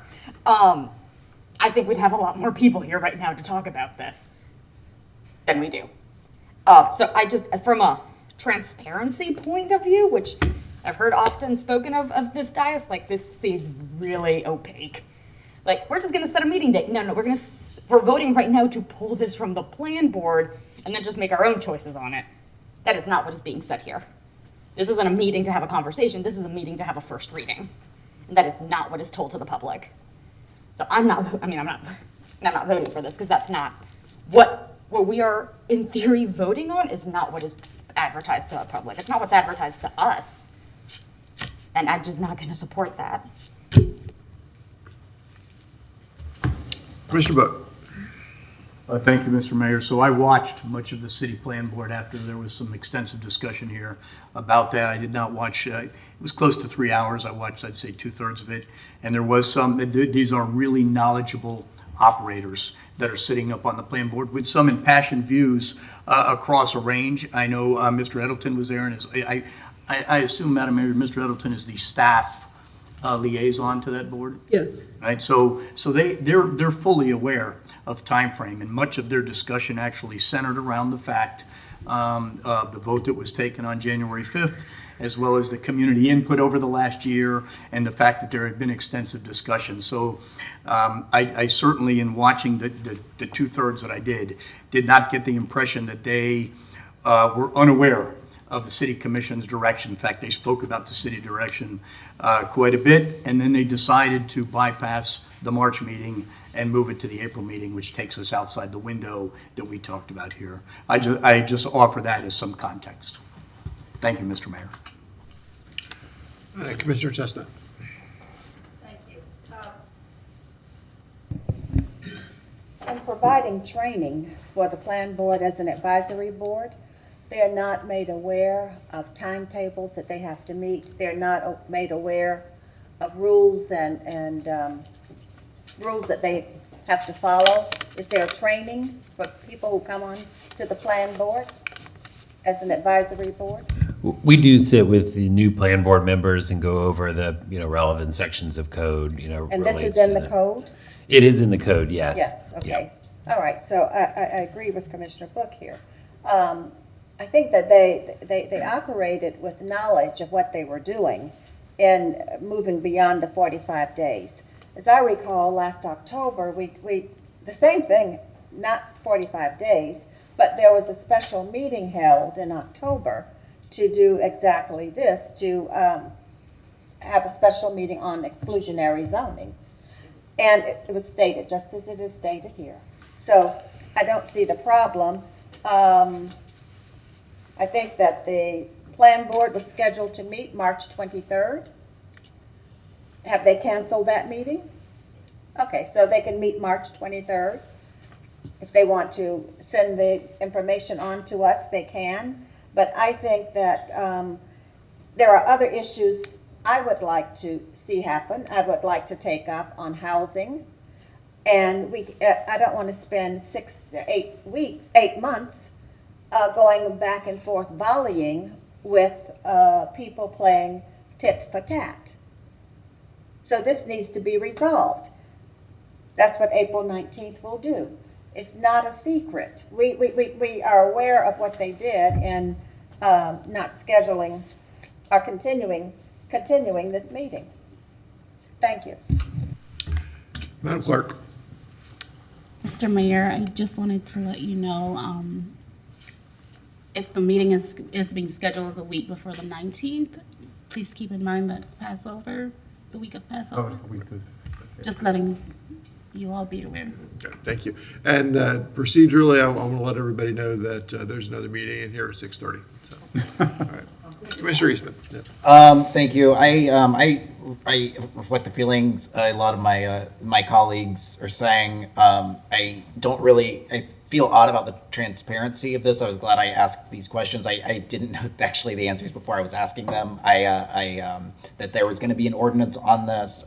I feel like this is the kind of rushing through of a big zoning change that I'd heard criticisms of in the past, but I'm also recognizing the fact that there are now 6 commissioners up here, and 2 people have reflected their position on it, and so I would love to do a protest vote against this, but I recognize what that will mean that we will be discussing this at a meeting where we are scheduling it later in April to have the same discussion in a little bit. And so I will lodge my frustrations about how I feel like this went down, but also say I will probably vote for the motion just so we can get this on the calendar. Commissioner Willets. I'm sorry, Commissioner Sacco. Andrew, when we give that training, do we read word for word and then shove the code into their skulls? I'm guessing we don't. I'm guessing we don't sit there and read the entire code because it's a lot. Right, we provide the relevant sections, which includes, plan board rules. We give them a copy of the rules and all of that kind of stuff. But like everybody else up here, there are times where staff has to remind folks. Sure. Like, hey, you might have forgotten about this one thing because it never really comes up, but here's the thing. Cool. And that did not happen. Like when they were talking about like moving it forward, we can't assume, we can't presume, I can't think that someone knew something because it wasn't told to them by staff at that meeting. There is no record of them being reminded and told to keep that in mind. Mm-hmm. So as far as we know, it doesn't happen. They didn't have that in mind. They just didn't know at the moment. Or they didn't remember it. The people up here don't remember things a lot of the time until staff is like, by the way, you need to remember this component. I know the manager and the attorney do it all the time. Because even though we've, in theory, had training and are competent in our skills, we forget things because we can't remember the whole code at all times. And as far as the October vote, the plan board at that point had made a decision, right? Even though it wasn't the 45 days when we talked about the item, the plan board had rendered a decision. Yes. So it didn't matter about the 45 days because the board had done their part. It was like, here's our opinion on it. Yeah, I can't remember exactly when the plan board took their final vote on that, but, So but it was it's a moot point at that point. Like, it's moot. Doesn't matter if you met the 45 days. You gave a decision. We can talk about it. Thank you. So my point stands. This feels a little hypocritical that we are ramming through something when the complaints before were it was rammed through. But this board will do what it wants. Thank you. Commissioner Willets. Thank you, Mr. Mayor. Thank you, Mr. Book, for Commissioner Book, for having watched it. I'm glad you did. I watched the plan board meeting, and I will say I was a little perplexed when they proposed to postpone it until April. I was perplexed because I was roughly aware of the 45 days. I did not immediately do the math, partially because I didn't know what time of the month they met. So if it was early versus, I didn't pay attention to that part of it. I was a little perplexed, and so I figured they just needed some time. I didn't know, but I wasn't going to second guess them. Maybe half of them were going to be gone at the March meeting, and they weren't going to have a quorum. I don't know. I didn't know that, but I know that I was a little perplexed. And because I was the person who objected to April 5th being the first day of Passover, the 12th is I believe, the last or the next to last day of Passover. Passover is a long festival, a long celebration, but it's not. My previous objection was April 5th because it's the first day when Seders are traditionally held, particularly for Orthodox Jews. So suggesting it for the previous week was not some, I don't know, cynical thing on my part. But thank you. That's all I had, Mr. Mayor. Thank you. Thank you. Commissioner Book. No, this is just a question in consideration of, Commissioner Wilkes, you don't have an objection to the date. I wanted to make sure we were not. I completely have an objection to the date. That's what I'm asking. Because it makes for a very long week of direct, I am required to have my rear in this seat or a seat over at the county. And I have another job, and it looks like the will of this commission to make this a part-time job permanently. So I do have a problem with the scheduling of this. I know that the previous week, Commissioner Desmond Walker has her town hall, at least tentatively, and so I know that the previous week didn't look all that great. But no, I absolutely have a problem with the date of this. I actually, what I meant, Mr. Mayor, was from a relationship of a religious holiday. I wanted to run. I was trying to be clear of that and not create an issue for you as a commissioner. No, that was the 5th. Thanks. Right. So as it relates to that, I don't like the date one bit either. I mean, that's just a fact. I'm looking at us putting meetings upon meetings, and we'll leave it perhaps at the next agenda review. We might just take a look at this week and see if there's something that can move. I realize we got a city-county meeting on there, but this particular motion is for this meeting. I recognize the week as a whole is rather packed for the city commission, and I would certainly be in favor, not from a motion standpoint, but at agenda review, maybe taking a look at this particular week in the same vein as what Commissioner Willits was talking about. Thank you, Mr. Mayor. Thank you, Mr. Buck. So I will point out that we could do this on our regular meeting day. We don't have to have a special meeting for it. It'll just be a real long meeting.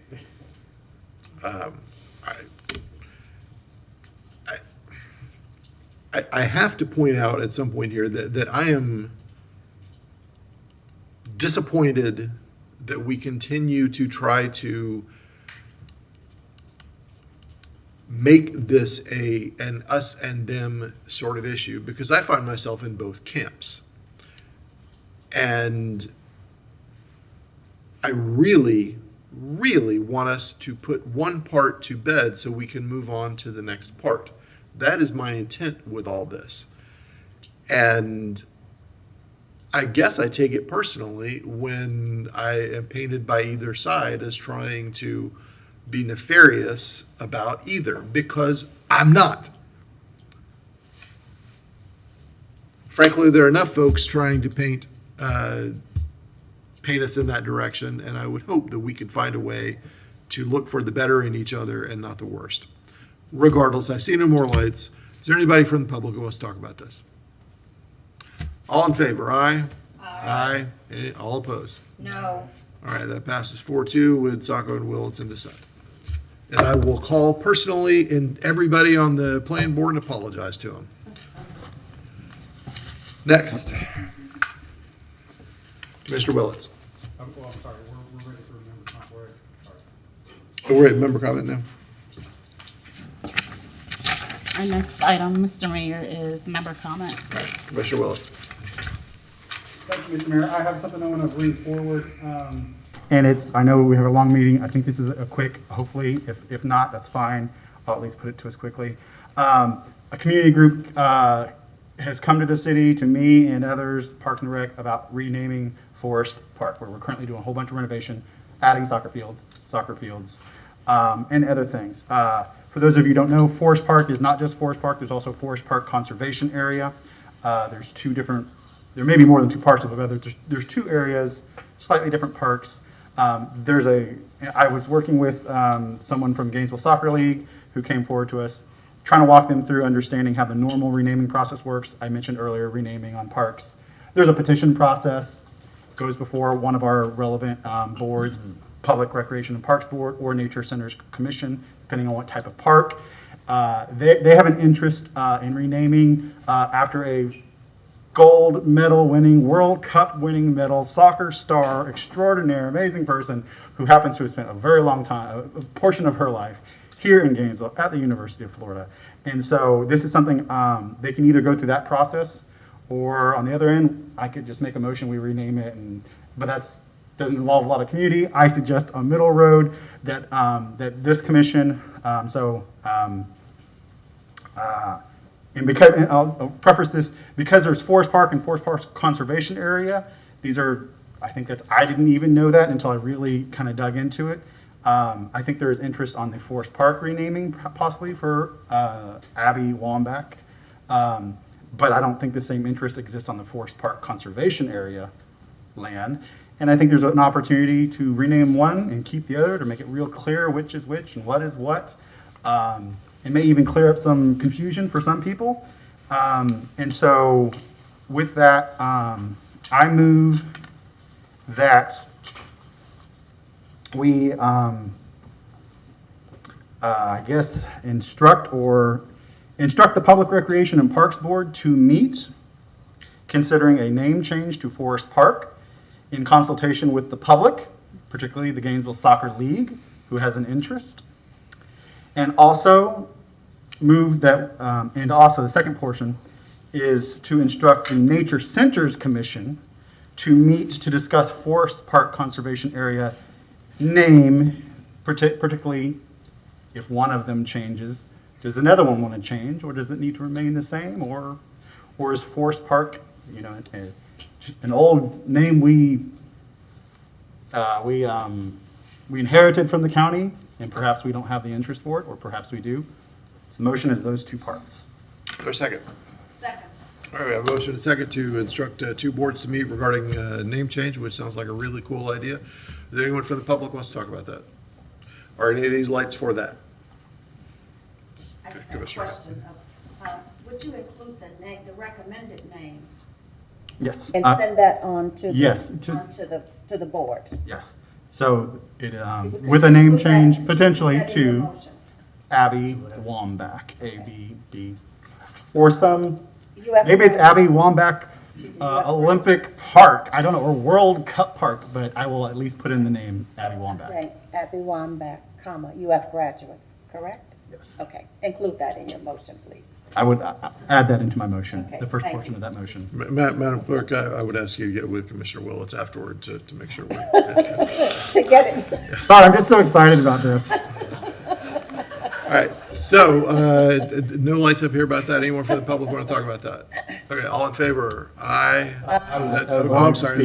So it is on that? Okay. Yeah, I mean, it sounds like all you're asking for is kick it to them to discuss it and research and potentially come back with this thing with community input.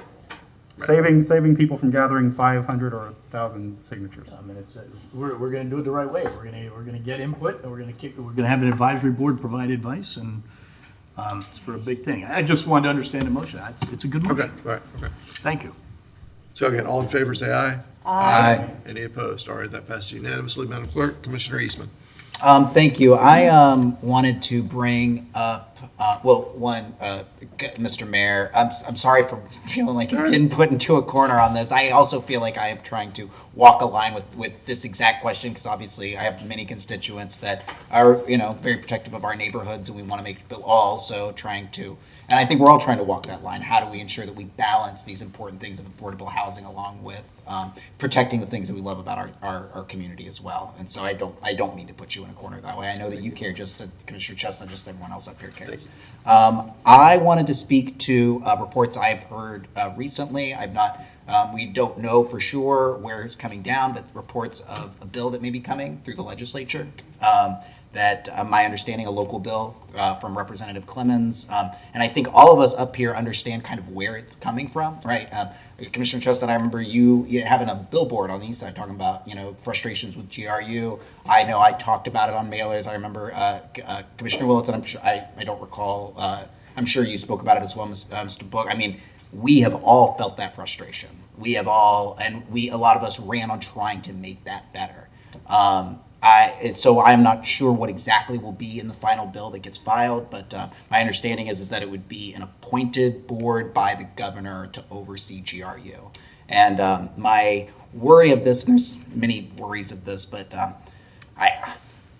putting the partisanship aside, putting the politics of any of this aside, I want to make sure that we have a working city government, one where when someone picks up the phone and they need a police officer there, that officer is there. One, when they turn on their lights are on. Digging deeper into Gainesville Regional Utilities and the city of Gainesville, we have grown together for 110 years. We have grown together.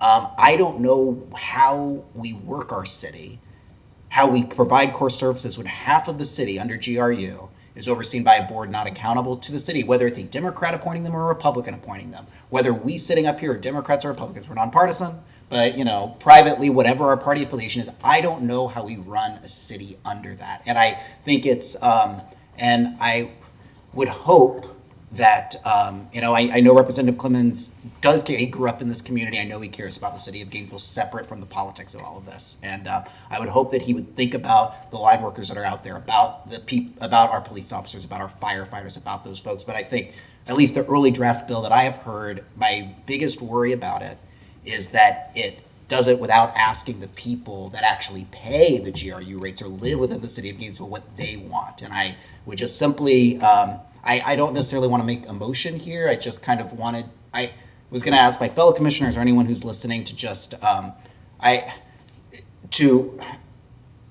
reach out to anyone that cares about having working police within our community, who cares about having electricity within our community, talk to them about what the ramifications of this could be and see if we can turn the temperature down on this a bit. And more than anything, we have voted. Our residents like to have a say in what happens with their utility. It goes back to, I was looking up on GRU's website, to 1929, 70% of the residents of Gainesville voted to limit where they receive water and electricity from within inside the city of Gainesville, voted 75% in 2022 to vote on more major sales. If we're gonna make a major change to this, the people should have a right to that say. Their voice should be heard in that discussion. And so if I can't speak to any of my fellow commissioners except up here on the dais, so I hope that if you have any relationships with anyone who can be a deciding factor in this or anyone who knows anyone who can, I just, I think this could be devastating to our ability to provide core services to our residents. And so that is what our job up here is to do. And I think we need to do what we can to continue to provide that. And I think this would be incredibly detrimental to that. Thank you, Commissioner Eastman. Commissioner Book. Just based on the late hour, it's easy for me to say basically what Commissioner Eastman just said is I'm extremely worried about it too.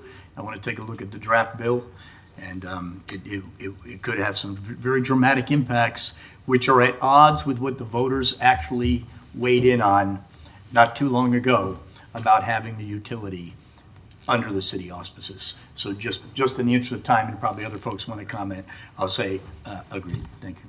Thank you, Commissioner Book. Commissioner Chestnut. Thank you, Mr. Mayor. I know the hour is late, and I wish we could have a special meeting to discuss this, but right. I see your face. Do you see our face? Oh, and I see your faces. Okay. Well, I think the one critical point that we have to remember and that our citizens have to remember is that GRU is owned by the people. Now, I don't know if the legislature or anyone can take a core service that is owned by the people without a referendum. So I don't know. It's that I turn to the attorney. Mr. Mayor, if you don't. Is your question whether I was distracted by the lobes. Oh. Whether the state. Andrew stole the show. He did. Sorry, that's the truth. He That's just the truth of the matter. The question is whether or not the legislature can take a function away from the city of Gainesville. That In the broadest sense, is owned by the people. yes. Okay. I mean, again, we've said it lots of times. Without a The referendum. legislature has a tremendous amount of power over municipalities. We aren't counties. We aren't constructs of the Constitution. We are creations of the legislature. That's what a municipality is. Aside from ensuring that the debt owed by a municipality is protected and that its creditors are protected, the legislature has wide latitude in the ways in which it can create and destroy and change a municipality. Then I suggest we all go to Tallahassee next week. Thank you. Thank you, Commissioner. Commissioner Book, I'll get back around to you. I want to drop my 2 cents on this. So yes, I do think that they can take it away. I don't know that this contemplates entirely taking it away. It certainly contemplates taking away decision-making from the people makes it a far less direct approach, from what I understand. I mean, we haven't seen any final bill at this point. I would hope that if this were to go forward, it would go forward with a component to ask the people. I mean, that's what we do is based on. Well, let's ask the people if they've changed their minds since 2018. Maybe they have. And I would go a step farther and say that I would be interested in including, about whether I'm interested or not, I would hope that my representative would, in the course of filing this, be interested in talking to the whole GRU service area. I would be comfortable even asking them, who do you want to make the decisions on this? You know, and I maybe that is something that we can find common ground on, because I think we all believe that asking the people is kind of at the core of all this stuff we do. Otherwise, we can make it a whole lot more efficient to just make decisions in an entirely different way, but that's not what that's not what we say we're about. At our level, across the street at the county, in Tallahassee, and in DC, we say that we want to hear from the people. So I hope that that will be an opportunity with this.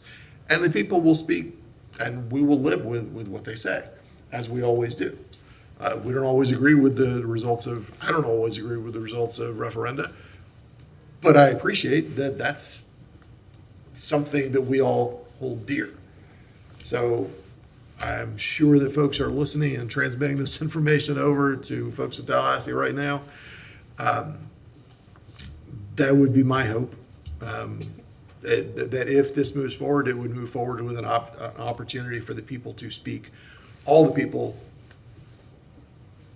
anonymously in the ballot box, and not just who shows up.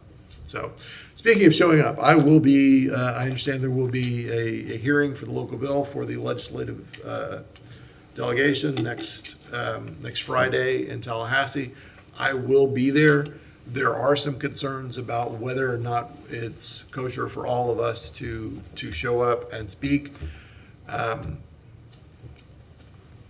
don't know. I think we probably take some risks by doing that individually, not as a commission, but individually. We probably do.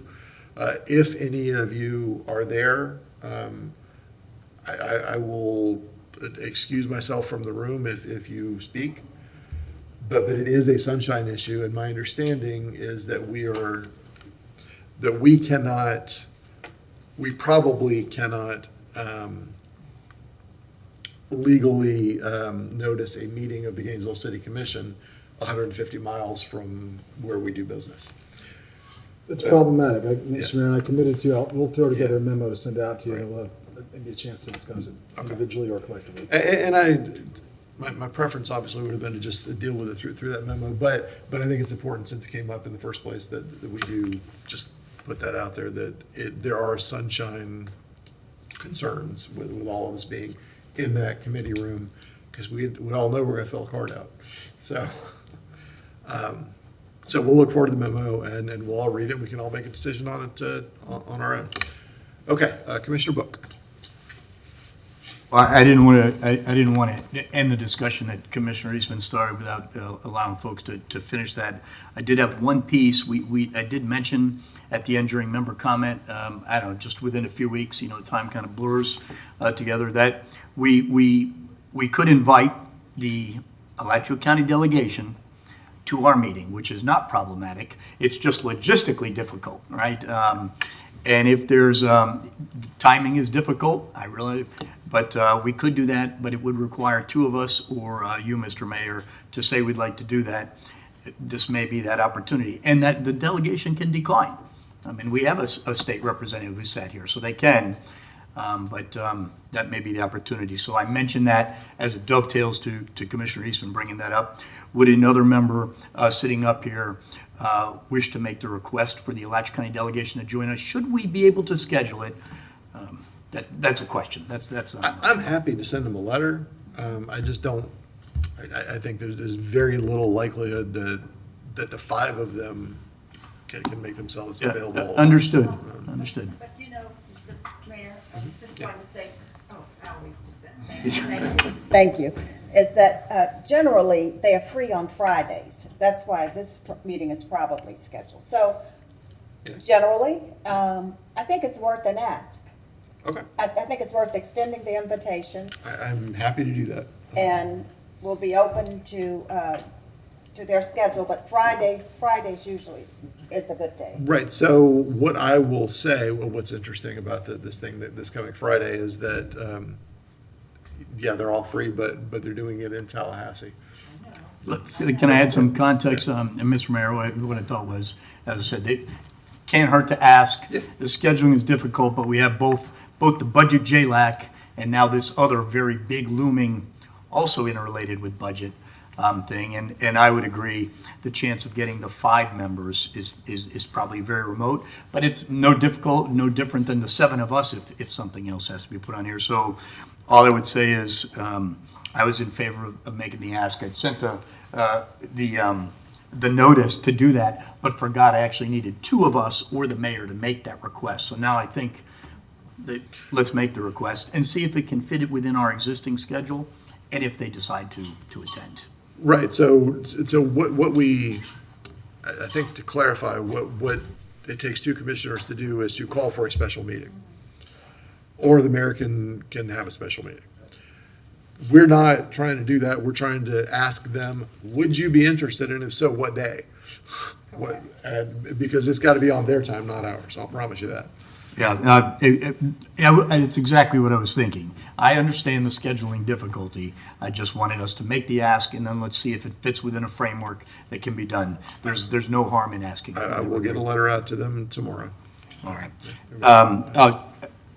I wanted to give Commissioner Eastman, where you concluded. I wanted, since you had brought that up, I didn't want to cut your discussion short there. Okay. So for the next 3 hours, what I intend to do is I want to short circuit task information that's probably going to cause our charters and members of many of the staff of the city to have to do work. And it's based on a memorandum that came from Mr. Nee to all of us related to an enjoined lawsuit that we're in on HB1 going back to 2021. I don't think today, because it's late, we need to get in that discussion. My thought was, if we can at least give some direction to the charters that for the next, until we can schedule this for a regular agended item, that we make sure that they do not feel that if there's some response from this particular group, that they have to provide staff, time, resource, and money when we have other issues. And then the discussion can be whatever it is, but I'm looking at a temporary hold. And I think that would probably be worthwhile. So I'll stop there, and then I'll have one other thing, but would like to hear from my colleagues. Commissioner Sacco? So our contract for services with that law firm means that we are not responsible for staff or money. That was the condition, and that's the condition under which we signed on for their services. We do not owe them money, we never will, and if they demand it, they are not owed it until that comes to us. So no action is really needed there, because we're not responsible for any of that. Is that accurate, Mr. Attorney? That's my recollection, but. Yeah, the city attorney can weigh in. Yeah, the direction came from the commission, summer 21, to retain the Public Rights Project and Community Justice Project to represent the city in a facial constitutional lawsuit against the governor and other state officials related to House Bill 1. The terms of the retention agreement was that it would be pro bono, there would be no costs, no fees, no expenses, nearing back to the city of Gainesville. What's happening now, though, is the litigation is entering into the discovery phase. And so I received a communication from the attorney with Public Rights Project a week and a half or so ago, laying out that they're going to need assistance coordinating with, the discovery will be potentially vast. So it's documents, it's memos, it's correspondence, it's budget documents, it's the budget personnel, it's the finance personnel, it's the law enforcement personnel, it's commissioners past and present who they may need not only discovery from, but to serve as witnesses. So yes, dollar-wise, hard dollars, Commissioner Sacco is absolutely right. Her memory is absolutely correct. We are not on the hook for any of it. But that's not to say there will not be resources that they will need in order to continue to pursue this litigation. But if I may, at that point, records pulling, we have a process to pull records. And we can't hunt down former commissioners. So there's a process to pull records and request what records, like when the discovery request comes in, we'll know what they're asking. We have a system that does it and saves it all, like we do with our regular records. It just kind of passes on. It would be akin to, voluminous public records requests, I presume. So, yes, we do have records and we do keep records, and we do have personnel, and then my point is that there's not resource intensive in terms of dollars, but it may be in terms of person hours. So, Commissioner Book, did you want to? Yes, sir. Follow through on that? I have some questions about it too, but I didn't want to get in your way there. Thank you, Mr. Mayor. Commissioner Sackley, you're actually no hard dollar. I actually asked those questions too and needed to know, and what Mr. Nee just said, this is what I worry about in our staff time. He says there's an expectation that city witnesses must be made available from numerous functions of the city, including witnesses from the highest levels of the organization. There will be a need for extensive assistance in sourcing documents, data, and other notes and correspondence. So I really don't want our staff time and charters at all levels to invest in this particular resource request until we have the opportunity to potentially make a decision and give precise direction on what we want to handle with this particular issue. We're a plaintiff with no claim at the moment, but that wouldn't be for the discussion tonight. The only thing I was hopeful for us as a group, and I could make that motion if we need to, is that we allow staff and the charters to recognize that they do not need to respond to requests for this type of thing, should it come in, until we're able to agenda it and give them clear direction. So let me just ask real quick, Mr. Attorney, if we were to disengage from the suit, and I'm not saying that we will, but if we were to disengage from the suit, would we still be, I assume that they would probably still subpoena some of us, or subpoena is probably the wrong word, but that we would still be asked to give testimony as having been a part of it for the previous 2 years, year and a half. Perhaps, Mr. Mayor, but I'm not sure what the relevance would be. The heart of the claim that the city, that's been pursued under the city's name, is that there is an apprehension or an inability to fully serve your functions in budgeting. Okay.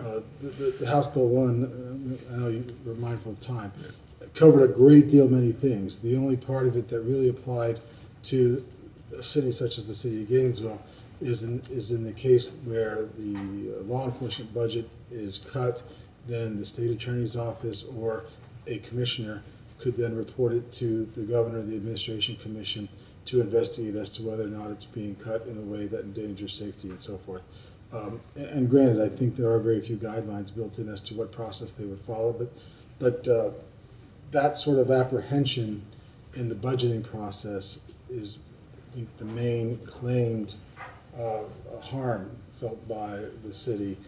But it would require, again, details of the budget, details of various aspects of the budget, of the finance, and of the law enforcement. So I don't know whether it would matter if past commissioners would just, detail their sense of apprehension if they felt any or not. What do you think the likelihood is that we'll be asked to put resources into this prior to April 6th, which is our next commission meeting? I don't imagine so. That's not very far off. It'd be hard to schedule any witness in that short a time period. They may want to try to schedule things, but I don't think the commitment of time would be in place then. So we could probably wait until we could agenda this right now for April 6th. A discussion on April 6th, so that we're having it all together. Commissioner, yeah. Oh, that's precisely what I do want to do. I want to make sure that if something were to come in between the time of now and when we were able to discuss the matter and what the direction might be on that time, that staff that neither the charters nor the leaders nor the staff feel obligated to have to do that until we can give them some clear direction, that's all. We need to insulate them from any potential short notice response when they've got some other things on their plate. Well, we should be probably careful about how we word it, and I would say that we, with that exception, we'll agenda it for April 6th, a discussion. No, all I was asking was that we agenda the item. There you go. All right, well, with that exception, we will do that. Okay. I have one other comment. Yeah, It has go ahead. had nothing to do with that. This is just a kudos. One Nation, One Project did a large presentation out at the MLK Center, Madam Manager. The attendance was tremendous. The interest in this aspect of gun violence versus how you do arts and cultural programming was tremendous. And the presentations, I didn't actually know one of the staff members. I know Ms. Stone, so Brandy Stone from Gainesville Fire Rescue. Cherie Kelly, I'm not sure what. Park Recreation. Okay, thank you. But they did a very professional presentation, and they also had tremendous interest. So we have gun violence that the Mayor Pro Tem has declared that we need to do something about. We're all on board. And I just thought it was important that there is incredible interest in this particular piece of the segment of what you do comprehensively regarding gun violence. Thank you, Mr. Mayor. Very good, thank you. All right, I see no further lights. I thank you all for your 5 hours worth of attention, and I appreciate you, and we'll see you soon.